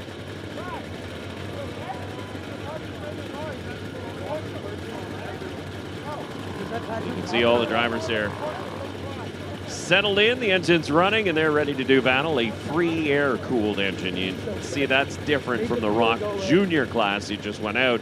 You saw a radiator on the other side of the driver. This one, the fins on the top of the engine, indicating it is cooled by the air. What if I can put my dick out right here? Let's go! You got this! Driver's eager to get going. Come touch my dingle for good luck.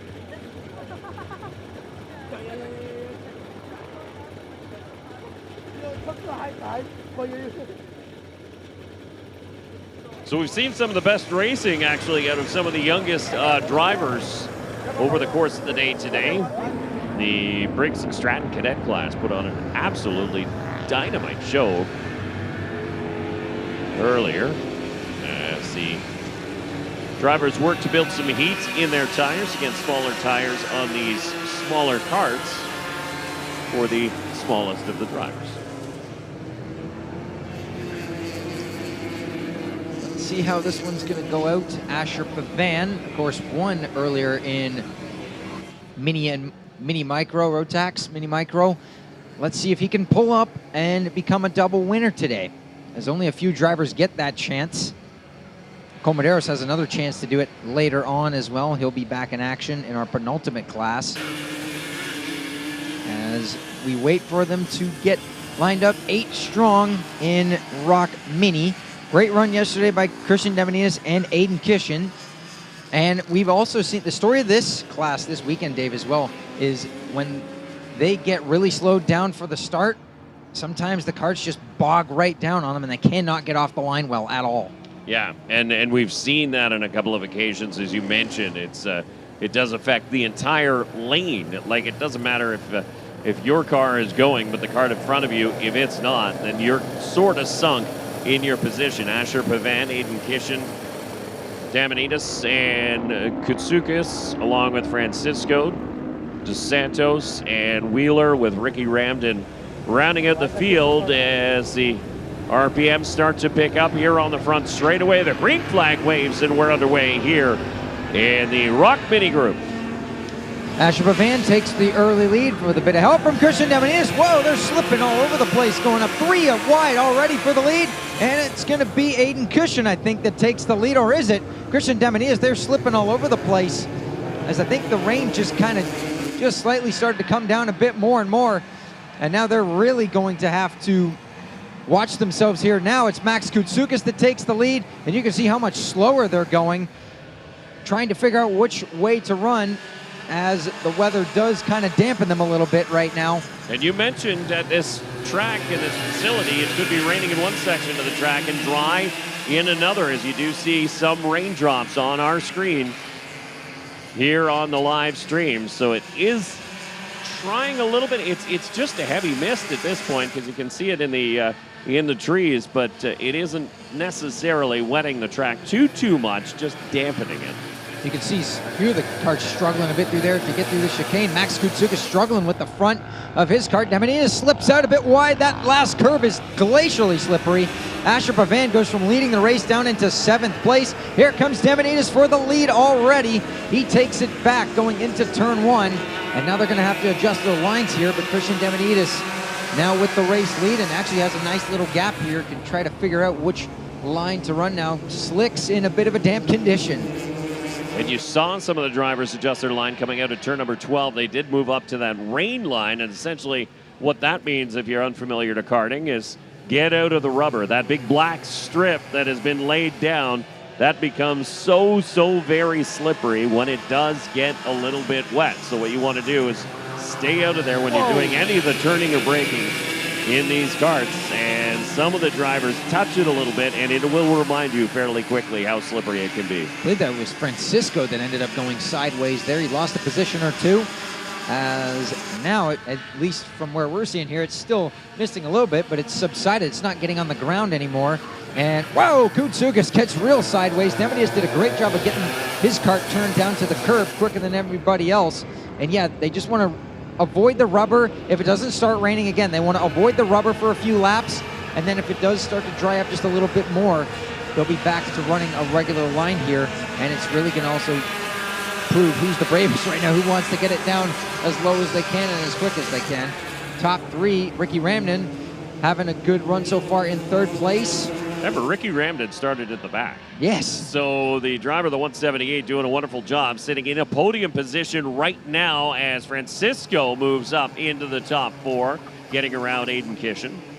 Great move there, as now I'm starting to see them get back to their semi-regular lines, at least through turn 5. Let's see where they are through 6. A little bit off of the bottom. You can see Pavan going back to the preferred line, and that did work out for him there. Yeah, he's running the preferred line, and it is quicker at this point in the race. And Demonitas is getting closed in on now from Kutsukis and Ramden as they all close right together. Kutsukis looking to the inside in the chicane. He goes through. Ricky Ramden also going to go through and into 2nd place. Demonitas was on the outside, and again, yeah, through 12, they're all back to their regular racing line. So the mist not quite as heavy as it once was, and the drivers deciding it is fine to adjust their lines back to where it should be under dry conditions. Top 4 right with each other. Asher Pavan's broken into 5th. Here comes Demonitas to the inside of Ricky Ramden, and he takes 2nd place back from him at the top of turn 3. Down the hill we come. 5 karts under a blanket, and they all fan out. Demonitas back for the lead. He's going to get through. Francisco also going to go through on Ramden. Pavan tried to do the same and can't get clear. He's got to tuck back in line. Ramden into the back of Francisco. Left it on the brakes a little bit too late. A lot of steering input there from Francisco to hang on to that number 114, but does, and as a matter of fact, opens a bit of a gap as Ramden lost all that momentum in getting into the back of the 114, but back up at the front, it is Demonitas ahead of Kutsukis. Pavan up another spot. He gets by Ramden. There's your entire top 8 right with each other in one shot. Here comes Francisco to the inside of Kutsukis. He'll take the 2nd place away. Still sliding a little bit, but back to regular dry line for the most part as far as what I'm seeing. Still a little bit slick out there. I think it'll taper away. Again, the mist is with us right now, but it's not really falling too hard on the track. Here's Francisco for the lead. Maybe, nope, tucks back in line. A little bit too far behind, but didn't want Kutsukis to think that there was going to be an opening to the inside as, oh boy, Pavan, a 2-for-1 in a set of corners at the top of the hill. Number 6 was the winner for the 154 as Pavan went from 4th to 2nd in one set of corners. Great stuff from Asher Pavan. He's closing down now on Christian Demonitas as we head back into the chicane. Ricky Ramden has gotten up and past Max Kutsukis for 4th place. And here comes Joshua Wheeler to the inside of Kutsukis as well, and he'll take 5th away. as Pavan goes for the lead, heading down into turn 1, and the pole sitter takes back the lead, or should I say maybe takes back the lead. No, he doesn't. Christian Demonides comes back at him, and he's got Francisco to deal with again. Good hard-fought comeback for Demonides after giving up that spot into turn number 1, came back in turn 2 and took it right back. How about into this one? Turn 5 into the braking. Pavan takes a look, gets up alongside, and goes around back into the race lead for the 154. Back up to the top now. Can he stay there? Switching the wheel a little bit, but not terrible. You can see a bit of moisture on the camera lens, but it isn't really accumulating on the track as well. I'm sure the drivers may tell us differently, but as far as we can see, it's not affecting them too much badly now. The times are a little bit off, about a second. And here we go. Demonides with a push from Francisco back to the lead. And no, Francisco can't quite find a way through, but Demonides back to the point. Let's see how long Pavan wants to wait to take this back. I didn't think he would wait very long. He goes right back to the lead with Francisco pushing him. Demonides is going to try to hold the inside, and around goes Demonides in turn number 2. Caught a little bit of that inside curve, and it really upset that kart and sent it sideways, potentially all the way around in turn number 2. Yeah. Ricky Ramden, yeah, it did. As he has to push it out of there. Has to push it out of the grass and back onto the asphalts and refire the engine as Ramden now up into 3rd. And it's Pavan and Francisco up front. Let's see if Francisco can stay with him. Ramden with a great run so far. Again, started at the very back of the field. He's up in 3rd, and he's got a bit of a distance to Josh Wheeler behind him. Here comes Francisco with a run. And he's going to make the pass for the lead, I believe. Yep, he gets cleared and through into the chicane. New leader, the 114 of Liam Francisco. 11 laps to go. And as much action as we've seen in this one, it's hard to believe there's still 11 laps to go because they've been fighting like it's the last few laps almost every single time around the track as Asher Pavan continues to hound Liam Francisco, who just turned the fastest lap of the race, by the way, in taking over top spot. I'm starting to notice that the rain's picking up a little bit once again, starting to get on the ground.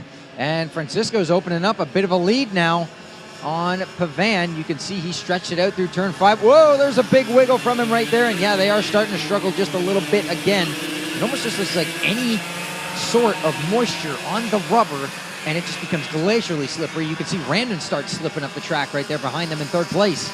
Well, we talked about how much rubber buildup had been put down on this track. We did get a little rain through the area last night as Francisco went for a big slide, under braking into turn 10, and now around turn 12, you can see they are just being a little bit more ginger. Pavan tried a different line coming out of the last corner. Not really sure if it worked for him. I think he bogged down the kart. 10 laps to go. Francisco starting to use a bit of his body to try and get a bit more side bite into the kart now, with rain still kind of threatening. Now it's starting to taper off again. It was only for a few corners that they struggled. Now it should somewhat be back to normal. Down the hill, Koutsoukas back up into 3rd place and asking for a push from behind. And I'm starting to notice, I think it's the front tires that are struggling in this hard condition. Here comes Aiden Cushion, looking, nope. Tucks back in line behind Josh Wheeler. Wheeler sends it to the inside. A little bit too hard, he got sideways. That's all Aiden Cushion needed to see as he almost made the pass going into the bowl. Koutsoukas has managed to get away around Ricky Ramden for 3rd spot and the final podium position, but Asher Pavan is not getting away too far. Pavan is about 0.8 of a second back of your race leader, but now Koutsoukas, he's right there within striking distance. Wheeler made the pass to the inside of Ramden, but he couldn't turn in the center of the corner because of the moisture coming down, and again struggling to keep Ramden behind him, and he's not going to be able to do it, or is he? They cross each other over. Here comes Koutsoukas after Asher Pavan, heading up to turn 2. They've lost a second now to Liam Francisco. He's pulling more and more away at the front. And Cushion looking on Ricky Ramden. Nope, he tucks back in line. You can see it takes a little bit longer for Asher's kart to turn, and then it bites finally. But again, a bit of that moisture is making it a bit hard on him. Here comes Katsoukas. Again, they're about half a car length up on the normal racing line in turn number 6. But elsewhere, they're sticking pretty close to it. As Katsoukas now tries to put a run together. We'll see what happens here at the end of the straightaway as Ricky Ramden once again plays a little defense. But at the front, the lead is gone for the 114 of Liam Francisco. So that went from about 1.2 seconds to 0.4 of a second. So the 114 with a misstep in 10, 11, and 12. Now the entire top 7 is within 2 seconds of the race leader. It stretched out and then it tightened up once again with, again, the rain kind of subsiding here, and it's not as persistent as it was before. Here comes Ricky Ramden. He had a look to the inside of Josh Wheeler. He couldn't make that happen. As up the hill we go. This is where there's a bit of a different line running into turn 6. You can see Pavan keeping it pinned down more, and that seems to be working out better for him. Coming through 6, if he can just get it turned a bit more, he might be able to get to the inside of Francisco. I think he's going to have a run on him by the time we get to the chicane here. Here comes Pavan, tucked right up in behind the 114 of Francisco. It won't happen this time, but just really building it up now to the inside in turn number 12, all over the curbing, but can't make it stick is Asher Pavan, who will drop back now into the clutches of the 113 of Max Katsoukas. You can see Katsoukas was looking. He just didn't have enough of a run to make anything happen on Pavan there. And this once again puts Francisco out with a decent lead. 7 laps to go. And we come down the hill again. Top 3 have sort of broken away from Wheeler. DeSantos now up into 5th place as Wheeler defends from him, going down into 5.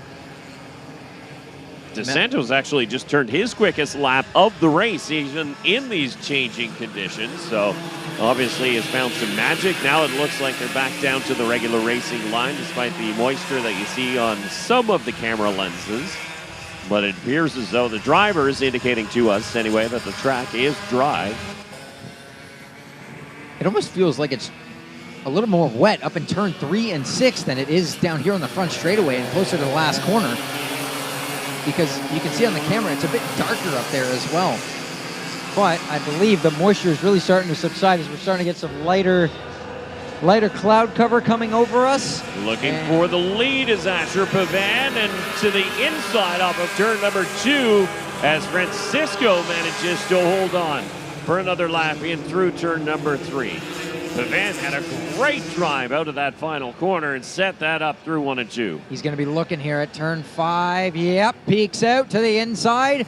Clear on Francisco, or is he? Francisco comes right back at him. They are dead even. Francisco's got a bit more pull up the hill, and he isn't going to clear him. Asher Pavan puts it back on the inside and takes back the lead. Pavan has been running that tighter lineup through turn number 6 pretty much all race long. There's 5.5 laps to go now for Asher Pavan, your new race leader. He's doing everything he can right now. Now he's going to go on the defense. Francisco to the outside. He tried to go through there, kind of slipped in the second part of the chicane. Advantage to Pavan so far, but this is far from over. Francisco sticking right with him. Ramden back up into 4th place, a little bit behind. Francisco, I thought he was going to get through on him there. Cushion trying to get through on DeSantos. This is the battle for 4th and 5th. As you saw, Wheeler really slip at the top of the hill there. Back to the leaders now. And it is Francisco who's applying the pressure on Asher Pavan.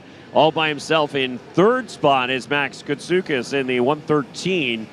It's a battle for 4th on back with Ramden, DeSantos, Kishin, and Wheeler. And that's DeSantos who goes off and through the dirt, but manages to rejoin. Little shake of the head there. He obviously wasn't impressed with how that went. And he's got to regroup himself back in 7th, and he might not get another shot at getting back up to that group of karts right there. Up front, Pavan's not leaving the door open at all. Oh my goodness, Francisco getting into him pretty aggressively there, coming down into the chicane, almost giving Pavan whiplash. You can see his head kind of lurch back right there from the bumps that Francisco's giving him. Which way? He's going to go to the outside this time. He's up beside Pavan. He's clear of Pavan going up and into turn 1. Pavan's coming right back at him, though. He's got a bumper to him. No, Francisco able to hold on for the time being. They swap the lead once again. And Pavan to the inside of turn 4. No, over the curb too much. Don't see that as a passing opportunity many times, but Pavan decided to give it a shot and try to the inside, but it did not work out. Slots into second behind the 114 of Liam Francisco. So Francisco a little crossways in turn number 6, but continues to hold on. And now the 154 of Pavan right up to the back bumper of your race leader. He is right on him. What does Francisco do? Nope, he's going to do the same thing that Pavan did. Don't leave the door open. Pavan's going to make the outside work regardless and takes back the lead. We swap the lead once again. My lottery ticket, I do not know which way this race is going to go here. It seems like the top end works out right here for Francisco, and that's what I talked about. He's back to the inside of Pavan, and he takes back the lead, or does he? Pavan's still on the outside. He outbreaks him into turn 3, and he holds the outside around the center of turn 3 and takes back the lead. My goodness, they are just going right at it.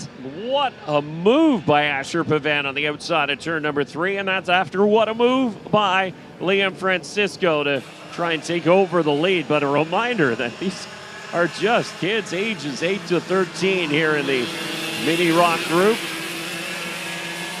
And Asher Pavan and Liam Francisco delighting the crowd here at Mosport Karting Center, but also putting on a great show here at the Canadian Karting Championship. Oh boy, Francisco trying the outside there. Not quite able to make it happen. Instead, he's going to wait for the last corner. There's almost contact. They slide, and somehow they stay dead even. 2 laps to go, and it's Francisco at the line that takes the lead right back from Pavan. They head up the hill. I wouldn't be looking too far behind him. Max Koutsoukis is going to be looking at this and going like, hey, I can get in this too. These guys are using up all their equipment. They're going at it right now. I have got to get in this. It's just going to take a little bit of a slip up, and that'll make it a 3-kart race at the front. Pavan goes to the outside as Francisco does the defensive line on the inside of turn number 5. Here we go to turn 6. Pavan again washes out wide to try and diamond off the corner and come back, make that run work. He does close up on the back bumper. We know he's made the outside work into turn number 10. Can he do it this time one more time? He's keeping it pinned down to the inside in the bowl as well, making sure Pavan doesn't get there. Don't look now. Here comes Kishin and Ricky Ramden as well, getting closer and closer to this. If they're not careful, we're going to have a 5-kart fight for the race win as they're coming onto the front straightaway. 1 lap to go in the ROK Mini final. Who's going to win it? Your top 5 are right with each other in the same camera shot. Less than a second as Francisco has to defend going up the hill for the final time. Pavan's going to try the outside again at turn 3, and again he outbreaks him and takes the race lead away. What a move to take over top spot for Asher Pavan. Francisco now back in the clutches of Max Koutsoukis for second spot. But you're right, it is a 5-kart battle now at the front of the field. Asher Pavan ahead on a swivel, looking left, looking right to see where that challenge is coming from. Francisco a little bit better through turn 6. Now they come on the exit. Oh, Kushin hit the curb too hard, and that might put him out of contention here. Pavan's pulling away from Francisco, but this is where Francisco's been so good right here. He closes that gap in. He's going to definitely have to go to the outside. Which way do we go? He's into Pavan. Pavan takes it. Now it's down to the last corner. Don't leave that door open. I don't know. It's going to be a drag race to the line. Can Francisco get off the corner quick enough? No, he can't. Asher Pavan wins the ROK Mini Canadian Karting Championship for 2025 in a stellar last lap pass around the outside of turn 3. Championship number 2 for the driver, the 154, Asher Pavan. This is the second Canadian Karting Championship of the day for the young driver as he celebrates here in the ROK Mini class. But what a race that was. With Liam Francisco, the difference at the line about 1/10 of a second. Max Koutsoukis In third spot, Ricky Ramden, Aiden Kishin. That is your top 5. Joshua Wheeler, Melville DeSantos, and Christian Demonitas rounds out the finishing order.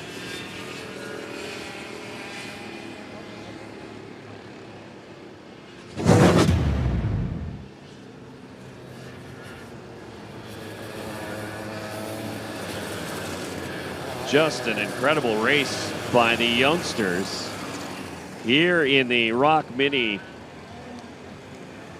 class. And it just goes to show you don't necessarily have to have age on your side to have excitement in a karting class. As Demonitas was up in the mix for several laps leading this one, as the constant change in weather really threw a spanner in the works for these drivers. And then Liam Francisco in the 114 had his turn at the front of the field, but Asher Pavan took over in the late going.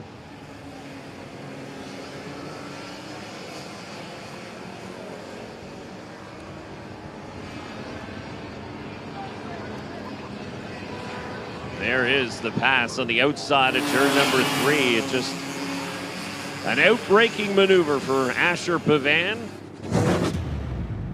And driving home to victory lane.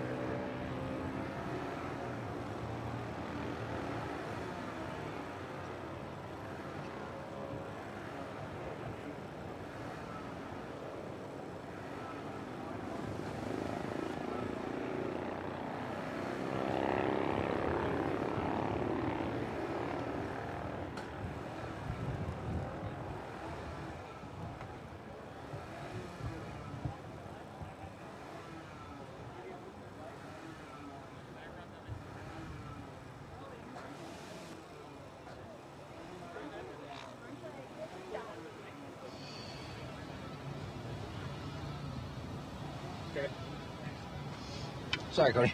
All right. Yeah, you might want to hold that while you do the interview, Asher. Hold on. Okay, there we go. Thanks, Mark. Well, I'm standing here with your 2025 Canadian Karting Champion for Mini ROK as well, Asher Pavan, 2 in 1 day. That was an amazing race. Pass around the top of turn 3. How about that one? How do you feel? So good. That was like one of my best races. Yeah, I just literally just didn't brake. I just went. Yeah, it was super good. I thought I didn't have it at the start. I was falling back in the rain. Kurt wasn't turning, but then as it dried up, the gear came in and the tires came in. It was great.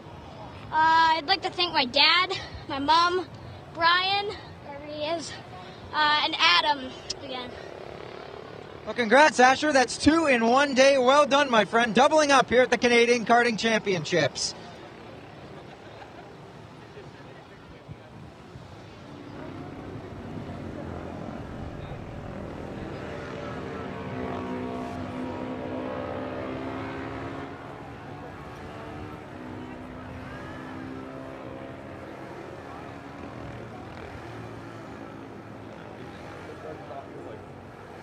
Whatever, 10 years old.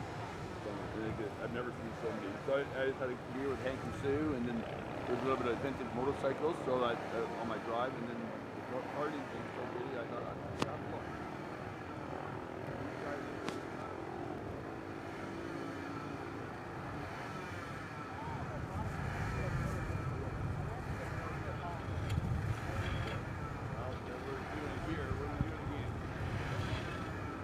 So Briggs and Stratton Junior on the pre-grid, set to come out and complete their championship day. 20 laps for the junior drivers in the 4-stroke Briggs and Stratton.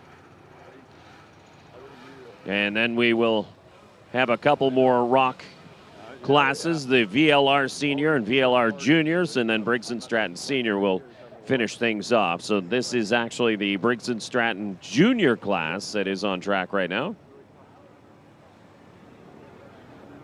And again, a 4-stroke engine, so it doesn't make as much horsepower, very much a momentum kart. You want to keep that momentum up through the corners, and you'll see a lot of drafting, a lot of nose to tail bumping. And these drivers start at about 12 years old. So about 12 to 15 is the age group for these drivers. 300 pounds for the Briggs and Stratton Junior.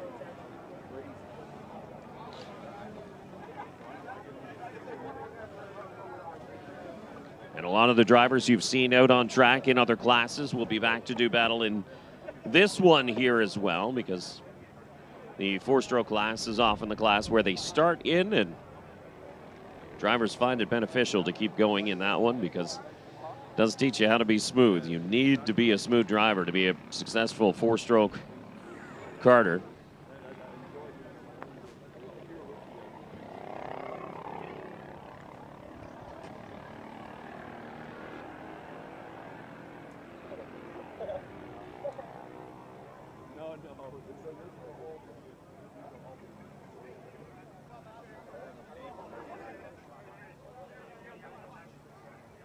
Well, I already had that.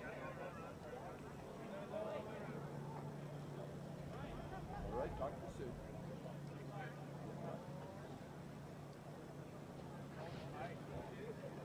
Jesse! I thought only Briggs would attack this. Copy that there. Okay. We have attention to the paddock. As things begin to wind down for the day, just a general reminder to all competitors in the paddock, if you haven't already done so, please return your transponder back to the main building.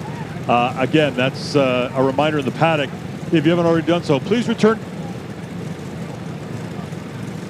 back to the main building. Thank you.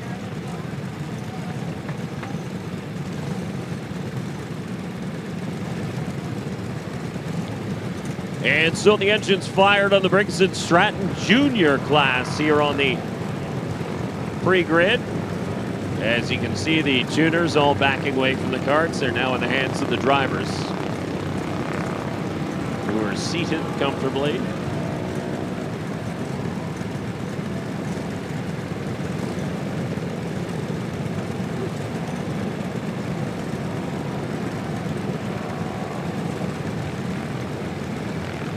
And again, this race distance will be 20 laps for the four strokes.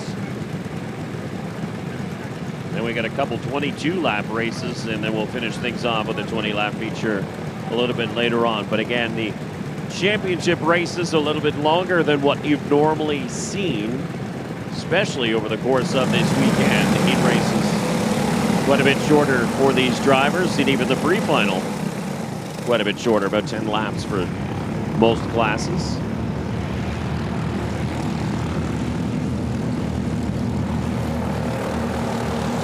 The starting order of this large group, the 219 of Cole Campen is your pole sitter.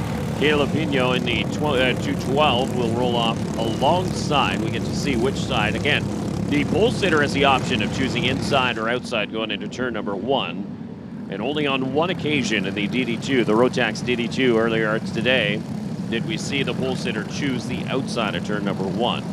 Jackson Corbett, Cody Shaw make up row number 2, Blake Frageau, and Ethan Chan in row number 3. Then Lorenzo Pigliarolo and Keegan Irwin, Matthias Sigas, and Brandon Bowden in row number 5. As that is your top 10 starters in the Briggs and Stratton Junior class.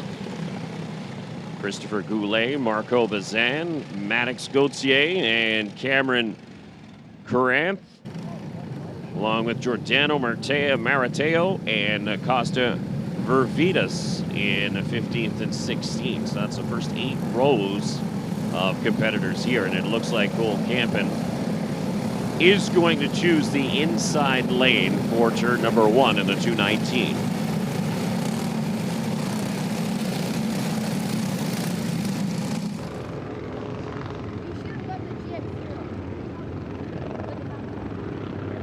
So the field coming very slowly, creeping onto the front straightaway. You can see the stripe where they're allowed to pick up the RPM. There it is. as the green flag waves, and we are underway here on the Briggs and Stratton Juniors. Up and into turn one is going to be Cole Campen that's taking the early lead. Caleb Pino trying to hold it around the inside. 3 wide at the top of the hill. Jackson Corporate gets up into second place. Pino slots in third. Frageau to the inside of Chan as they come barreling down the hill for the first time. Now it's Cody Shaw side by side. Oh, we got a big crash further behind. Someone's upside down. And this will likely lead red to flag a immediately. red flag for sure. As you can see, the card still sitting on its side. Coming out of turn number 4. And there it is there, the 2 competitors, 3 competitors, as a matter of fact, all involved. And the emergency personnel quick to get to them.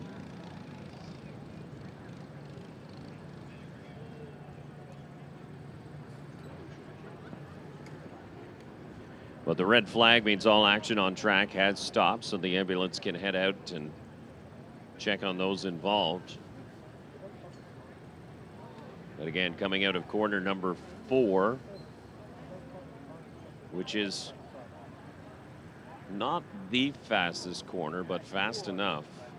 You're carrying all that speed to try and continue down that hill into turn number 5 and presents a passing opportunity. So at this point, the ambulance team out to check on the drivers involved. You see a couple of them have been up and about, moving their carts around. Have another look at what happened.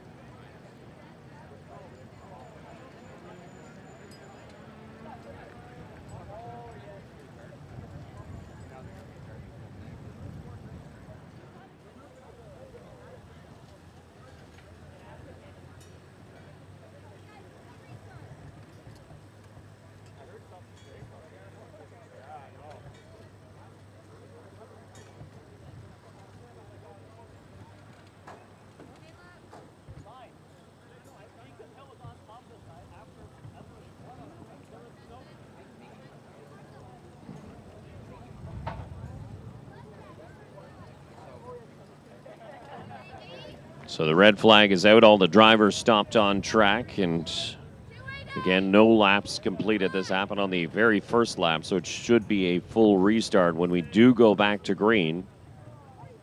And the drivers being slotted into their original starting order.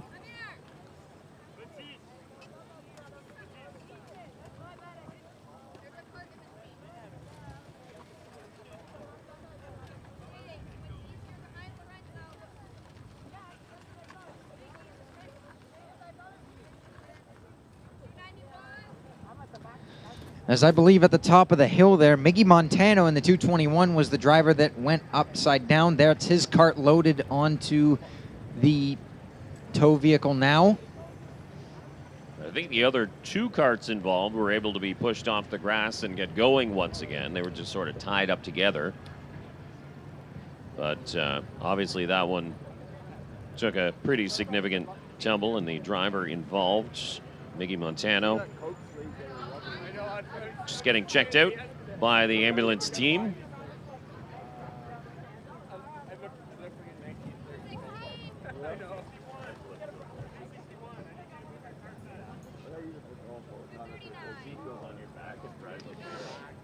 So the marshals now over there, they got the clipboards out. They're going to try and restack everybody here into their proper positions. Again, full restart. We did not complete a lap under green flag conditions.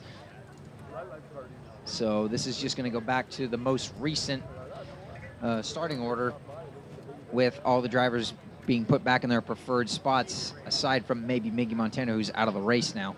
Yeah, it's just a matter of finding out where everybody is and putting them back to where they should be starting. And so that's what takes the time here.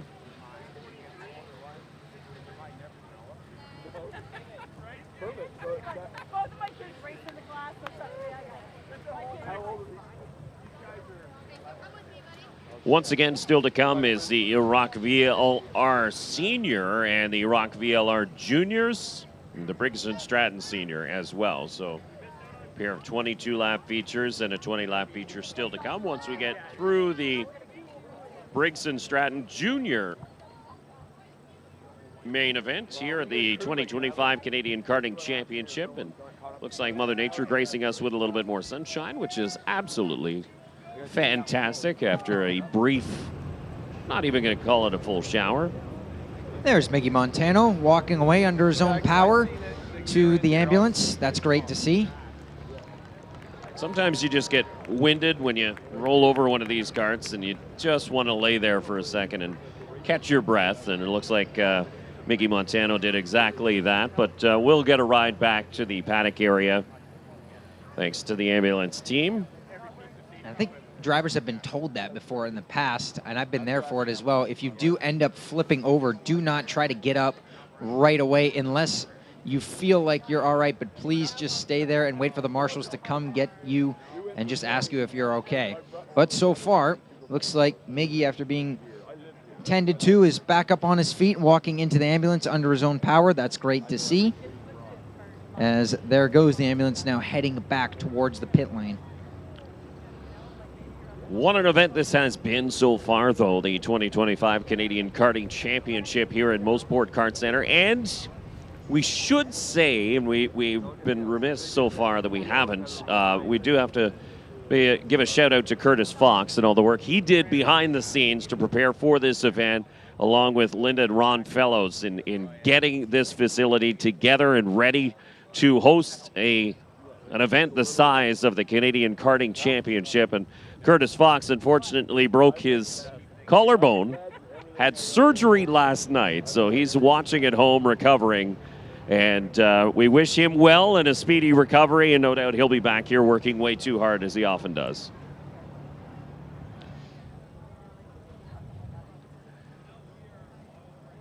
As you mentioned about the Mother Nature, you can see behind us, it's kind of been going on a diagonal route if you're looking at the track from where the drivers do. If you're looking at it straight heading down towards turn one, diagonally to the left on a 45-degree angle is where the clouds are going. And right behind us, nothing but blue sky and maybe a bit of light cloud as well coming behind us. So it looks like that black patch and a bit of the drizzles have gone away. And we're lucky to get some good weather for the rest of the day, which is exactly what the forecast did kind of say. Once we got to a bit of the portion of the afternoon, it wasn't going to be that great. Thankfully, we didn't really get rained on at all. It was just a bit of moisture in the air. Only affected one class, only for a few laps. And now the sun is making its way back out and will be, hopefully, full dry for the rest of the day. As the Briggs Juniors are fired back up, and looks like we're going to get ready to go. Yeah, so now's the opportunity for them to build some heat back in their tires very, very quickly. But you see them already lined up 2 by 2 as they're going to get set to go very, very quickly. Once they get back to the flag stand, it will count as lap number 1 in the official record books, but they'll see the green flag once again for this full restart. So nobody changed positions on that first lap, but we're going to try it all again. So again, Cole Campen and Caleb Pino going to bring us down to the green flag. Jackson Corpet right behind Campen. Teammates there as well. Cody Shaw sitting in fourth. Blake Vergeot rounds out our top 5 in the 208. He's got Ethan Chan right beside him. This is going to be very interesting. We saw a great battle between, I believe the top 10 were all right in it with each other yesterday with a 10-lap pre-final. Now we got just going to be under 20 laps for our final. Hopefully we're in for some real good racing as we come down. Campen giving hand signals. Green flags in the air. Here we go. Oh, Campen got a good start on the inside. And it looks like the outside lane, the best they can do is Pino slides into 3rd spot. So the top 2 managed to get through, and it was Corbett and Campen. And they line up, and you can see them immediately look back, give each other hand signals, as we got another car off in turn number 4. This one, a lot easier just to drive through the grass. Just off in the grass. Most of the rest of the field has single filed out and running right with each other. I think we had a bit of more of a kerfuffle. Lots of carts coming down late into turn 5. I think we had a pretty big scramble up in turn 3. Here we go. Chan trying to go to the inside of Jackson Corporate as Pino immediately went back by. Same with Cody Shaw. He's up in third. Shuffle Corporate down into fourth place. Cole Campen still with the lead. And a look over his shoulder. And here comes Pino with a run here. Signaling forward is Caleb Pino, but he's going to stick behind Cole Campen for now. Might have been signaling to the cart behind, it's time to go, and I will pull out if you will go with me. And that's sort of the basics of communication here in four-stroke karting. But again, you can see it's 4 cars in the screen right there, but it is a stream of carts all nose to tail. Up and into turn 3. This is where you got to be careful. Don't run into each other. Coming up and through turn 3. We're going to see them come flying down the hill here. Here we come out of 4 and down to 5. That's Marco Bazan making a move to the inside on Bowden. Chan to the inside of Jackson Corpet. He goes through. They kind of file out, and it looks like Matthias Segas is going to get shuffled out in the 288. He goes behind Pidlarolo, and up the inside goes Bazan, trying to make that pass stick. Too much over the curbs, and he lost too much momentum. Lucky he got a bumper behind, because that could have equaled. Oh, now a touch off the racetrack, and Bazan will lose even more as far as positions go. Battle for the lead, though. Pino went, and Cody Shaw didn't go with him around the outside. Instead, he's going to take second place away. Chan slots right in behind both of them. So Campen did a good job of defending the lead right there, and I'm guessing Pino was hoping that Shaw was going to go with him around the outside of Campen, and he didn't. So still Cool Campen at the front in the 219 with Cody Shaw and Caleb Pino and Ethan Chan, along with Jackson Corbett. That is your top 5, although anybody in that lead group could move up or down at any moment. Pino's not taking that line down. He's going to the inside of Cody Shaw for second place. He's going to take that spot away. This might shuffle Ethan Chan here. Yeah, he's not in the best spot, being stuck on the outside. I think Jackson Corpett's also going to get through. He does. Blake Bergeau tucks back in line. Lets Ethan Chan in 5th place now. And they continue to ride out. Pino back into second place. He just wants to be riding right there. And maybe if Campen leaves the door open here, he might go for the lead as they get into the chicane. No movement, although it's Jackson Corpet that's going to try to go to the inside of Cody Shaw, and he gets through and into 3rd place. As through the grass goes Matthias Segas. He had Keegan Irwin to the inside, and now he's got Brandon Bowden to deal with. They're side-by-side coming up, and once again, Segas out of the draft, and I think he's just going to go backwards here. Jackson Corbett with the fastest lap of the race so far, sitting in 3rd spot at a 294. And is helping along the driver just in front, Caleb Pino.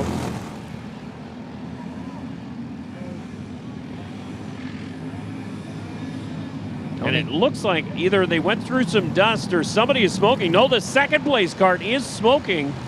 Caleb Pino is trailing some smoke in behind that cart. And can we see it there? No, we can't. Not anymore. It was just there for a split second. There it is again. I'm almost wondering, is that the clutch? Because he's getting off the throttle and then he gets back on the power and it just kind of smokes a bit and then it just goes away. So I'm wondering, is that his clutch just reacting something odd right there? He lets it off and then right here you see it start to smoke up a bit again. Is that the clutch or is that something from the exhaust? As far as I can tell, I think it's just the clutch, but we'll see. Corpet looking to the inside. Nope, tucks back in line. Corbett's tired of following him at this point because he just keeps waving his hand in front of his face like, man, that stinks. I don't want to follow this. But potentially it could be oil on his visor too. We don't know what the issue is, where that smoke is coming from. We just know that Caleb Pino continues to show some smoke out of turn number 4 into turn 5. That's starting to get a little bit worse now going down the hill. It's happening everywhere. Yeah, I'm starting to wonder if that... Yeah, he's going to go for the lead, though. To the inside. Looks over his shoulder. Campen can't really do much. Corpet to the inside. They bumper lodge a bit. Campen over the curbs. And he's going to get back on right in front of Cody Shaw and continue on where he is right now. Pino to the lead. Now can he hang on to it? And that answer may be no. Jackson Corpet's going to go for the lead with Cole Campen also to the inside. One made it, one didn't. Ooh, that almost got messy as they bounced off the curbs. Pino hanging on to second as they make motions to stay single file once again to try and continue to open up that gap at the front. 15 laps to go. Campen slots right in third, pushing Pinot. As Corpet now leads the way. Cody Shaw doing a great job right now in the 280. Normally, he runs in the Briggs Junior Light category, and since that class isn't available this weekend, he's jumped up to Briggs Junior, having a great run right now in fourth position. Right up ahead of Ethan Chan. Just behind both them, Blake Forgeot and Christopher Goulet are making some good progress to this front group. And then it's a bit of more of a gap back to Lorenzo Pillarolo. Keegan Irwin and Giuliano Gallet, I think was one of the drivers that was involved in the earlier crash, is up and into the top 10 right now. So a great restart from the 289, getting himself up into a decent position here. Interesting. Pinot is starting to sense something is amiss with his engine. I don't know if he's smelling it or... But you can see him looking from time to time at the smoke that is coming from that Briggs & Stratton engine. And that is the meatball flag. Oh. And the orange dot in the middle of a black flag indicates a mechanical issue, and the number sign given to your second place driver, the 212 of Caleb Pinot. He is not happy about that at all, and he's still fighting right up in there. Campen trying to make his way through. Now Shaw's going to go through, and now Shaw looking to the inside of Pinot for second place. Nope. Pinot is not giving up despite being shown the mechanical black flag at the 212, hanging on to second spot and continuing to fight for the race lead. And that's actually let Ethan Chan now get up and into fourth place.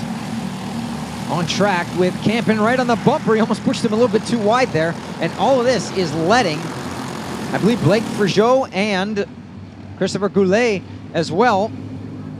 And Pinot still pushing, going for the lead. Corpet saying, "What are you doing? You've been meatball flagged. Leave me alone, please." We'll see it again as they cross the stripe if it is displayed. Couldn't really tell. Yeah, it is there. Displayed for your race leader, Caleb Pinot.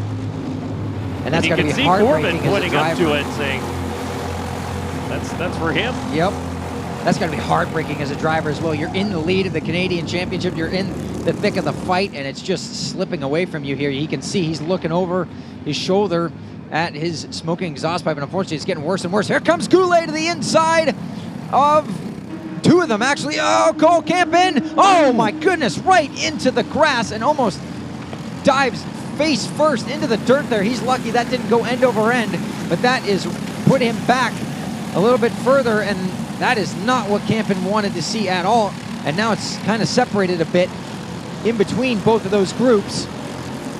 That car just submarined down once it got up in the back. It hit a bump and dove right down into the dirt as the top two now go around your race leader, Caleb Pinot, who will once again see the meatball flag and the number indicating it is for him. And the reaction of his head movements indicates he has seen it. Says it all right there. He's going to continue to fight on. No, he's going to let he's going to let Ethan Chan go by. I think now he's finally, because that I don't think was the meatball flag. I think that once you get shown it twice, and if you don't react, I think they give you the black flag. Yes. And unfortunately, yep, now he reluctantly puts his hand in the air and is unfortunately going to be out of it.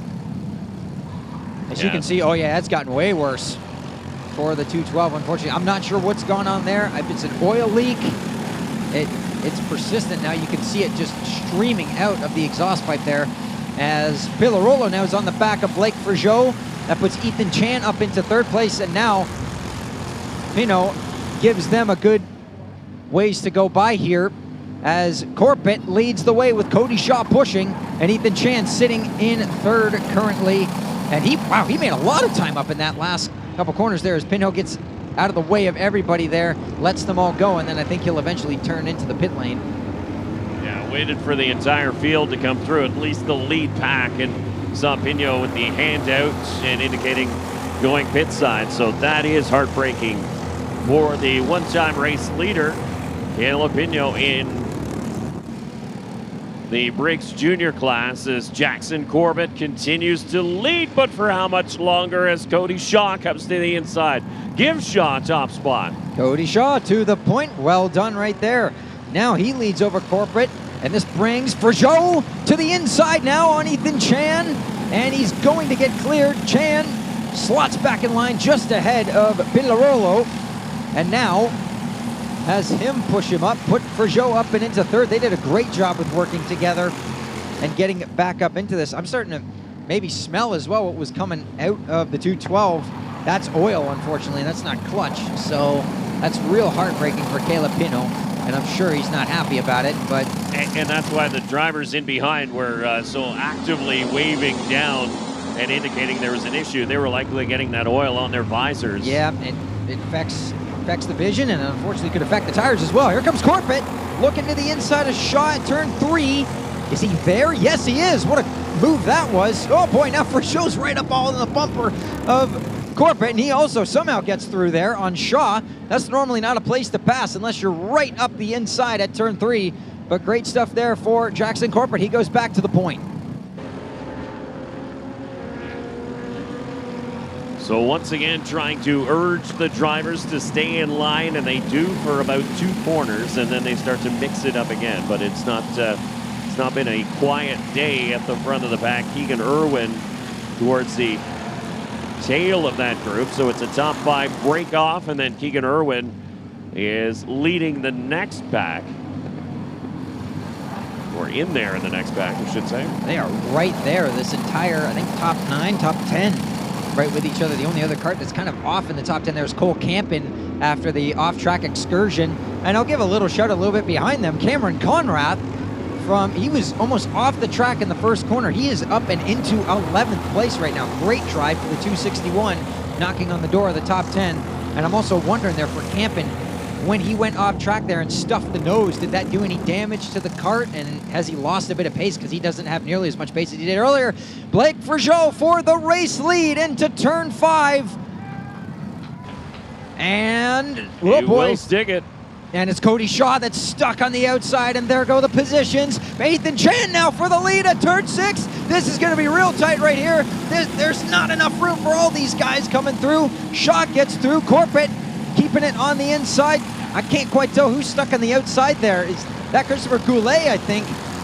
And now he's still stuck on the outside. Irwin's to the inside there, but he's going to get a bit of a push here going into the chicane. Still side by side with Irwin. Oh no, he ran into the back limit. Around goes Goulet in the middle of the chicane in front of the rest of the field. 9, now 8 laps to go as they cross the stripe, and they fan out once again into turn number 1. Being the leader of this Briggs Junior finalist, being the king of the swap shop, because that lead has been passed around amongst several different drivers. Right now it is Chan who has the top spot. And he's not letting it go either. He's immediately going down to the inside and defending. Villarolo to the inside of Cody Shaw, although he rips it around the outside. No, couldn't quite hold it, or does he hold it? On Frgeau, no, he can't quite do that. And this brings Corbett and Irwin right back into the fray here. Same with Marco Bazan. He's just off of this front 6 in the 203 right there. Remember, he was going backwards early on and then going outside the top 10. Now he finds himself in the lead group right here. So the 232 of Ethan Chan continues out in front, and again driving that defensive lane to the inside at the end of the straightaway. Villarola to the inside. Oh my goodness, that's a big crash. Up and over goes Cody Shaw and immediately gets back up. Jackson Corporate's involved as well. Oh, and more cars getting involved on the edge. And Cody Shaw's cart's stuck going in a circle. The throttle's stuck on the 280. And more carts coming out of that Look corner. out. So it's right now just a yellow flag. Now the red flag's out. Now the red flag is out as the official's trying to get a hold of that cart. The saving grace here is that the steering wheel is jammed crossways after it tipped over. And so now they get a hold of it and get the engine shut off as the red flag is shown.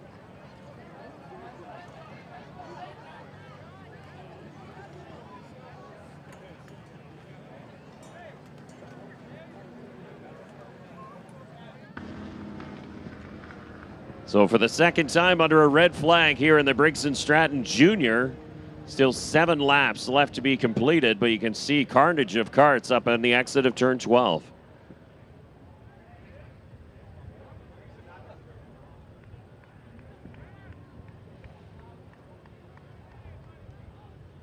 Looks like all drivers involved are okay.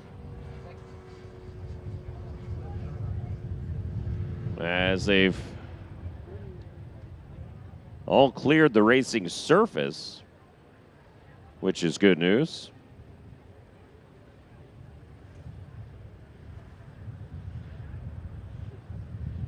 But that was something you don't see every day. Yeah, here's a replay of it right here. You can see Pillarolo, and he gets on top, and the cart, Shaw's cart is actually the one that goes over, and it keeps going. It's a miracle nobody else hit it right there. And while it went over, the throttle just got stuck, and it was just going in circles, and, well, there's not really much you can do to stop that, unfortunately.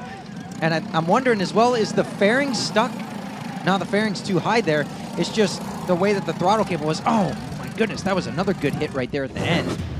That was a cart that was empty. The driver had managed to get out and was climbing the fence, thankfully, as another driver came steaming in later on, avoided a cart that was moving under its own Yeah, they power. really didn't have anywhere else to go except for either hit the moving cart that was there or just dodge that, and had nowhere to go with the other cart that was stuck in the wall there. So, as again, Pillarolo and Shaw were side by side going into the last corner. They made contact. Pillarolo goes up and over Shaw, and in doing so, it's like his cart latched onto another part of Shaw's cart, and it just brought Shaw's cart up and over, launched Shaw out of it. Shaw's cart lands perfectly, and the steering wheel was just stuck to the left, and the throttle was stuck on it, and it just kept going that entire time. I've hardly ever seen that before in my life. The good news is that everybody involved appears to be okay. It's just a matter of cleaning up all those carts up in turn number 12. That is the reason for the red flag here, as the officials are going to work to get the lineup reset and send everybody out for the final, what will be 7 laps.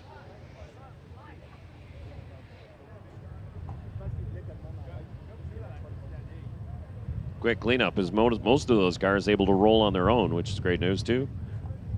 But some heavy hits up in turn number 12. And that is a tough one, because you really don't anticipate anything being there when you come out of turn number 12. You go into the corner and it's a little bit blind, but you come out and all of a sudden it's carnage in front of you, and what do you do? That was bizarre, I guess, is the best word that I can use to describe that. So, and it looks like Cody Shaw was completely fine. He popped up right away after being up and over, and then everything else that happened behind really just thrown a span.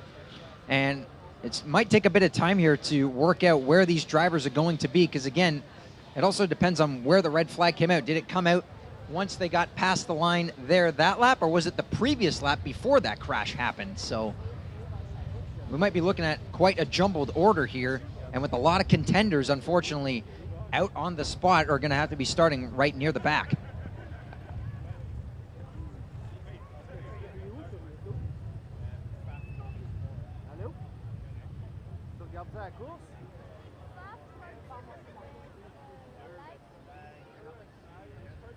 So still to come, the ROK VLR Senior, ROK VLR Junior feature races, and the Briggs and Stratton Senior as well. So that's 22 laps for the VLR, the ROK VLR classes, and 20 laps for the Briggs and Stratton Senior class. But again, this has been a highly entertaining Briggs and Stratton Junior final here at the 2025 Canadian Karting Championship.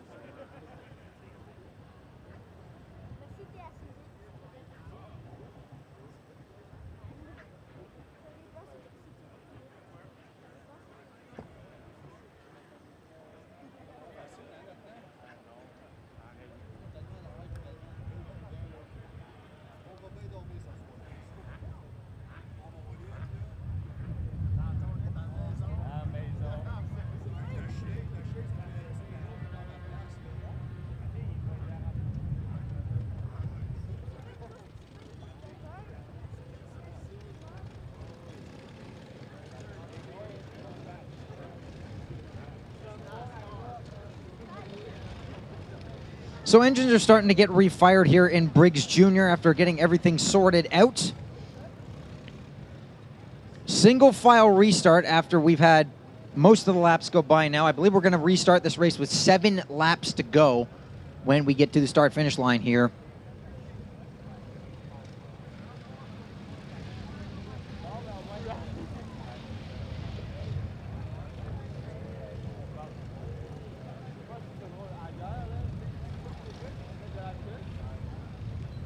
So I believe it's going to be Ethan Chan with the lead as they have him lined up right now. Blake Frageau second. Looks like Lorenzo Pillarolo third. He was able to kind of just keep going right after that crash. Keegan Irwin in fourth, and Marco Bazan up in the top 5. Put Cole Campen up into 6th place.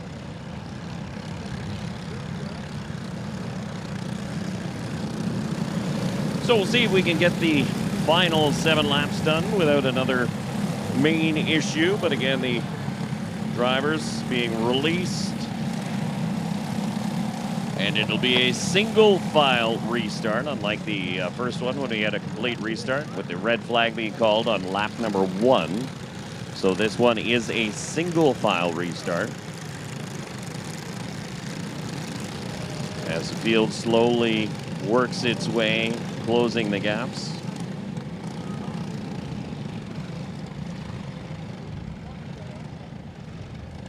Intensity level starting to pick up as well.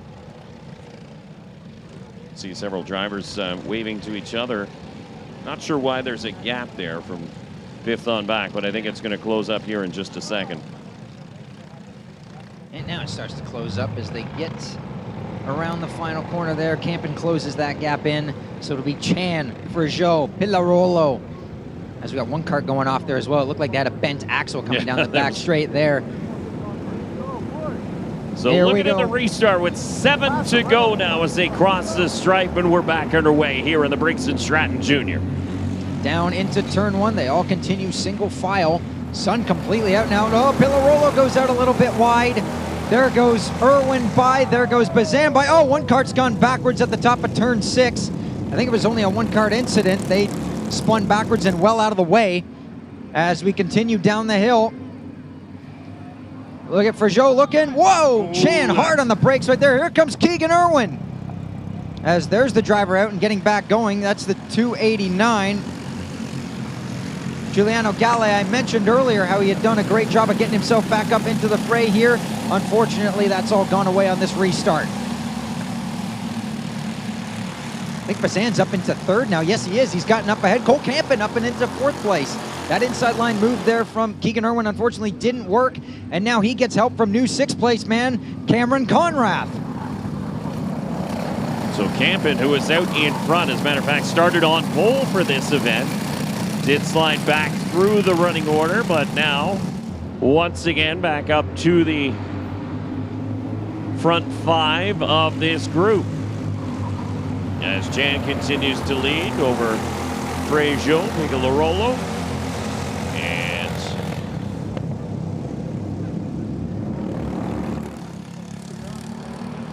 oh, there we go. Not sure if that timing's dead on. That's kind of all over the place. Half the grid's 1 lap behind, maybe. I'm just paying attention to what's on track right now with Chan leading. Frageau's in 2nd. As they climb the hill, I believe that's Marco Bazan up in 3rd. Here comes Conrad to the inside of Irwin. That's for 5th spot. Campen slots in right behind them in 4th position. And now that gap really opened up. Chan able to pull away. He didn't really have to defend that coming out of 6th.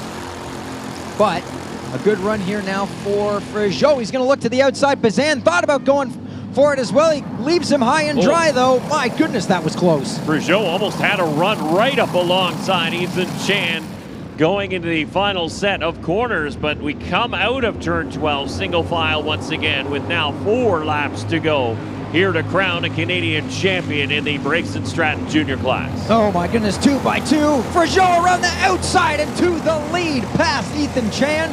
And now they're going at it for 2nd. Bazan's got a bumper to the inside, up and over the curbs, and tucks back in line. Frageau immediately on the defense. Bazan bails on Chan and goes with Frageau instead. They are scattering everywhere as they come down to turn 5 a little bit more. bumper grind. Here comes Bazan. No, he's not clear, and this might shuffle him down a little bit. Ethan Chan, 2 wheels in the grass. Same with Cole Campen. They all bump into each other. Oh, Kevin Conrad spins, and he gets nailed in the side right there by Christopher Goulet, and Goulet's around again. That's a big hit for the 210 of Christopher Goulet. It looks like he is okay, trying to shake off the cobwebs, but manages to get going. Goulet was in 8th spot at the time of that incident, and this is back at the front, with Jan now dropped back into 2nd with Frejot, your race leader.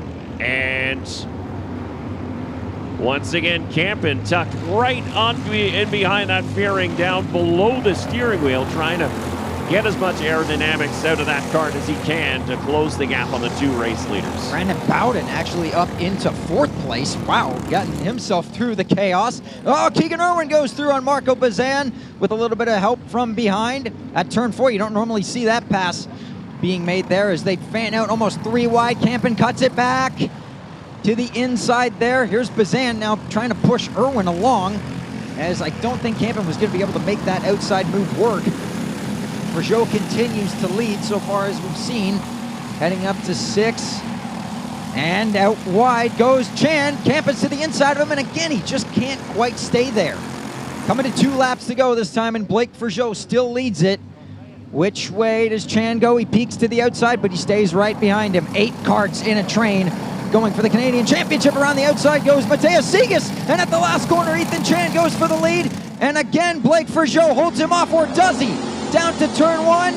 This is going to be tight right here. No, Chan had a wheel there, and he's got help from Cole Campen up into turn 1. Chan back to top spot. He's got Cole Campen with him, and now it is Frejot trying to hold on to 3rd spot. 2 to go that time past the stripe. And it is now 2 karts linked together at the front of the field. Chan goes defensive on Campen. Frejot goes defensive on Bazan, who's back into 4th place. They got into it almost a little bit. Now somehow they all single file out. And now it's kind of turning into a 2-horse race up at the front here. Wow, they really scatter and then get back single file as quickly as they can. It's like a stack of cards, and then they get all piled back up once again. We will see 1 to go the next time past the stripe. And once again, it is Ethan Chan out in front. Corbett took a look on the outside and got way loose as he cut back hard in. It's still nose to tail on the front straightaway. 2 karts are off, coming to the last lap as 1 to go. Which way does Cole Campen go here on Ethan Chan? And it's not over right behind them as well. Bazan's giving a great push to Blake Frejot to get back in this. And Chan slows it down going into 3. That bunches up the field. Campen's into the bumper. Can't really figure out which way to go. Now, down the hill for the final time, into turn 5. 6 karts under a blanket for the Canadian Championship here. Frejot leaves the door open. There goes Bazan by him. They almost touch. They do touch there. Frejot keeps his foot in it and keeps it on the bottom with help with Keegan Irwin there.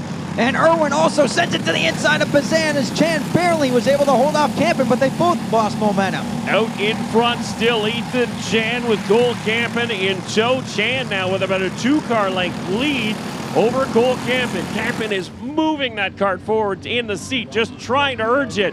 As here comes Frejot to the outside, looking for 2nd. He'll cut back 1 way to the next. Frejot to 2nd on the outside, but Campen's going to hold him off. All the while, Ethan Chan is going to win it. Ethan Chan, your Canadian karting champion in Briggs and Stratton Junior. What a race to the end. Can you believe they almost turned each other coming across the line? Ethan Chan drives a defensive masterclass, holds off the charge from Frejot and Campen, and does it in Briggs Junior. How about that? That was just a crash that didn't finish as a crash. It was at every element of it, but wow, what a finish. And what a run for Ethan Chan. He spent most of this race at the front of the fields and comes home the winner after holding off challenge after challenge after challenge ahead of Cole Campen. Keegan Irwin rounds out the podium finishers with Marco Bazan and Blake Frejot in your top 5. Blake Frageau was in 3rd coming to the line on the white lap, the last lap board. And he settles for 5th after trying to make a shot on the outside. You gotta try and make that move. And that's what Blake Frageau did.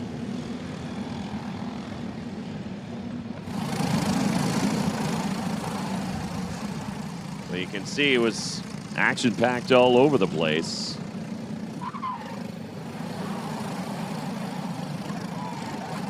Including a couple major incidents that drew a red flag.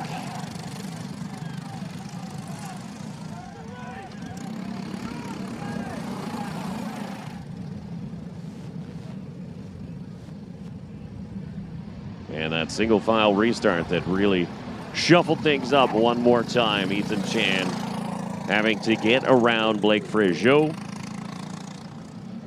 And did. On his way to a 2025 Canadian Karting Championship here at the Mosport Karting Center. And a big thank you to Ron Fellows Karting and Pfaff Motorsports for allowing us to bring you all of the images live streamed this year for the first time here in 2025. I'm Dave Bradley. Joined with me is Chad Webster.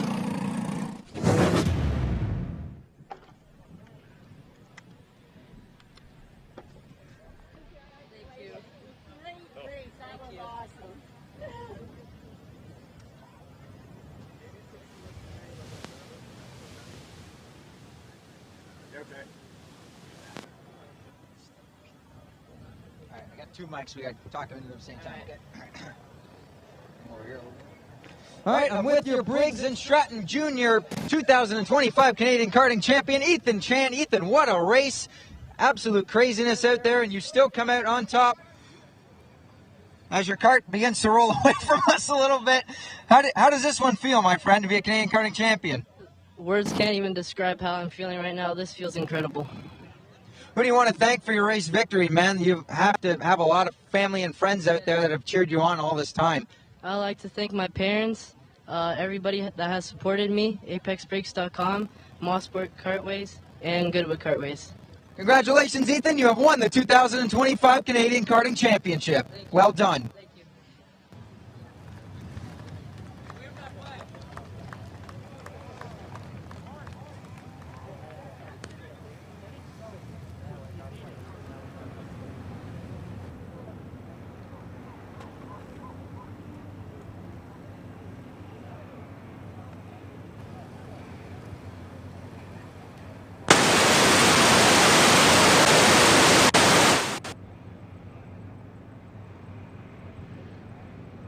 So a bit of a rough and tumble Briggs and Stratton Junior main event here at the 2025 Canadian Karting Championship.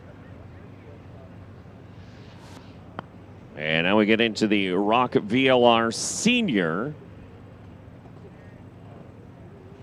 22 lap A main as Ethan Chan finishes up here at the front straightaway in the start-finish line. He'll grab his commemorative checkered flag and do his lap of honor as the Canadian Karting Champion in the Briggs and Stratton Junior class.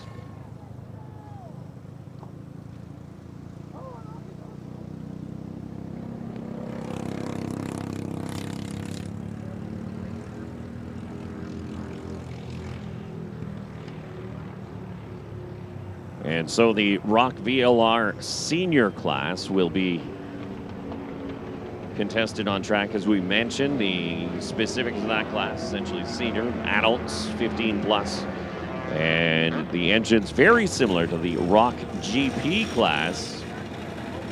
Just a little different. It's almost got a little bit off as far as pace goes for the ROK Senior to the, or the ROK GP Senior to the ROK VLR Senior. These ones are air-cooled as well. The GPs are liquid-cooled engines.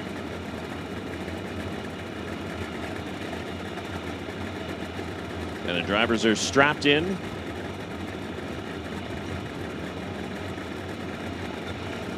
And ready to go for the ROK VLR Senior. Again, this one not long, one of the biggest classes, but still not short on excitement.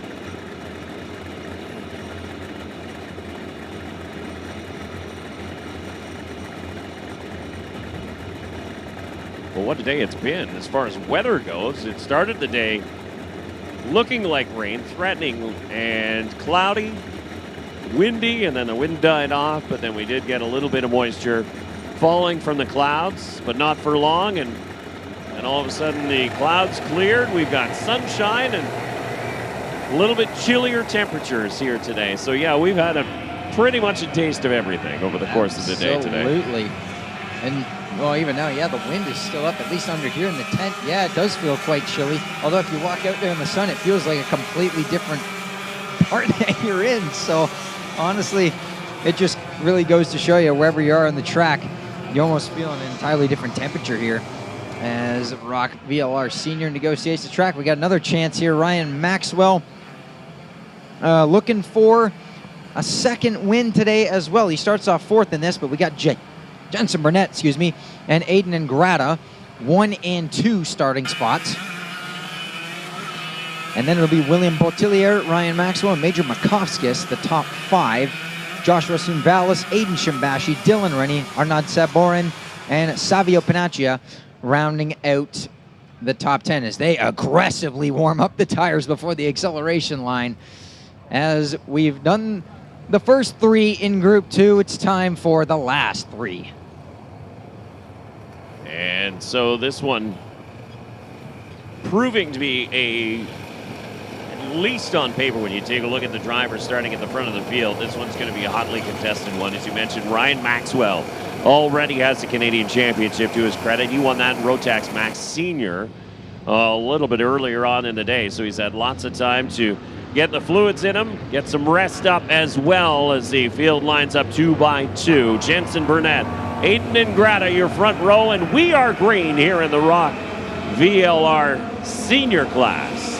Up and over the curves, it's going to be Jensen Burnett taking the lead into turn 1, and Ingrata slots right in behind them. Boy, Portillier got kind of knocked around a bit right there and down a few spots. Maxwell into third. Dylan Rennie with a great start. He's up and into 4th place. And he's got a teammate in tow right behind him as well. I think that's Savio Panaccia that's right up behind him in 5th. And immediately on the defense goes Josh Sunvalis down into turn 5 as they scramble a little bit further back. Luka Posick looking around the outside. Makovskis now stuck there. Shimbashi into the back of Bottillier. Looking. And a little bit more bumping going on there. Saborin into the back of, I couldn't quite tell, I think, was that Oliver Mrak? I think he got into the back of there. Or Kevin Yee, excuse me. And so they're fighting like it is a sprint race. This is very much a longer established race. 22 laps for this feature for the ROK VLR Seniors.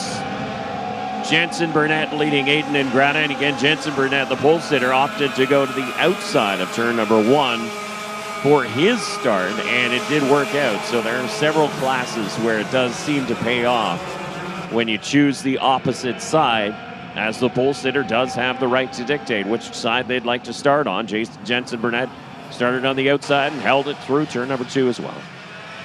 So far, so good, but he isn't able to break away. And these are arguably the 3 best drivers right here. You look at Burnett, Ingrata, and Maxwell right with each other. They've started to pull away from the rest of the field here.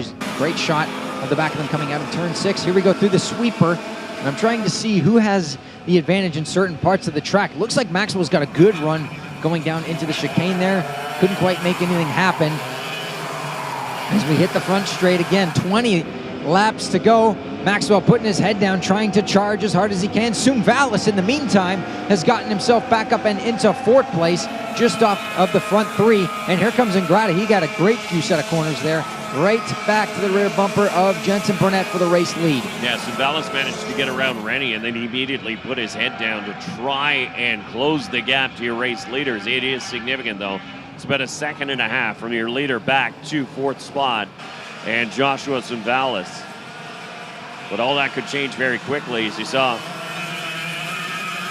couple of drivers losing touch with that second grouping.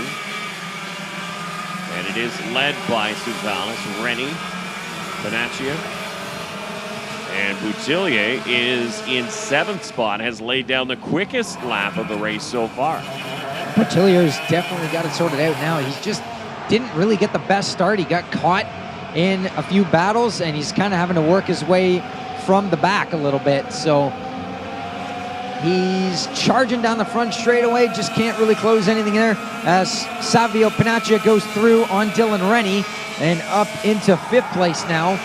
Now he's going to try to go after Josh Suvalis. Here comes Bottillier. Oh, we got a spinner. I think that was Theo Silveria on the edge of the track there on the exit of turn 1. It was. He was running in 12th spot, and he did a half spin, and then had to wait for the rest of the field to go by. So he'll drop to the tail of the running order, likely down into 17th or 18th position. But it is Maxwell who's starting to hound 2nd place, Aiden Ingrata. Ingrata just focused on trying to catch the leader, but he's got a storm brewing behind him, and that's Ryan Maxwell, as Maxwell now dives to the inside and takes over 2nd spot. That storm is now in front of him, and now let's see if he can go after Jensen Burnett. I was just going to say, it looked like Ingrata struggled a little bit that lap coming through turn 6. That left rear definitely picked up off the ground, and now Maxwell says, all right, it's my turn. I'm going to go after him myself, although it's not that big of a gap. And let's see if he can run back down teammate Jensen Burnett. And, well, you can see he's charging down the hill. Same with Ingrata. He's going, come on, give me a bit more here. I'm in the top 3. I can win this. I just need to work this out a bit better. Just so much focus from these drivers. You can see they're just staring forward, not necessarily looking around like we've seen some other classes. The drivers look left and right to see who's around them or what they're doing. These 2 drivers in 2nd and 3rd are just laser focused on trying to catch your race leader, Jensen Burnett. But Burnett is that much quicker. He's just about a tenth and a half quicker every single lap. We'll see what turns this time by with Maxwell making the pass on Ingrata. And I think, yeah, once again, Burnett quickest lap of the race by a good 3/10. He's got them by a good amount right there. It's almost a second now. And that's with Ingrata basically shoving Ryan Maxwell up and down the hill. So Ingrata's got this thing, Burnett's got this thing figured out right now. And the charge is coming on behind him. Josh Sumvalis pulling away from Savio Panaccia. And up the inside goes Major Makovskis on Dylan Rennie. He makes that pass stick right there. As Ingrata, in the meantime, has taken back 2nd place from Ryan Maxwell. And we swap spots once again, but unfortunately that's exactly what Burnett wants to see behind him. Well, and Burnett he just turned the quickest lap of the race, a 58.553 for the driver of the 915. So he is continuing to lay down quick laps. He's not going to lay over and let these 2 catch them, not by any means. And as they start swapping positions back and forth, that's meant the lead at the front is now 1.1 seconds. The hill. I'm starting to see Sumvalis now turns his personal best lap as Burnett again goes quickest out of anybody. They're still going at it a little bit further back there. You saw Makovskis fighting on the inside, I believe, of Shimbashi there. Down the hill we come. Yellow flags are out. We got another cart off on the exit of... And oil down. That's not good. Indication that there is something on the track, some sort of... Maybe debris, oil, possibly? Potentially. You saw the cart over by the fence on corner exit through there. So it's well off the track right now, but they're just going to take a quick run through and see if they can clean up whatever's on there. Hopefully it isn't oil. Again, these are pre-mixed engines, so if it's oil, it's fuel as well. And that's something they do not want to be running through at this high speed. If you hit oil, there is nothing you can do as a driver. You're just a passenger at that point, unfortunately. So, but so far, no sign of it. I didn't even see any signs of anything laying on the track there. Everything is perfectly fine. I'm pretty sure Jensen Burnett would know he was the first cart on the scene, and I believe that flag's been lifted this time. Yeah, I don't see anything. They got the cart out of the way as well. So we're back complete green racing. Major Makovskis now up ahead of William Bottillier. I think they both also passed Savio Panaccia as well. And Major's up and into 5th place. Following up, he's about almost 2 seconds behind Josh Sumvalis, who has also been setting some of his own personal bests as well. Top 4 picking up the time again, but Burnett is just laying it down too hard right now. He's another 4/10 quicker than Aiden Ingrata and Ryan Maxwell behind him. Yeah, once again, a 58.431 for Jensen Burnett compared to a 58.540 for Aiden Ingrata.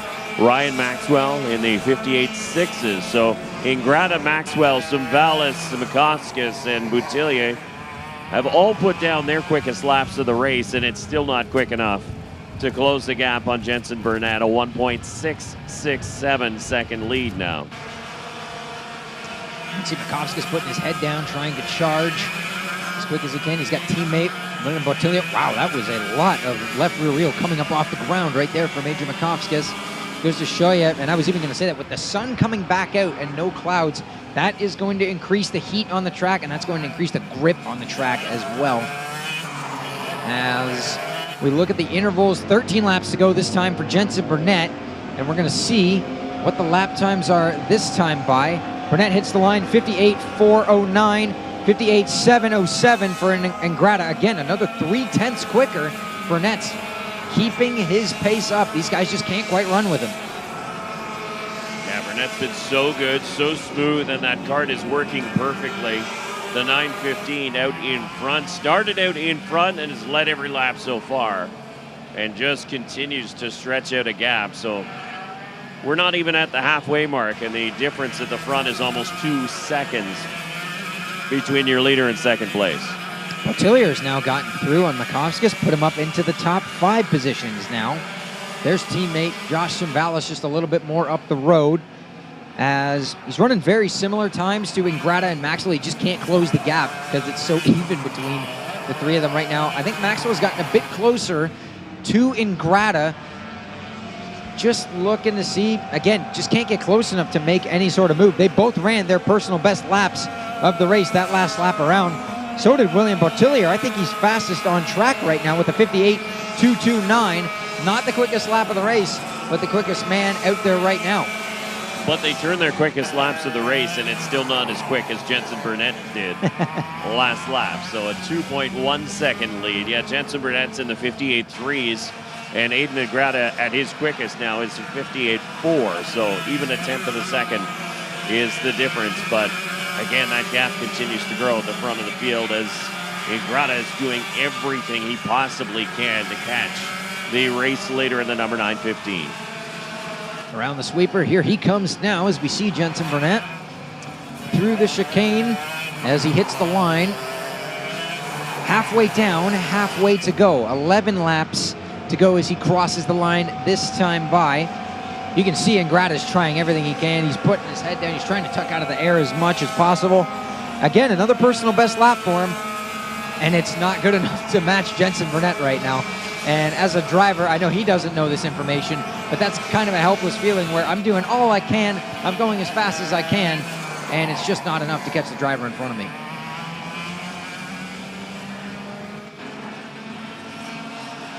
Maxwell also trying everything he can to try and catch Aiden Ingrata, move himself up a little bit further on the podium, as the top 3 really have opened up a gap now. On 4th place, Joshua Zumvalis. It is over a second, about a second and a half. There you can see the gap between Maxwell and Zumvalis as the rest of the field comes floating through. And everybody is sort of spread out nicely around this track right now. If you're wanting to catch your breath as a driver, now is the time to do it. As William Boutillier again continuing to close in on Joshua Zumvalis. He's got that gap to under a second now, I believe. Burnett again, another 58.1. So pulling out to now a 2.6 second lead. There's the gap right there on your screen. There's Zumvalis. You can see Boutillier getting a little bit closer in the background. He's pulled away from Major Mikoskis. The kind of best battle we have on track is 7th place right now with Aiden Shimbashi in front of Savio Panaccia and Dylan Rennie. Only 4/10 in between both of those drivers. So they've been somewhat coming at each other as this field streams by. There we go. Shimbashi now with Panaccia. Rennie's kind of dropped back a little bit from both of them. Panaccia has remained right with Shimbashi. You can see both of them flying through the chicane there. Back onto the front straight and both putting their heads down. You can almost see Dylan Rennie putting his hand down there. I'm wondering, is he trying to pinch his fuel line, maybe get a bit more fuel to the engine there, or just make a minor adjustment while he's driving? But unfortunately, he's gone in the wrong direction ever since the drop of the green flag, got it up into 4th, and now runs in 9th place, just ahead of 10th place Cole Hooton. We are over the halfway mark, so 9 laps to go here in this final for the ROK VLR Senior class. All adults competing in this one, 15 plus, and the engine's 125cc air-cooled 2-stroke engines. As you see the fins to the right of the driver, Hayden Ingrata currently holding down 2nd. Ryan Maxwell, who already has the Canadian Championship to his credit, is in 3rd. Jensen Burnett well out in front, though. A 2.8-second gap at the front of the field for your race leader in the 9:15. Maxwell looking to take home twice the amount of hardware today, or silverware, I guess I should say. Running in 3rd place right now. He's not quite out of the woods yet. Sumbalis did knock a bit off of him that last lap around, but I think Sumbalis has bigger problems. If you look right behind Maxwell, Botillier has gotten a lot closer to Josh Sumbalis, as once again, he was next to Burnett, the quickest driver on track. So he's had a decent amount of pace to try and stay with Burnett. He just did not get a good start, and he's just been in a position where he couldn't really recover. And the pace is just slowly getting there. Here he comes to the inside on Sumbalis, and he's going to take away the 4th spot from his teammate. He's still got a shot to get to 3rd place, though. It's not that far ahead of him, and he asked for a push. Let's go. We still have a shot at taking 3rd place here. 7 laps to go. That time by as the field continues to chase Jensen Burnett. And you're right, William Boutillier just turned the quickest lap of anybody, a 58.0 in 4th spot. So yeah, that driver has found some magic in that kart that is now working a little bit better than it was earlier on. He's really putting his head down in these last 7 laps, trying to get to 3rd place. He's got to make up almost a 1.5 seconds in these next 7 to 6 laps here if he wants to catch up to Ryan Maxwell, as Ingrata's also left Maxwell behind by a good second as well. So the pressure's off Ingrata's back. He's just running now his own race, see if he could somewhat close the gap to Burnett.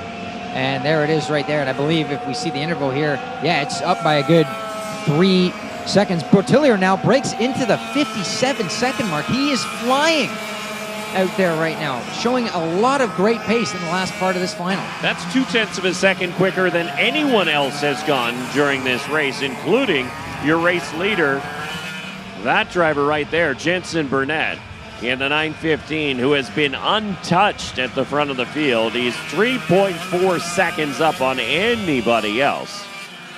Hayden Ingrata running in 2nd, Ryan Maxwell in 3rd, but for how much longer? As it was about 0.8 seconds between Maxwell and Boutillier when they came across the line that time by. If Boutillier keeps this up, he is definitely going to close that gap in quicker and quicker. Going to come to 5 laps to go here. Burnett probably being told as well by his mechanics on the fence there. No pressure behind, just keep it as smooth as you can. Oh my goodness, Boutillier is closing fast. And he goes into the 57 seconds again, only 5,000 slower than his previous lap. And he has knocked what was over 1 second gap 2 laps ago down to 0.2 to Ryan Maxwell. If he keeps this up, he might get to 2nd place. Yeah, he picked up 0.5 second in that 1 lap alone. There's 5 to go now here in the ROK VLR Senior class. And we're watching the 903 of William Boutillier in 4th spot as he starts to look for a way around Ryan Maxwell. Maxwell has been unchallenged for the most part in this 22-lap feature. He's got to run right here. Let's see, Maxwell leaves the door open, that's all Boutillier needs to see. He gets up and into the podium spots. A great comeback, and he's still got time as well with 4 laps to go to try and hunt down 2nd place Hayden Ingrata. And again, even though making a pass, still 3/10 quicker than what Ingrata was able to turn. And again, another 10th quicker than our race leader, Jensen Burnett, right now. Unfortunately, he just doesn't have the time. That cart set up for the end of the long run, and that is where we're at right now. And boy, is it ever coming to life for William Boutillier in the 9:03. With Ryan Maxwell still tagging on. Ryan Maxwell not going anywhere. He's found new life in the 9:34. As him and Boutillier chase Aiden Ingrata, that gap's not closing quite as quick as it was earlier, as Boutillier was able to close the gap on Maxwell quite briskly. It's not happening the same way with Aiden Ingrata. White still going to need a bit of time to get there through the chicane, and on the final, out of the final corner, down the front straight, 2 to go. Although he was really closing up right through there. It's the last part of the track where he's gaining a lot. He's able to really, that kart is working really good on the straightaway right now, and he carries all that momentum down the front straightaway, up and through the first couple of corners. Oh my goodness, yeah, he's almost right there. If he gets, he's gonna have a run right here, Dave. He's looking to the inside, and with 3 laps to go, Boutillier goes through on Aiden Ingrata, and now, Ingrata gives him a bit of a hand wave. Can we please go forward here? And Let's go try and catch the leader, but that's going to be a tall yeah, that's an tall order right now. 4.2 seconds is the distance to the leader. Boutillier has managed to make his way up to 2nd spot as the fastest car on the racetrack right now. Aiden Ingrata holding down 3rd, and Ryan Maxwell still there in 4th spot. Josh Shumbalis isn't even that too far back here either. He's been putting in some pretty good laps as well, a little bit quicker than Maxwell and Ingrata that last lap around, but only 2 laps to go. This is as far as Boutillier is going to get, and how hard does he push it? Does he even have to defend here? Ingrata, he hasn't exactly gotten away from Ingrata and Maxwell. He doesn't have to defend coming into 5 here, but Ingrata's not going to give this up either, and he's got to keep it pushing, because you look right behind him, and Ryan Maxwell could easily reef the podium away right from underneath him. Yeah, things could change still here in the last lap and a half for the ROK VLR Senior class as they come through to complete their final few laps. But once again, Jensen Burnett still way out in front, nearly 5 seconds adrift of anyone else. As the last lap board comes up, and shown to these drivers, 1 final lap around this track and few opportunities to make a move, and another quick time for William Boutillier in 2nd spot. Wow, 21 laps into the race, and they're still setting personal bests and the best lap of the race. Goes to show you, they definitely set the karts up for the long run. I'm almost wondering, well, Burnett's still been able to keep it real consistent. I almost want to say he was the quickest that he was in the middle portion of the race. Boutillier saved all of his stuff for the end, and in the long run, it actually has worked out for him, at least to get the 2nd, but he's run out of laps and run out of time to try and catch your eventual race winner here, as long as nothing goes wrong in the last couple corners. Now, you can't see the leader. There he goes. That is Jensen Burnett. This is the battle for 2nd on back. William Boutillier in the pink helmet will come through, but your winner in the ROK VLR Senior class is going to be Jensen Burnett, as he does a little victory slide here on the front straightaway. William Boutillier and Aiden Ingrata will round out the podium finishers. I guess Burnett hurt us on that last lap. He put in his own personal best lap of the race. Great stuff to see right there. But we will go chat with your winner in 1 moment as he slows down and congratulates the drivers that were finished behind him. There's a teammate. Blow a little kiss to him. Why not? Great sportsmanship there from William Boutillier. High five as well as Maxwell and Aiden Ingrata head back to the paddock area. As Aiden Ingrata comes home on the podium, Maxwell just a step off as Maxwell picked up a championship earlier in the day in the Rotax Max Senior, but this one is all about Jensen Burnett.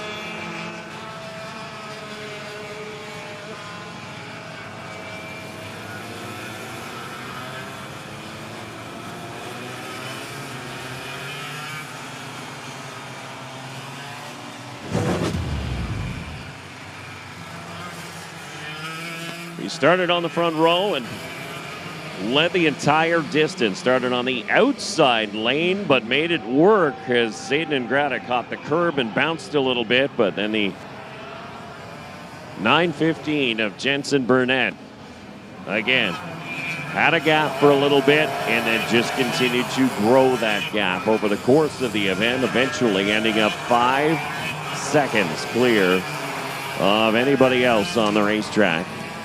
That is the kind of race it went for the 9:15 of Jensen Burnett.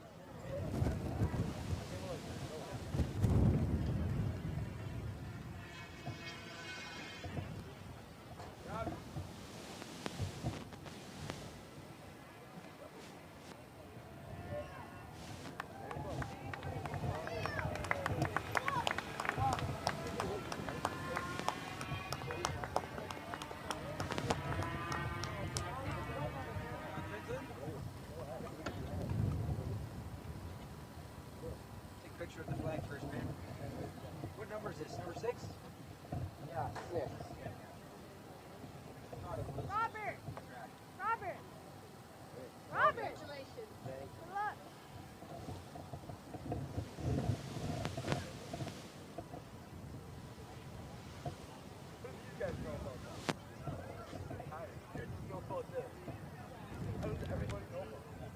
I got 2 mics here, Jensen.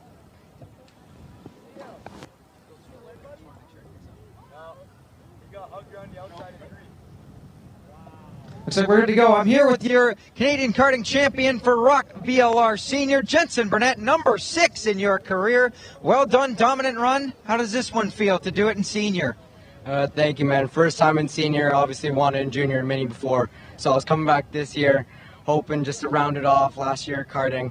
And yeah, just did just that with a pretty dominant race, just kept my head forward and tried to limit the mistakes I was making.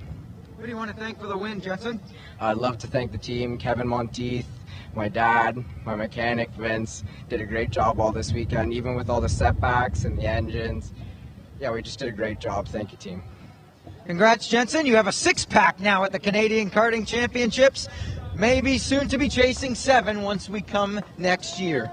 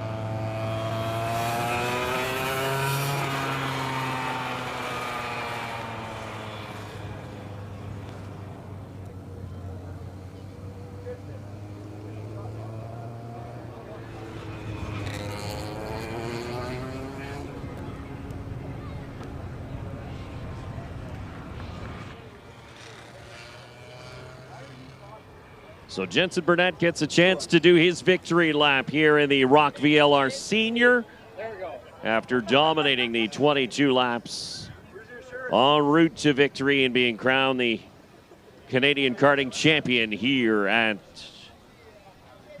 the Mosport Karting Center. Once again, a big hats off to the Ron Fellows karting team and Pfaff Motorsport for allowing us to provide you all the pictures today, streaming for the first time the 2025 Canadian Karting Championship. And a hats off to our camera crew and everybody diligently working in the trailer to get all of this executed over the course of the day today, changing weather conditions. But they are doing a wonderful job and keeping track of all the action, getting those replays to you very, very quickly so we can see different angles of what happened too, which is always fantastic.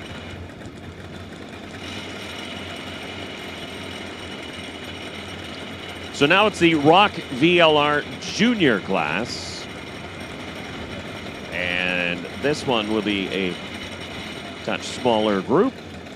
But again, it's a free air, cooled two-stroke, 125cc engine. Chain drive, one gear. And a premix, so you got oil and gas all in the same spot.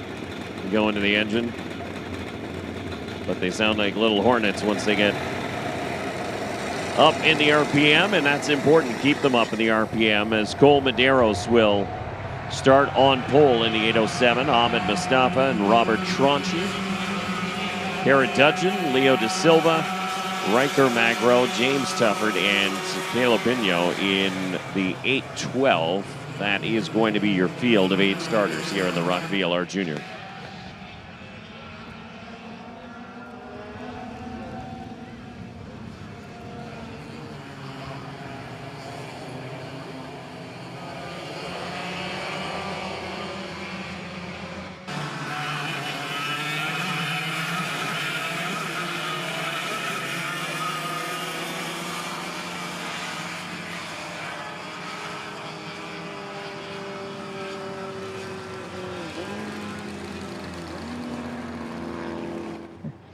So getting ready to go in ROK VLR Junior, the penultimate class of the day, the penultimate final, I guess I should say.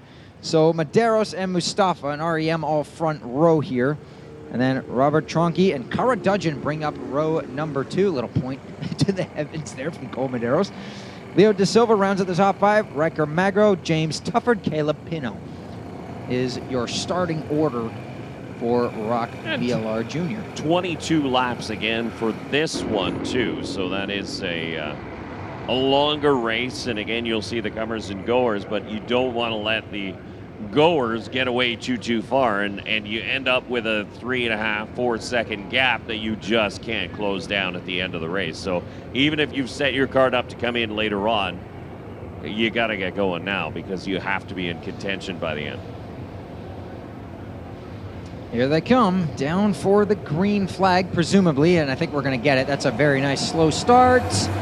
Green flag's in the air, we're underway, and Medeiros does get a great start with Tronchi pushing. De Silva trying to get clear of Ahmed Mustafa. Up the hill we come for the first time, and he does, around the outside. De Silva up and into 3rd place. But once again, it's Cole Medeiros with the race lead. Can Tronchi hang with him as everybody else single files out behind them? Tufford was the only one that didn't fire. It sounded like that cart bogged down or loaded up just a little bit. Some frustration for the driver of the 817, but he managed to get up at least one spot here on lap number 1. Whoa, Robert Tronchi very sideways there going through turn 6. And he didn't really lose that much momentum there either. So now Medeiros slightly stretching the gap out. What can De Silva do as we get down into the chicane for the first time? Not close enough for a move. In fact, Tronchi actually closes that gap in to Medeiros. And is that 2 moves in a row right there from James Tufford, I believe, a little bit further back. He's trying to get through on Riker Magro. He's gone once on Caleb Pino. As we come up, Pino looking for a bit of revenge, I guess I could say. Unfortunately, he had that issue go wrong with his motor while he was leading the Briggs Junior final earlier. That is so frustrating. He's got another chance here in the 2-stroke. Right now, he's got a bit of work ahead of him.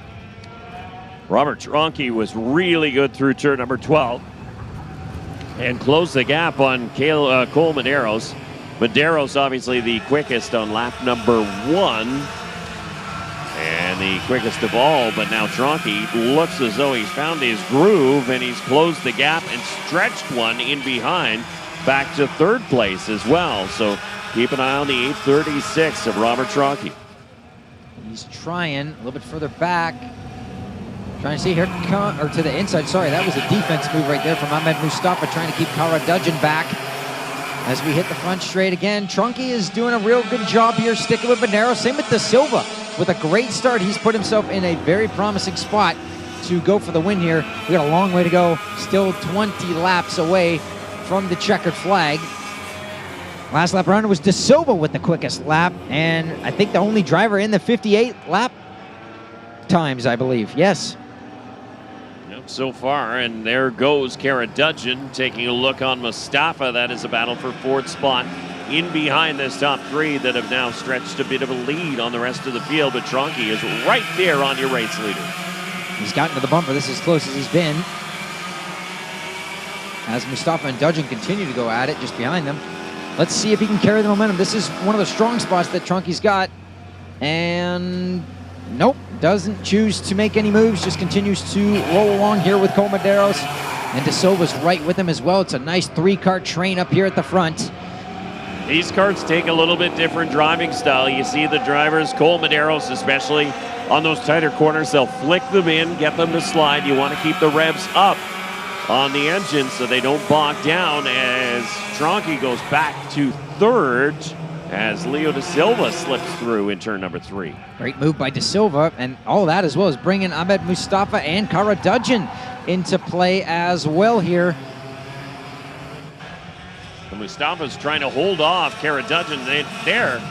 She's indicating, let's just keep going forward. Stop playing defense. We don't need this right now. We need to get up there and catch those 3 leaders. Yeah, they closed the gap in here, and I think he realized that now. It's like, oh, we're a little bit closer than we were before. Let's see if we can make something work. De Silva's got to run this time on Medeiros. Nope, sticks right with him. Couple of teammates nose to tail at the front of the field. Cole Medeiros and Leo De Silva with Robert Tronky. And then Ahmed Mustafa and Kara Dudgeon. That is your top 5, and they're all covered by about 1.3 seconds first to 5th. Back into the 58s for Ahmed Mustafa that last lap around. He and Dudgeon were the 2 quickest out of the top 5. Go down the hill. Quite a bump there on the exit of turn number 3. Catch the curbing, and it really just pitches these karts. I've seen it in a couple of different classes. No. For second, 2 karts into the wall. Tronky actually climbed the back of Leo De Silva. They managed to keep going. They just ended up getting together, and you saw the front end of Tronky's kart fly up and into the air, and unfortunately he just landed right on the back of De Silva. There was nothing that De Silva could do, and there really wasn't anything that Tronky could do either. He had no steering when it popped up on him, and now that puts Mustafa and Dudgeon into the podium places. That's all but going to take both De Silva and Tronky out of contention to win the race. That puts James Tufford up into 4th place now, but in Medeiros' favor, it takes all the pressure off of his back, and he doesn't need to worry about both of them right behind and dogging him for the race lead. He wasn't exactly defending. He didn't really need to. There was a lot of trust in between those 3 drivers. Unfortunately, now it's completely fallen apart. Mustafa again defends on Dudgeon. She's going to try the outside, maybe not quite. Well, all of a sudden, that went for a battle for 4th to a battle for 2nd between these 2 drivers as Dudgeon goes to the outside. Mustafa will fight that charge off once again. Medeiros now all by himself out in front. 1.5 seconds up on this battle now for 2nd spot.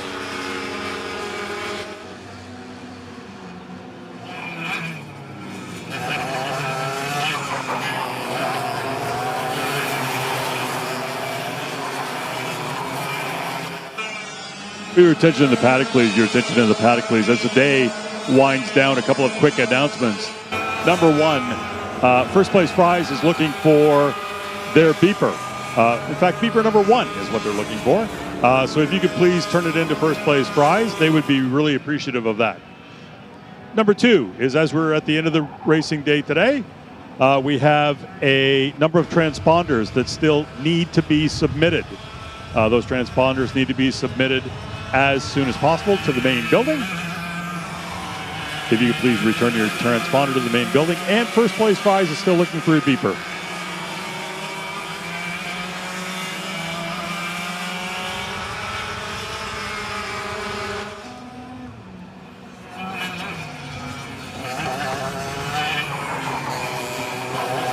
Tufford is catching this battle for second spot. Again, Medeiros is still way out in front. 2.2 seconds as they continue to go back and forth. Here, second, third, and now fourth as Tufford is right in it. Tufford just turned his quickest lap of the race. As you say that as well, Medeiros just put in the quickest lap of the race, 58.459. And Tufford now teammate to Kara Dudgeon. Let's see if he can help her get through on Ahmed Mustafa. He's been making sure. No, this time, the one time he leaves the door open. Kara Dudgeon takes full advantage and gets through and up into second place. And now immediately Mustafa's got to go on the defense because he's got James Tufford all over him. And this might help Dudgeon now start to pull away. Now she's free to try and run down a 2.7 second gap to Cole Medeiros. That's a long task, but it is 15 laps. It is a possibility, but that's a long ways away to try and make up here, and I don't think Mustafa and Tufford are done yet either. Kara Dudgeon flicks that car sideways into turn number 10, gets a drive off 12 down the front straightaway with Mustafa in tow and Tufford right there as well. Mustafa seems to have really changed his driving as well since getting past and picking up the intensity as well. As the second, third, and fourth battle continues, Cole Medeiros once again way out in front, and there goes Mustafa right to the inside of Kara Dudgeon and takes that spot right back. It's just going to continue to be a three-kart battle. Medeiros has got it made up front. All these three now just really care about who ends up on the podium, I guess, now. As don't even look further back, Riker Magro's not too far out of this. If they keep battling the way they are, this is going to put him in the fight for second and third place. As again, Mustafa takes the defensive line on Dudgeon and Tufford, not letting them go through. I believe it'll be 13 laps to go now for Cole Medeiros as he looks over his shoulder once again. He won earlier, not too long earlier either, in the ROK GP Junior. ROK GP Junior, that was just about to say. So going for a double in the ROK classes as well. This time it's just ROK VLR Junior, but he's been very, very strong all day. Was strong earlier in Rotax. Wind kind of got away from him, even though he led the most laps in the opening race of the day. And it ended up going to teammate Leonardo Saravalli, but Medeiros has played a key part in being up front all day long here at the Canadian Karting Championships. Did still finish on the podium in that Rotax race as well. So yeah, this has been a dream weekend for that driver who is out in front, the 807 Cole Medeiros. There you see him all by himself. He's pretty lonely out there. Whoa, contact between Dudgeon and Mustafa in that battle for second as Tufford moves to the outside. You can see that back end really kick out coming, and he almost drove off the track there, exiting the last corner as Dudgeon gives him a nice push down the front straightaway. And looking, peeking to the inside. It's really hard to get that nose up and underneath the cart in front of you heading up to turn 3 unless you have a push, or unless the other cart kind of goes wide. As down to 5, Mustafa does defend, slowly creeps it to the inside, and there's not much Dudgeon can do here. And if she leaves the door open too much, Tufford will pounce. So it's kind of a half protect yourself game, half go for the position. So there you can see, giving a little bit of a push to Ahmed Mustafa is Kara Dudgeon in this battle for second spot with Tufford just in behind. Tufford has done a great job at moving back up through the field after his car didn't want to go on the initial start, and he dropped right to the back. But the driver of the 817 has come back up through and is in that fight, but it looks like he stalled out a little bit once he caught up to this battle between Kara Dudgeon and Ahmed Mustafa. Oh, a little bit back behind them. Again, Riker Magro, but a second and a half back, and then only a second behind him is Robert Trunke Jr. trying to make up what he lost earlier on in the race. Again, him and De Silva had that contact. Here comes Dudgeon now, back for second place, and gets back through on Mustafa, and whoa, look out, he almost left that door open. I don't think Tufford was too happy about that either.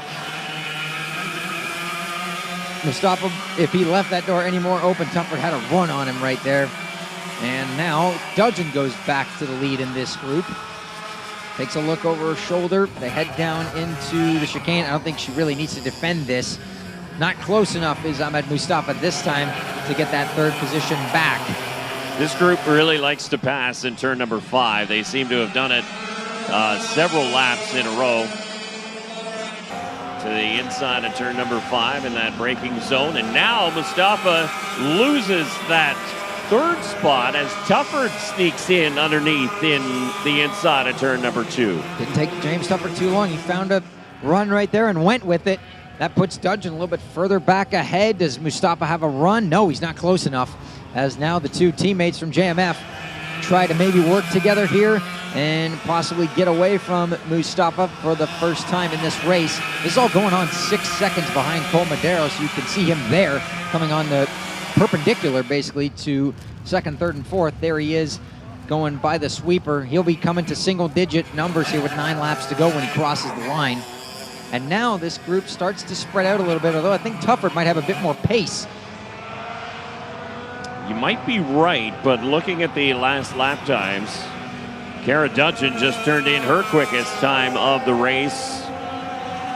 And again, 58.7. James Tufford a 58.6. So Tufford is quicker as Kara Dudgeon is finding extra speed in that 8.05. They just really can't break away from each other at all. It's just they get one little bit of a stretch as Dudgeon doesn't let Tufford have the inside there. And Mustafa's gonna try. Nope, couldn't carry enough of a run. Dudgeon looks over his shoulder, not letting any lanes open down there. And this is just gonna keep drawing other karts in here. I believe Trunky, yeah, he's gotten past Riker Magro. He's back up into 5th place. He's not out of this yet either. If they keep battling like this, I know he's only 2 seconds back. He can make something out of this after a near disaster for him earlier on in this final. And he's turning laps almost as quick as your race leader, by the way, although Cole Medeiros just went a 58.2. And Robert Tronky is in the 58.5s, but has been consistently at 58.5s as the 2 JMF cards do battle for 2nd and 3rd. Kara Dudgeon currently holds 2nd. James Tufford in 3rd spot, but they are nose to tail. Riker Magro really picked it up that last lap around as well, set his personal best lap of the race. That's the best thing to do right there, is just latch on to Robert Trunky and stay with him and see if they can make some progress here. Dudgeon still not leaving the door open against Tufford, and that keeps Mustafa in there as well, as that gap to Medeiros just keeps growing more and more as they make their way through the sweeper. Mustafa's not close enough to make anything happen, unfortunately. Tufford to the outside. Again, that is just trying to build some momentum and a run potentially off of turn number 12 and down the straightaway here. Still can't do it, so he'll tuck in line behind Kara Dudgeon, and now 8.3 seconds is the gap at the front of the field. Cole Medeiros is absolutely out on his own in this race and is incredibly clear of the rest of the field, and the rest of the field has all found each other. Whoa, look out, that was close. Robert Trunky tried to go to the inside of Ahmed Mustafa there. Couldn't quite do anything with that move. He continues to roll along. He almost got into Mustafa. And Dudgeon continues to stay right in front of Tufford as Mustafa's got to run this time. Which way do we go? Into the chicane. Dudgeon just able to keep to the inside. So Kara Dudgeon tucks her head down behind the steering wheel as Tufford gives chase again. Cole Medeiros turns in another quick time out in front as he does it without anybody else in his time zone. Dudgeon, Tufford, Mustafa, Tronky, and Riker Magro all in this knot of karts here for second on back. 5 laps to go next time by. Up to turn 6 this time. Thought Tufford was going to dare try it around the outside there. Couldn't quite do it. Just gets to the bumper of his teammate and keeps pushing on. Tronky and Magro are right in this, but is there anything they can do now with Dudgeon and Tufford taking away the preferred passing zones? You really kind of have to send it to the outside or just wait for a minor opening. but I'm not sure if you're going to get that. Wow, Tufford really hard over the curbs right there, although it didn't really cost him anything. He kept his foot in it and keeps it rolling. Yeah, Kara Dudgeon really gets a good run off at turn number 12, and that's where she benefits. You can see her gap a little bit here on the front straightaway, and then sort of maintain that gap up through turn 3 and 4 down into turn number 5, and that is, you can see, it's about a cart length and a half back to Tufford, but it is far enough back that Tufford can't mount that challenge into turn number 5. Now really none of them are close enough to each other. Now they're all taking the regular racing line. No runs here to try and make that pass. Around on the bottom as well. So coming down through the sweeper, and Dudgeon still asking for a push. We look at Medeiros here, 4 laps to go for him now, consistently in the 58s. Has just been lights out, quicker than the rest of the field. He had a bit of a challenge earlier on, and then once Tronky and De Silva got into each other, it just completely separated the entire field from Medeiros. He's up by 11 seconds now. Yeah, if he was old enough, I would say he'd stop for a coffee at this point and just cool off, because he's that far ahead. You can see that's the gap on track as far as visually seeing what 11 seconds looks like. And you can see these drivers are so tight and fighting it out amongst themselves, but as a result, they keep losing tenths of a second and really half a second usually every lap as Mustafa goes to the outside of Tufford. He really tried to go right there, just ran out of space, unfortunately, as they bring it through the bowl. And this is letting Dudgeon get away again. And I wouldn't be surprised if Mustafa tries to go by him again. Coming to the chicane. Not quite. He was close. Just wasn't quite there. Wow, Magro really heavy over that second curve. You saw that twitch of the wheel, and he lost a lot of ground. And he knows it as well. He put his head up after that. 3 laps to go as Dudgeon tries to hold back the charging pack behind her. Dudgeon will be happy to look backwards and see that gap growing a little bit between her and James Tufford. Tufford has Ahmed Mustafa giving chase as he'll dive to the inside to take that defensive line. Again, Kara Dudgeon just running the regular racing line, so able to open up a gap of about 0.2 of a second every time as Mustafa gets into the back of Tufford that time. Tufford had a bit of a shot there. Now here comes Tronky. He gets to the inside of Mustafa. No, didn't have enough momentum. He kind of got into him first. And he got up and out of the groove there and then had to turn it back down to the inside. And now they heavily defend. I thought Magro was going to maybe try his chances around the outside. I thought Tronky was going to go in the final corner there as well. 2 laps to go. Dudgeon starting to get away from this pack. This is all going on almost 12 seconds down the road from Cole Medeiros. He set sail earlier on. It's all on for second place here, and maybe for third now with Dudgeon a second and a half up on teammate James Tufford. 12 seconds when you're turning laps in the 58-second range. That is how big the lead is for Cole Medeiros at the front of this field with under 2 laps to go. For him, it's about a lap and a bit. For the rest of the field, it's just over 2 laps. Up and over the curbs again. And I think Dudgeon's going to be in a safe second now. I'm not sure if they're going to get to her. Battle's on for third. Tufford's got to watch behind him. Mustafa's got to run as Medeiros takes the last lap board. 1 to go for him. Mustafa's trying to outmaneuver Tufford here. And, instead gets a shunt right there from Robert Tronky. Tronky, they get into each other. And Mustafa's off in the grass. Tronky loses all types of momentum there. And that lets Riker Magro go by both of them. As now we're on the last lap. Tronky and De Silva are Mustafa getting together. And Tronky has had an eventful race after getting together with De Silva earlier on in this one. So Tronky maintains 5th spot, but there is your race leader. Once again through the back bowl for the final time. Cole Medeiros has been so smooth and so good here in the ROK VLR Junior. He's got everything figured out. He already has a championship to his credit here today, and here he makes it to another Canadian championship for Cole Medeiros, this time in ROK VLR Junior. What a 3 weeks it's been for Cole Medeiros. Checkered flag out now as we get Cara Dudgeon. She'll come through in second, and third place will go to James Tufford, although he doesn't look very happy about it. Wrecker Magro finishes right behind both them, so all the teammates getting 2, 3, 4. Great results there. Trunky has to settle for fifth. Mustafa, De Silva, and Pino, the rest of the field as they come by. But once again, Cole Medeiros is the man in junior.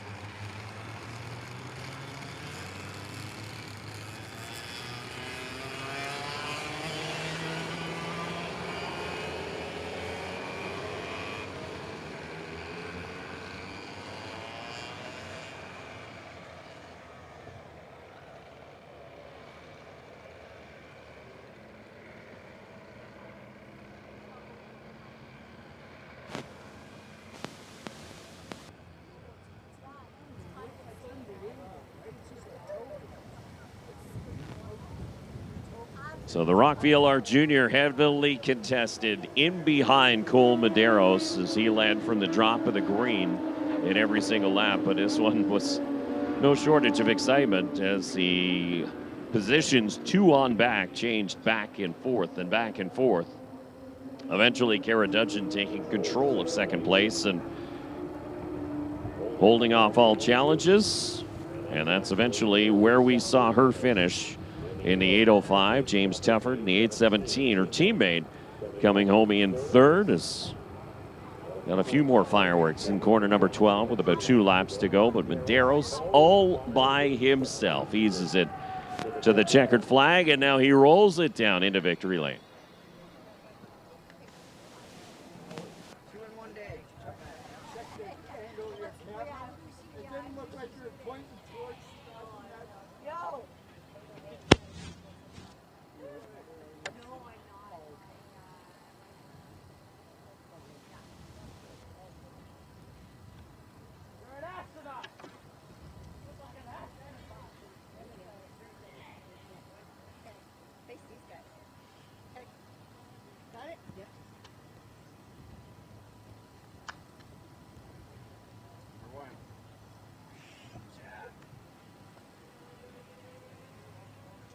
Well, a penultimate winner of the day, once again, 2 in 3.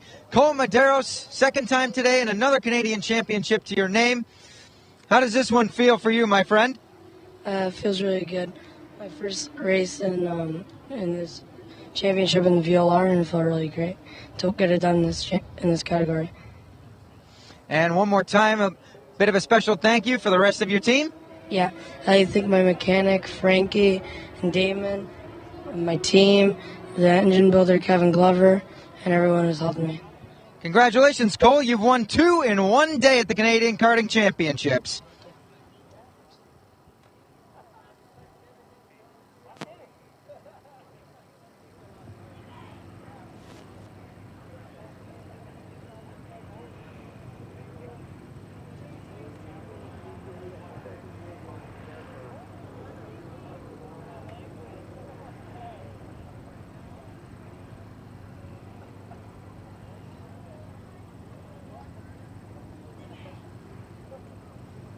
So Medeiros getting his safety equipment back on here on the front straightaway after a quick chat with Chad Webster.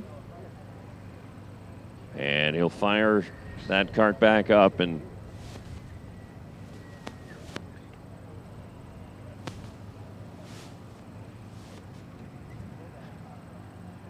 he'll head back to the paddock area and celebrate with the rest of his team here at the 2025 Canadian Karting Championship, presented by Ron Fellows Karting and Pfaff Motorsport.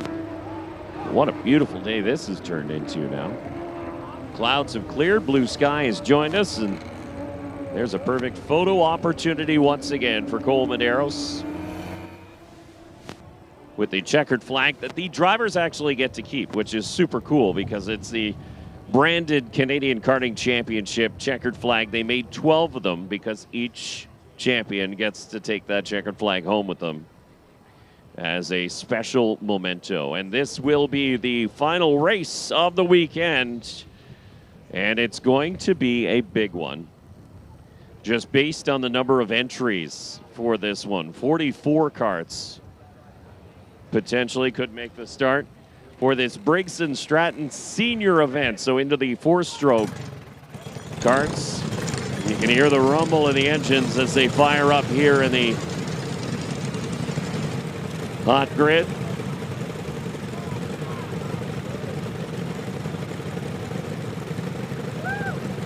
This is where all the nerves start to come up. You start to feel those butterflies a little bit before you get down to, I guess, coming down to the green flag. It all goes away from you right then and there. So this is where all the feels come at you. You feel everything, and then it kind of all goes away right after that. But oh boy. Then it's business. Yeah, business as usual. And well, it's main event time. We've had 11 great races today. One more ready to go, and it's the biggest class all day. 44 Briggs Seniors vying for a Canadian Karting Championship. This is going to be something right here. If it's anything to go off of the earlier Briggs Senior race that we had in Senior Heavy, my goodness, that was arguably race of the day so far. Everyone was going crazy afterwards. Let's see what Briggs Senior brings for us in the next couple of minutes. Minimum age of 15 years old, right up through adult age. Really no limit to this one, but 340 pounds for a kart and driver here in the Briggs Senior final. And look at the stream of karts leaving the paddock area. And yeah, there's 44 of them set to do battle here today. So out on their warm-up lap, and then they will double up as they come back across the stripe, and that's when we will see the green flag. 20 laps, the race distance for these 4-stroke karters, and trust me, lots can happen in 20 laps. Lots can happen in 20 laps. Lots can happen with 44 karts out there. It really just depends on where you are running on the track. So looking at our front row, Gianluca Savaglio has been P1 since qualifying on Friday. He has not lost a session so far. As we get to Sunday, he's looking to keep it that way. Christopher McKeithen, who won the race on track earlier in Briggs Senior Heavy, got a drop-down bumper penalty and unfortunately had that win taken away from him. Sebastian Day, Jaden Harry, Owen McCarthy round out the top 5. Jonathan Treadwell going for 5 Canadian Karting Championships. Evan Colson looking for his first. Same thing with Anthony Basha, Alec Drummond, David Barnes looking for his second. Does a dynasty continue, or do we get a brand new Canadian Karting Champion in 2025? Let's find out. Here we go. Green flags in the air. The main event is underway at the Canadian Karting Championships. Down into turn 1 for the first time. Gianluca Savaglio leads the way up through the first couple of corners. McKeithen and Day side by side for second as they head up the hill and into turn 3. And looks like McKeithen will come out on top. Oh, we got problems. Couple cars up in the air. A few of them actually bumping and banging off into the grass. But so far we stay green. Somehow everybody's pointed in the right direction. That was David Barnes that went up into the air. I saw Michael Ing go off the track as they tried desperately to scramble themselves back into play here. Top 6 breakaway at the front, and then all the way down into 7th. You can see McKeithen. Someone else went way over the berm right there on the exit of turn 6. Very little room given there. Or excuse me, that was, I believe that was Wakefield that was the next kart in line, as another kart's off there on the exit of turn 7. Savaglio leads. McKeithen's right on him. Jaden Harry, Sebastian Day, Jonathan Treadwell, Anthony Basha in the front train with Evan Colson just a little bit further back. And that was one lap, by the way. There's still 19 to go, and we've got a change for the lead. 3 wide. Jaden Harry going to go to the point. Sebastian Day going to try and follow him through. McKeithen went to the inside of Savaglio, and it completely shuffled him right out. He goes from the lead to going down into 5th place now, and has more work to do. As McKeithen looks to the inside on Day for second place. He's going to take that spot back away. Jaden Harry leads Day, getting a push from Treadwell. Some semi-defending. He was trying to go to the inside of McKeithen there. There goes Colson to the inside and through on Anthony Basha. Now the swap of positions allowed Colson to catch that main group, and look at the front. The 382 of Jaden Harry opened up a bit of a gap, but that got swallowed up fairly quickly as the rest of the line had lined up single file and pushed each other all the way through. Oh, a couple of cars getting together in the chicane. One car way off the pace back there. I couldn't quite tell who that was. I'm looking at what's the rest of the top 10. That's David Barnes up and into 8th. Owen McCarthy to 9th. Logan Paxo with a great comeback through to 10th. Logan Ploder, he started 25th. He's up to 11th. Mitchell Morrow, Sloan Sterling up a bunch of spots as well. Same with Stephen Navitro. Christopher Wakefield has faded to 15th as McKeithen goes for the lead on Jaden Harry, and he's going to take it. Harry slots into second, so he didn't get opened up to that train to go by, as Harry just took a hard right, got back into line as everybody got nose to tail once again, starts pushing, and you need that pushing help to close those gaps once they open up. They all slot themselves open over the curbs here. There's that second train led by Barnes. He's got 2 teammates right behind him. In fact, 3 out of the 4 cars right behind him are teammates, with McCarthy, Paxa, and Morrow just behind Ploder. And they also have Sloan Sterling in there as well, and Stephen Navitro. So 7-car train up front, another 7 right behind them. This could go any ways if they catch up here, as Ploder fastest lap of the race so far with 17 laps to go. That second train is actually faster than the first train. David Barnes, the leader of that one in a 302, a 105.5 compared to a 105.7 for Christopher McKeithen, who leads this race. So as soon as they start mixing it up at the front, that second train will join this one, and we'll have a jumbo pack at the front of the field. Gianluca Savaglio makes up another spot, this time on Jonathan Treadwell. Whoa, he got up on 2 wheels right there. Yay. Overgripping maybe a bit much for Gianluca Savaglio there. No harm, no foul. He's up and into 4th place. Now he's got a bit of help from Treadwell, but that did cost him a bit of time. Harry and Day are right on the back of McKeithen as we carry it into the chicane once again. And you mentioned that second pack. They've got a bit of ways to get there. It was 2.6 seconds that David Barnes was off to lead that last lap around. They've kind of broken into a 5-car train, but that doesn't mean they're slowing down at all. Savaglio, even with that 2-wheel, fastest lap only for the time being. Barnes again, fastest lap of the race, but they're closing a lot smaller now, I guess I should say, as the gap's down to 2.4 seconds. They're going to need a bit more, but again, lots of time left. Yeah, they're only 1.2 seconds back from that last car in the first train, so they're coming, but again, it isn't quite as drastic as it once was. Still, all that said, there's still 16 laps to go in this one, so there is a lot of racing to happen, and now the passing starts in that first group as Basha gets around Evan Coulson. Yeah, Coulson tried to move there on Treadwell, and it didn't work, and instead he ends up going the other direction. There's a bit of battling going on a little bit further back as Coulson comes right back after Basha here. They got to get to Treadwell and start pushing. Savaglio's been able to get to the front group. Meanwhile, for the lead, Jaden Harry is taking it back over from Christopher McKeithen as we work away. 15 laps to go, and that second pack is all but there. The problem is, it's starting to, that train of 7 is starting to break up as well. Paxa doing a great job pushing Barnes. 104.8 from Logan Paxa, doing everything he needs to do right now to try and push teammate David Barnes up and into the thick of the battle for the win. He's 0.3 of a second quicker than your race leader was that last lap. That was Logan Paxa setting the fastest lap of the race so far. So yeah, starting to stretch out a little bit, but don't count on that staying like that too long, as Savaglio has lost touch in 4th spot, or has he? No, closes the gap right away. Coulson now back through on Basha. Now he's trying to get to the bumper and Treadwell, push him up there. And here come the 2 prime teammates, Barnes and Paxa, making up more and more time as through the sweeper. And now McKeithen's actually starting to push Jaden Harry away from Sebastian Day and Gianluca Savaglio just by a little bit. Once they get back into the chicane, that gap closes in. Savaglio to the inside of Day, and he takes that spot and up and into third place and charging now, trying to get up to the front too. But is that all that Harry and McKeithen needed to see to get away?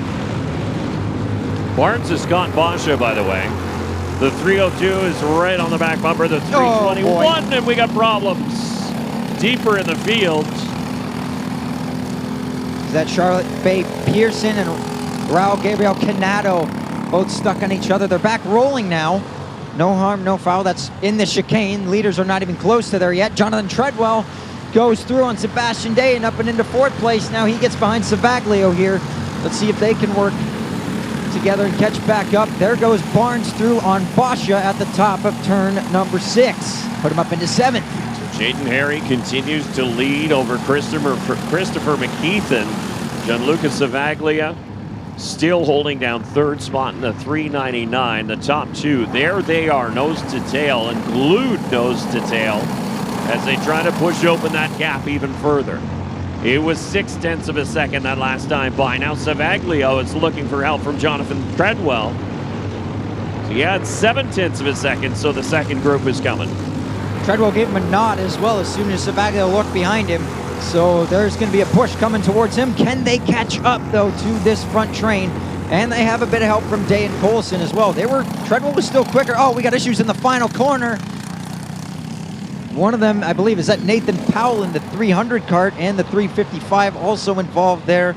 That's Braden Bodley, I should say, into the wall on the exit of the final corner. Looks like Bodley might be out of this one. That car was smoking pretty heavily up against the retaining wall on the exit of turn number 12, but we stay green with 13 to go. And again, the top two with a bit of a cushion on the rest of the field. Harry and McKeithen. Savaglio now has Jonathan Treadwell, Sebastian Day, and Evan Colson giving a push. So they're going to catch them right there. They do. Coming off at 12, it's now one line at the front of the field. I guarantee you that's going to be the fastest lap right there. Not of the race, but on track currently, 105.0 for Savaglio. 0.4 quicker as we got another cart off the track there. That was the number 341, Dylan Coleman, out on the spot. I couldn't quite tell where that was.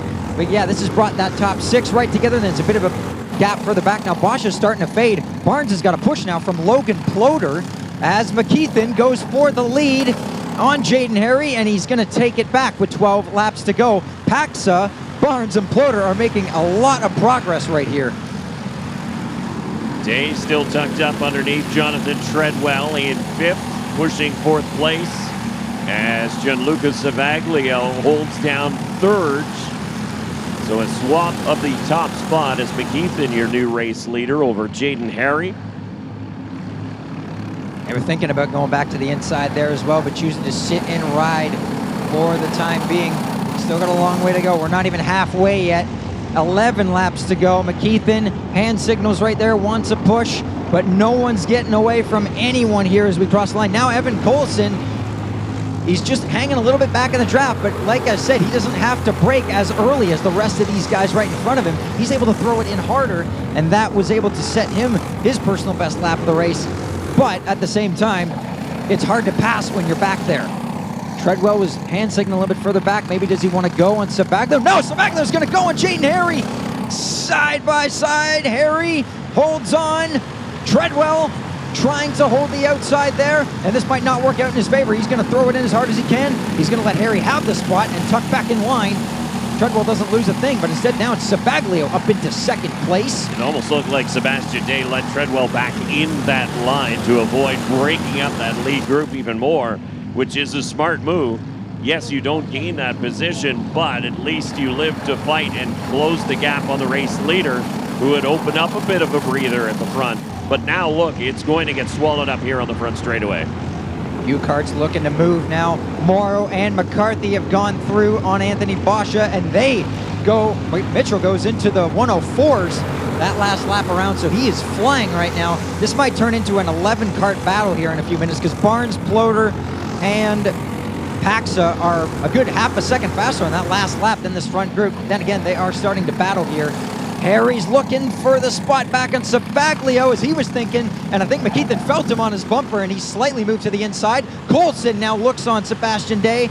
He's not going to get anywhere with that move. He smartly tucks back in line, but he may not be able to do that too many times because Barnes, Ploder, and Paxa have caught the lead train from way back. Logan Ploder started the pre-final yesterday outside of the top 40. He's now up into the top 10 with a possible chance to win this thing, as I'd say the top 11 are all sitting pretty good right now. 10 laps to go. That last lap around this will be 9 to go. So we are over the halfway mark as we continue single file at the front of the field. No one going to make a move into turn number 1 at this point. Up the hill we go, less than halfway, as McKeithen still has control of this race. It's all about where it goes behind him. Does Sabaglio want to go? Is he going to get help? Morrow and McCarthy again. McCarthy sets the fastest lap of the race, 104.806. Ploder to the inside now, having a look on David Barnes, and through into 7th place now.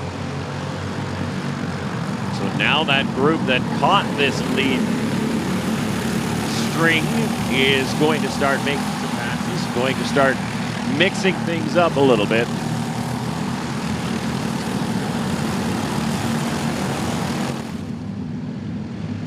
And so your leader continues to be Christopher McKeithen, followed by Gianluca Sabaglio, Jaden Harry, Jonathan Treadwell, and Sebastian Day. That is your top 5. 8 laps to go this time.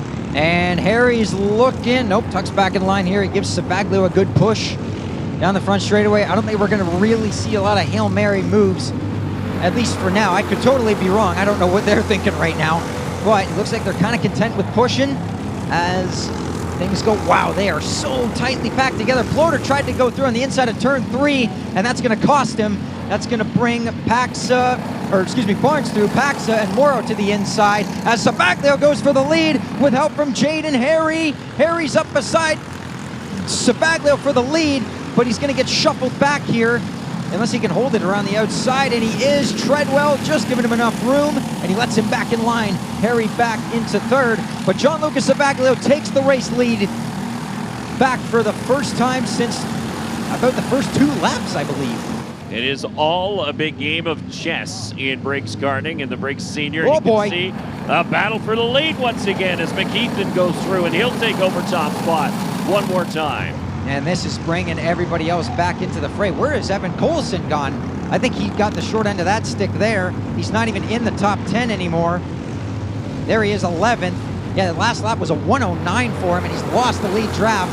So everything was going so smoothly for Evan Coulson. That's unfortunately not the case now, as it's down to 10 drivers for the race victory. Some of them we didn't even think were going to have a chance at this. McKeithen defends it. It's a long snake now going down to the inside. This is where you're going to see a lot of Hail Mary moves as Jonathan Treadwell tried to work the outside line there, and somehow they all come out in the same order.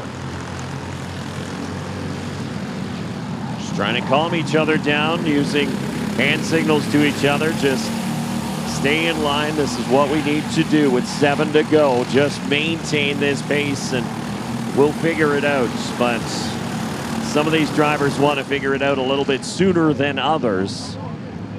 As we come through now in a passing opportunity right there, we're side by side a little bit deeper in the pack. That's going to cost Logan Paxa. He tried the outside there. Ploder gets by him. McCarthy goes up alongside and is also going to get by him as well. So the outside move there did not work, unfortunately, for Logan Paxa. It was a good try, though, when you're sitting. And Sabaglio with a...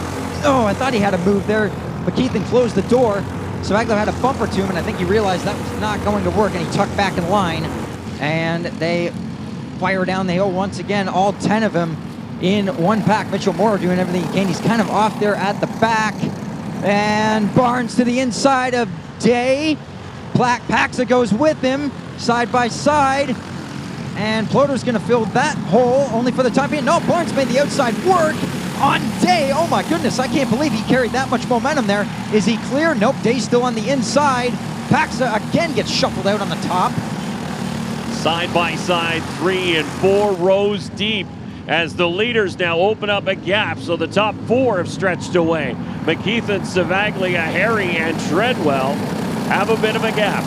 And Barnes gets shuffled back. What a move by Jaden Harry around the outside in the chicane, and he takes second place away from Gianluca Savaglio. He puts himself runner-up with 5 laps to go now, and this is where the intensity level really starts.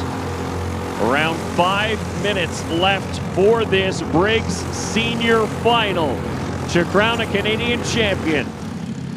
And this is a long way from being decided. McKeithen continues to lead over Harry, Savaglia, and Treadwell, but thought we were going to see a change of positions there. We did not. Surprisingly, they all kept it right to the inside. They are not giving hardly any inches here. Ploder out a little bit wide. There's McCarthy to his inside, and this might shuffle Ploder out here, and I think it will.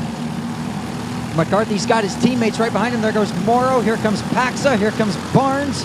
And not much Logan Ploder could do right there. He just kind of got put in a bad position. Here comes Harry to the outside, and he's got a boost from Jonathan Treadwell. He's going to go 2 for 2 in the chicane, or is he? McKeithen's off and in the grass. Look out. Back on the track, and he somehow keeps the lead. And now it's double file for the entire top 10.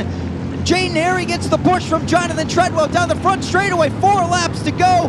And into turn 1, something's got to give here. And McKeithen's still up the inside of Harry. No, he's not. Harry gets clear to lead. Someone got pushed off a little bit further back. Treadwell lost a couple of spots. He got pushed wide and at least into the marbles, if not off the track. And there he is.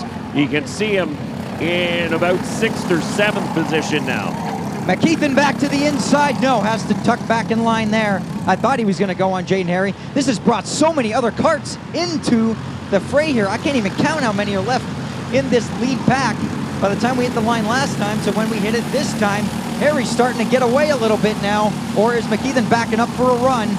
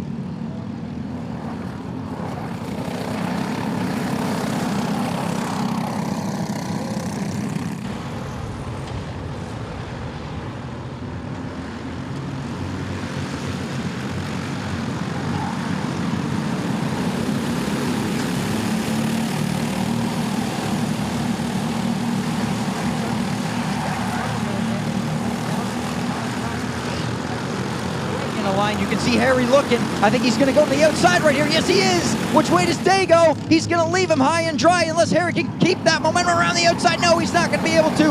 And Sebastian Day gets into second place and puts him runner-up. Here we go. Bell lap. Last lap at the Canadian Karting Championships for 2025. Who wins in Briggs Senior? It could go any way of about 20, I would say, as McCarthy and Treadwell are side by side at 1. McKeithen leads up the hill and into 3 for the final time. McKeithen, Day, Harry, Paxa, all covered by a blanket as they come through turn number 3. This will be the opportunity. Out of 4, down into turn number 5.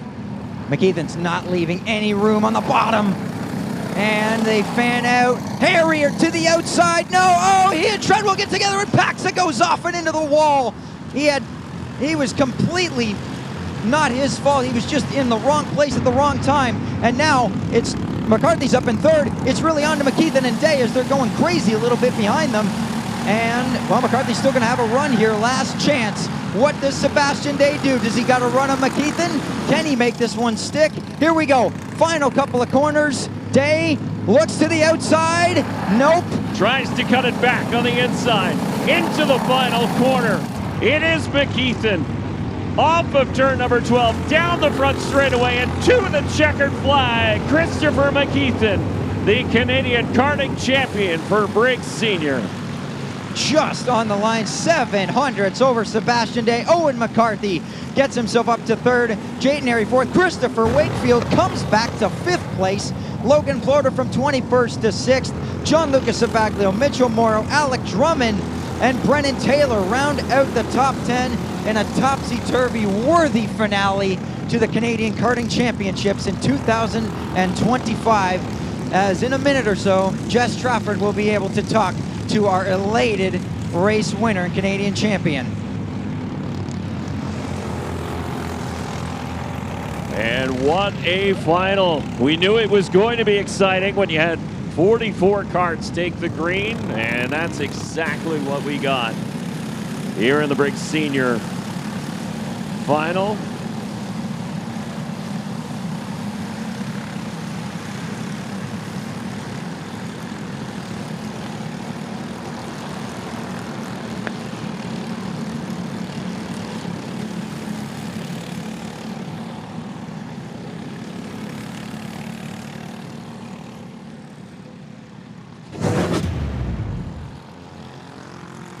So you can see the anticipation as the drivers were buckled in or sitting in their karts earlier before this one. 20 laps ahead of them, and those 20 laps did not disappoint. There was action all over the place, including at the front where the lead changed hands about a dozen times. And eventually, Christopher McKeithen coming home as your race winner here in the Briggs Senior class.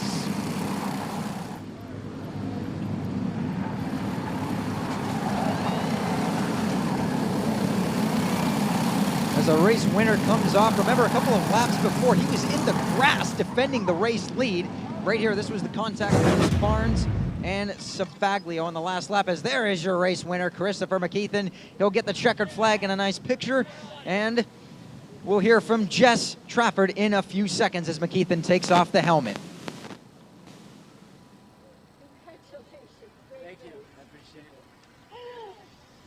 Congratulations, Christopher McKeithen. How does it feel to win in a 44 car class at the main event today? It's awesome. One of maybe 2 or 3 Americans. We had some unfinished business last year in Hamilton, so it's honestly great to put the Coyote brand on top, and it's just an awesome feeling. Amazing. Did you have a strategy going out there today? Honestly, no. I knew after the heavy race that it was going to be just crazy, and in races like that, you can never just make a plan.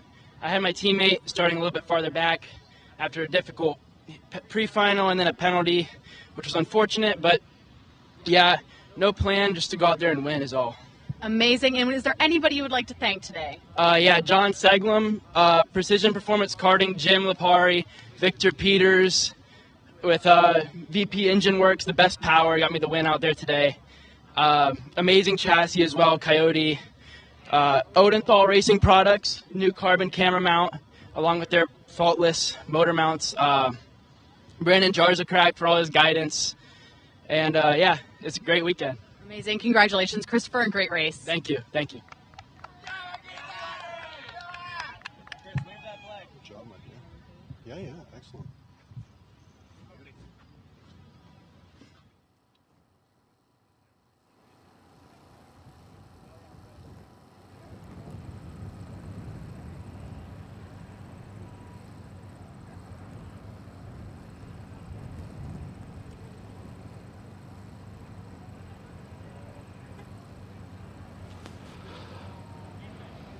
So that does it for the final victory lane interview here on the front straightaway. A big congratulations to all of the Canadian karting champions crowned here today. Leonardo Saravalli in Rotax Junior Max, Tristan Francisco in Briggs Cadet, Ryan Maxwell, Rotax Senior Max, Asher Pavan in Rotax Micro-Mini Max, Lucas Pernod in the Rotax DD2, Cole Medeiros in the ROK GP Junior, Asher Pavan in the ROK Mini Group. Ethan Chan took home the championship in Briggs Junior, then Jensen Burnett in ROK VLR Senior, and Christopher McKeithen in Briggs Senior. Cole Medeiros actually picking up in the ROK VLR Junior as well, his second.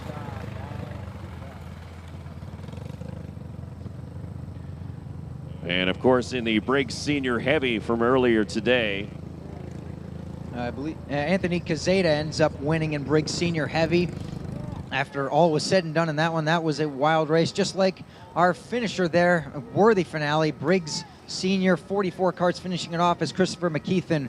Well, I'm sure will enjoy this checkered flag lap for a lifetime. Hey, Dave. Oh, absolutely. An opportunity for a photo op, but once again, a wonderful weekend here at the Mosport Karting Center as we crown the 2025 Canadian Karting Champions. Again, I've been Dave Bradley along with Chad Webster. It's been a pleasure bringing you all the action, and boy, there's been lots of it. Jess Trafford also joining us here today, but all of the Ron Fellows karting crew and the FAF Motorsports crew for allowing us to bring you the live stream over the course of the weekend. We had a lot of fun doing it, and what an event, and thank you very much for being a part of it.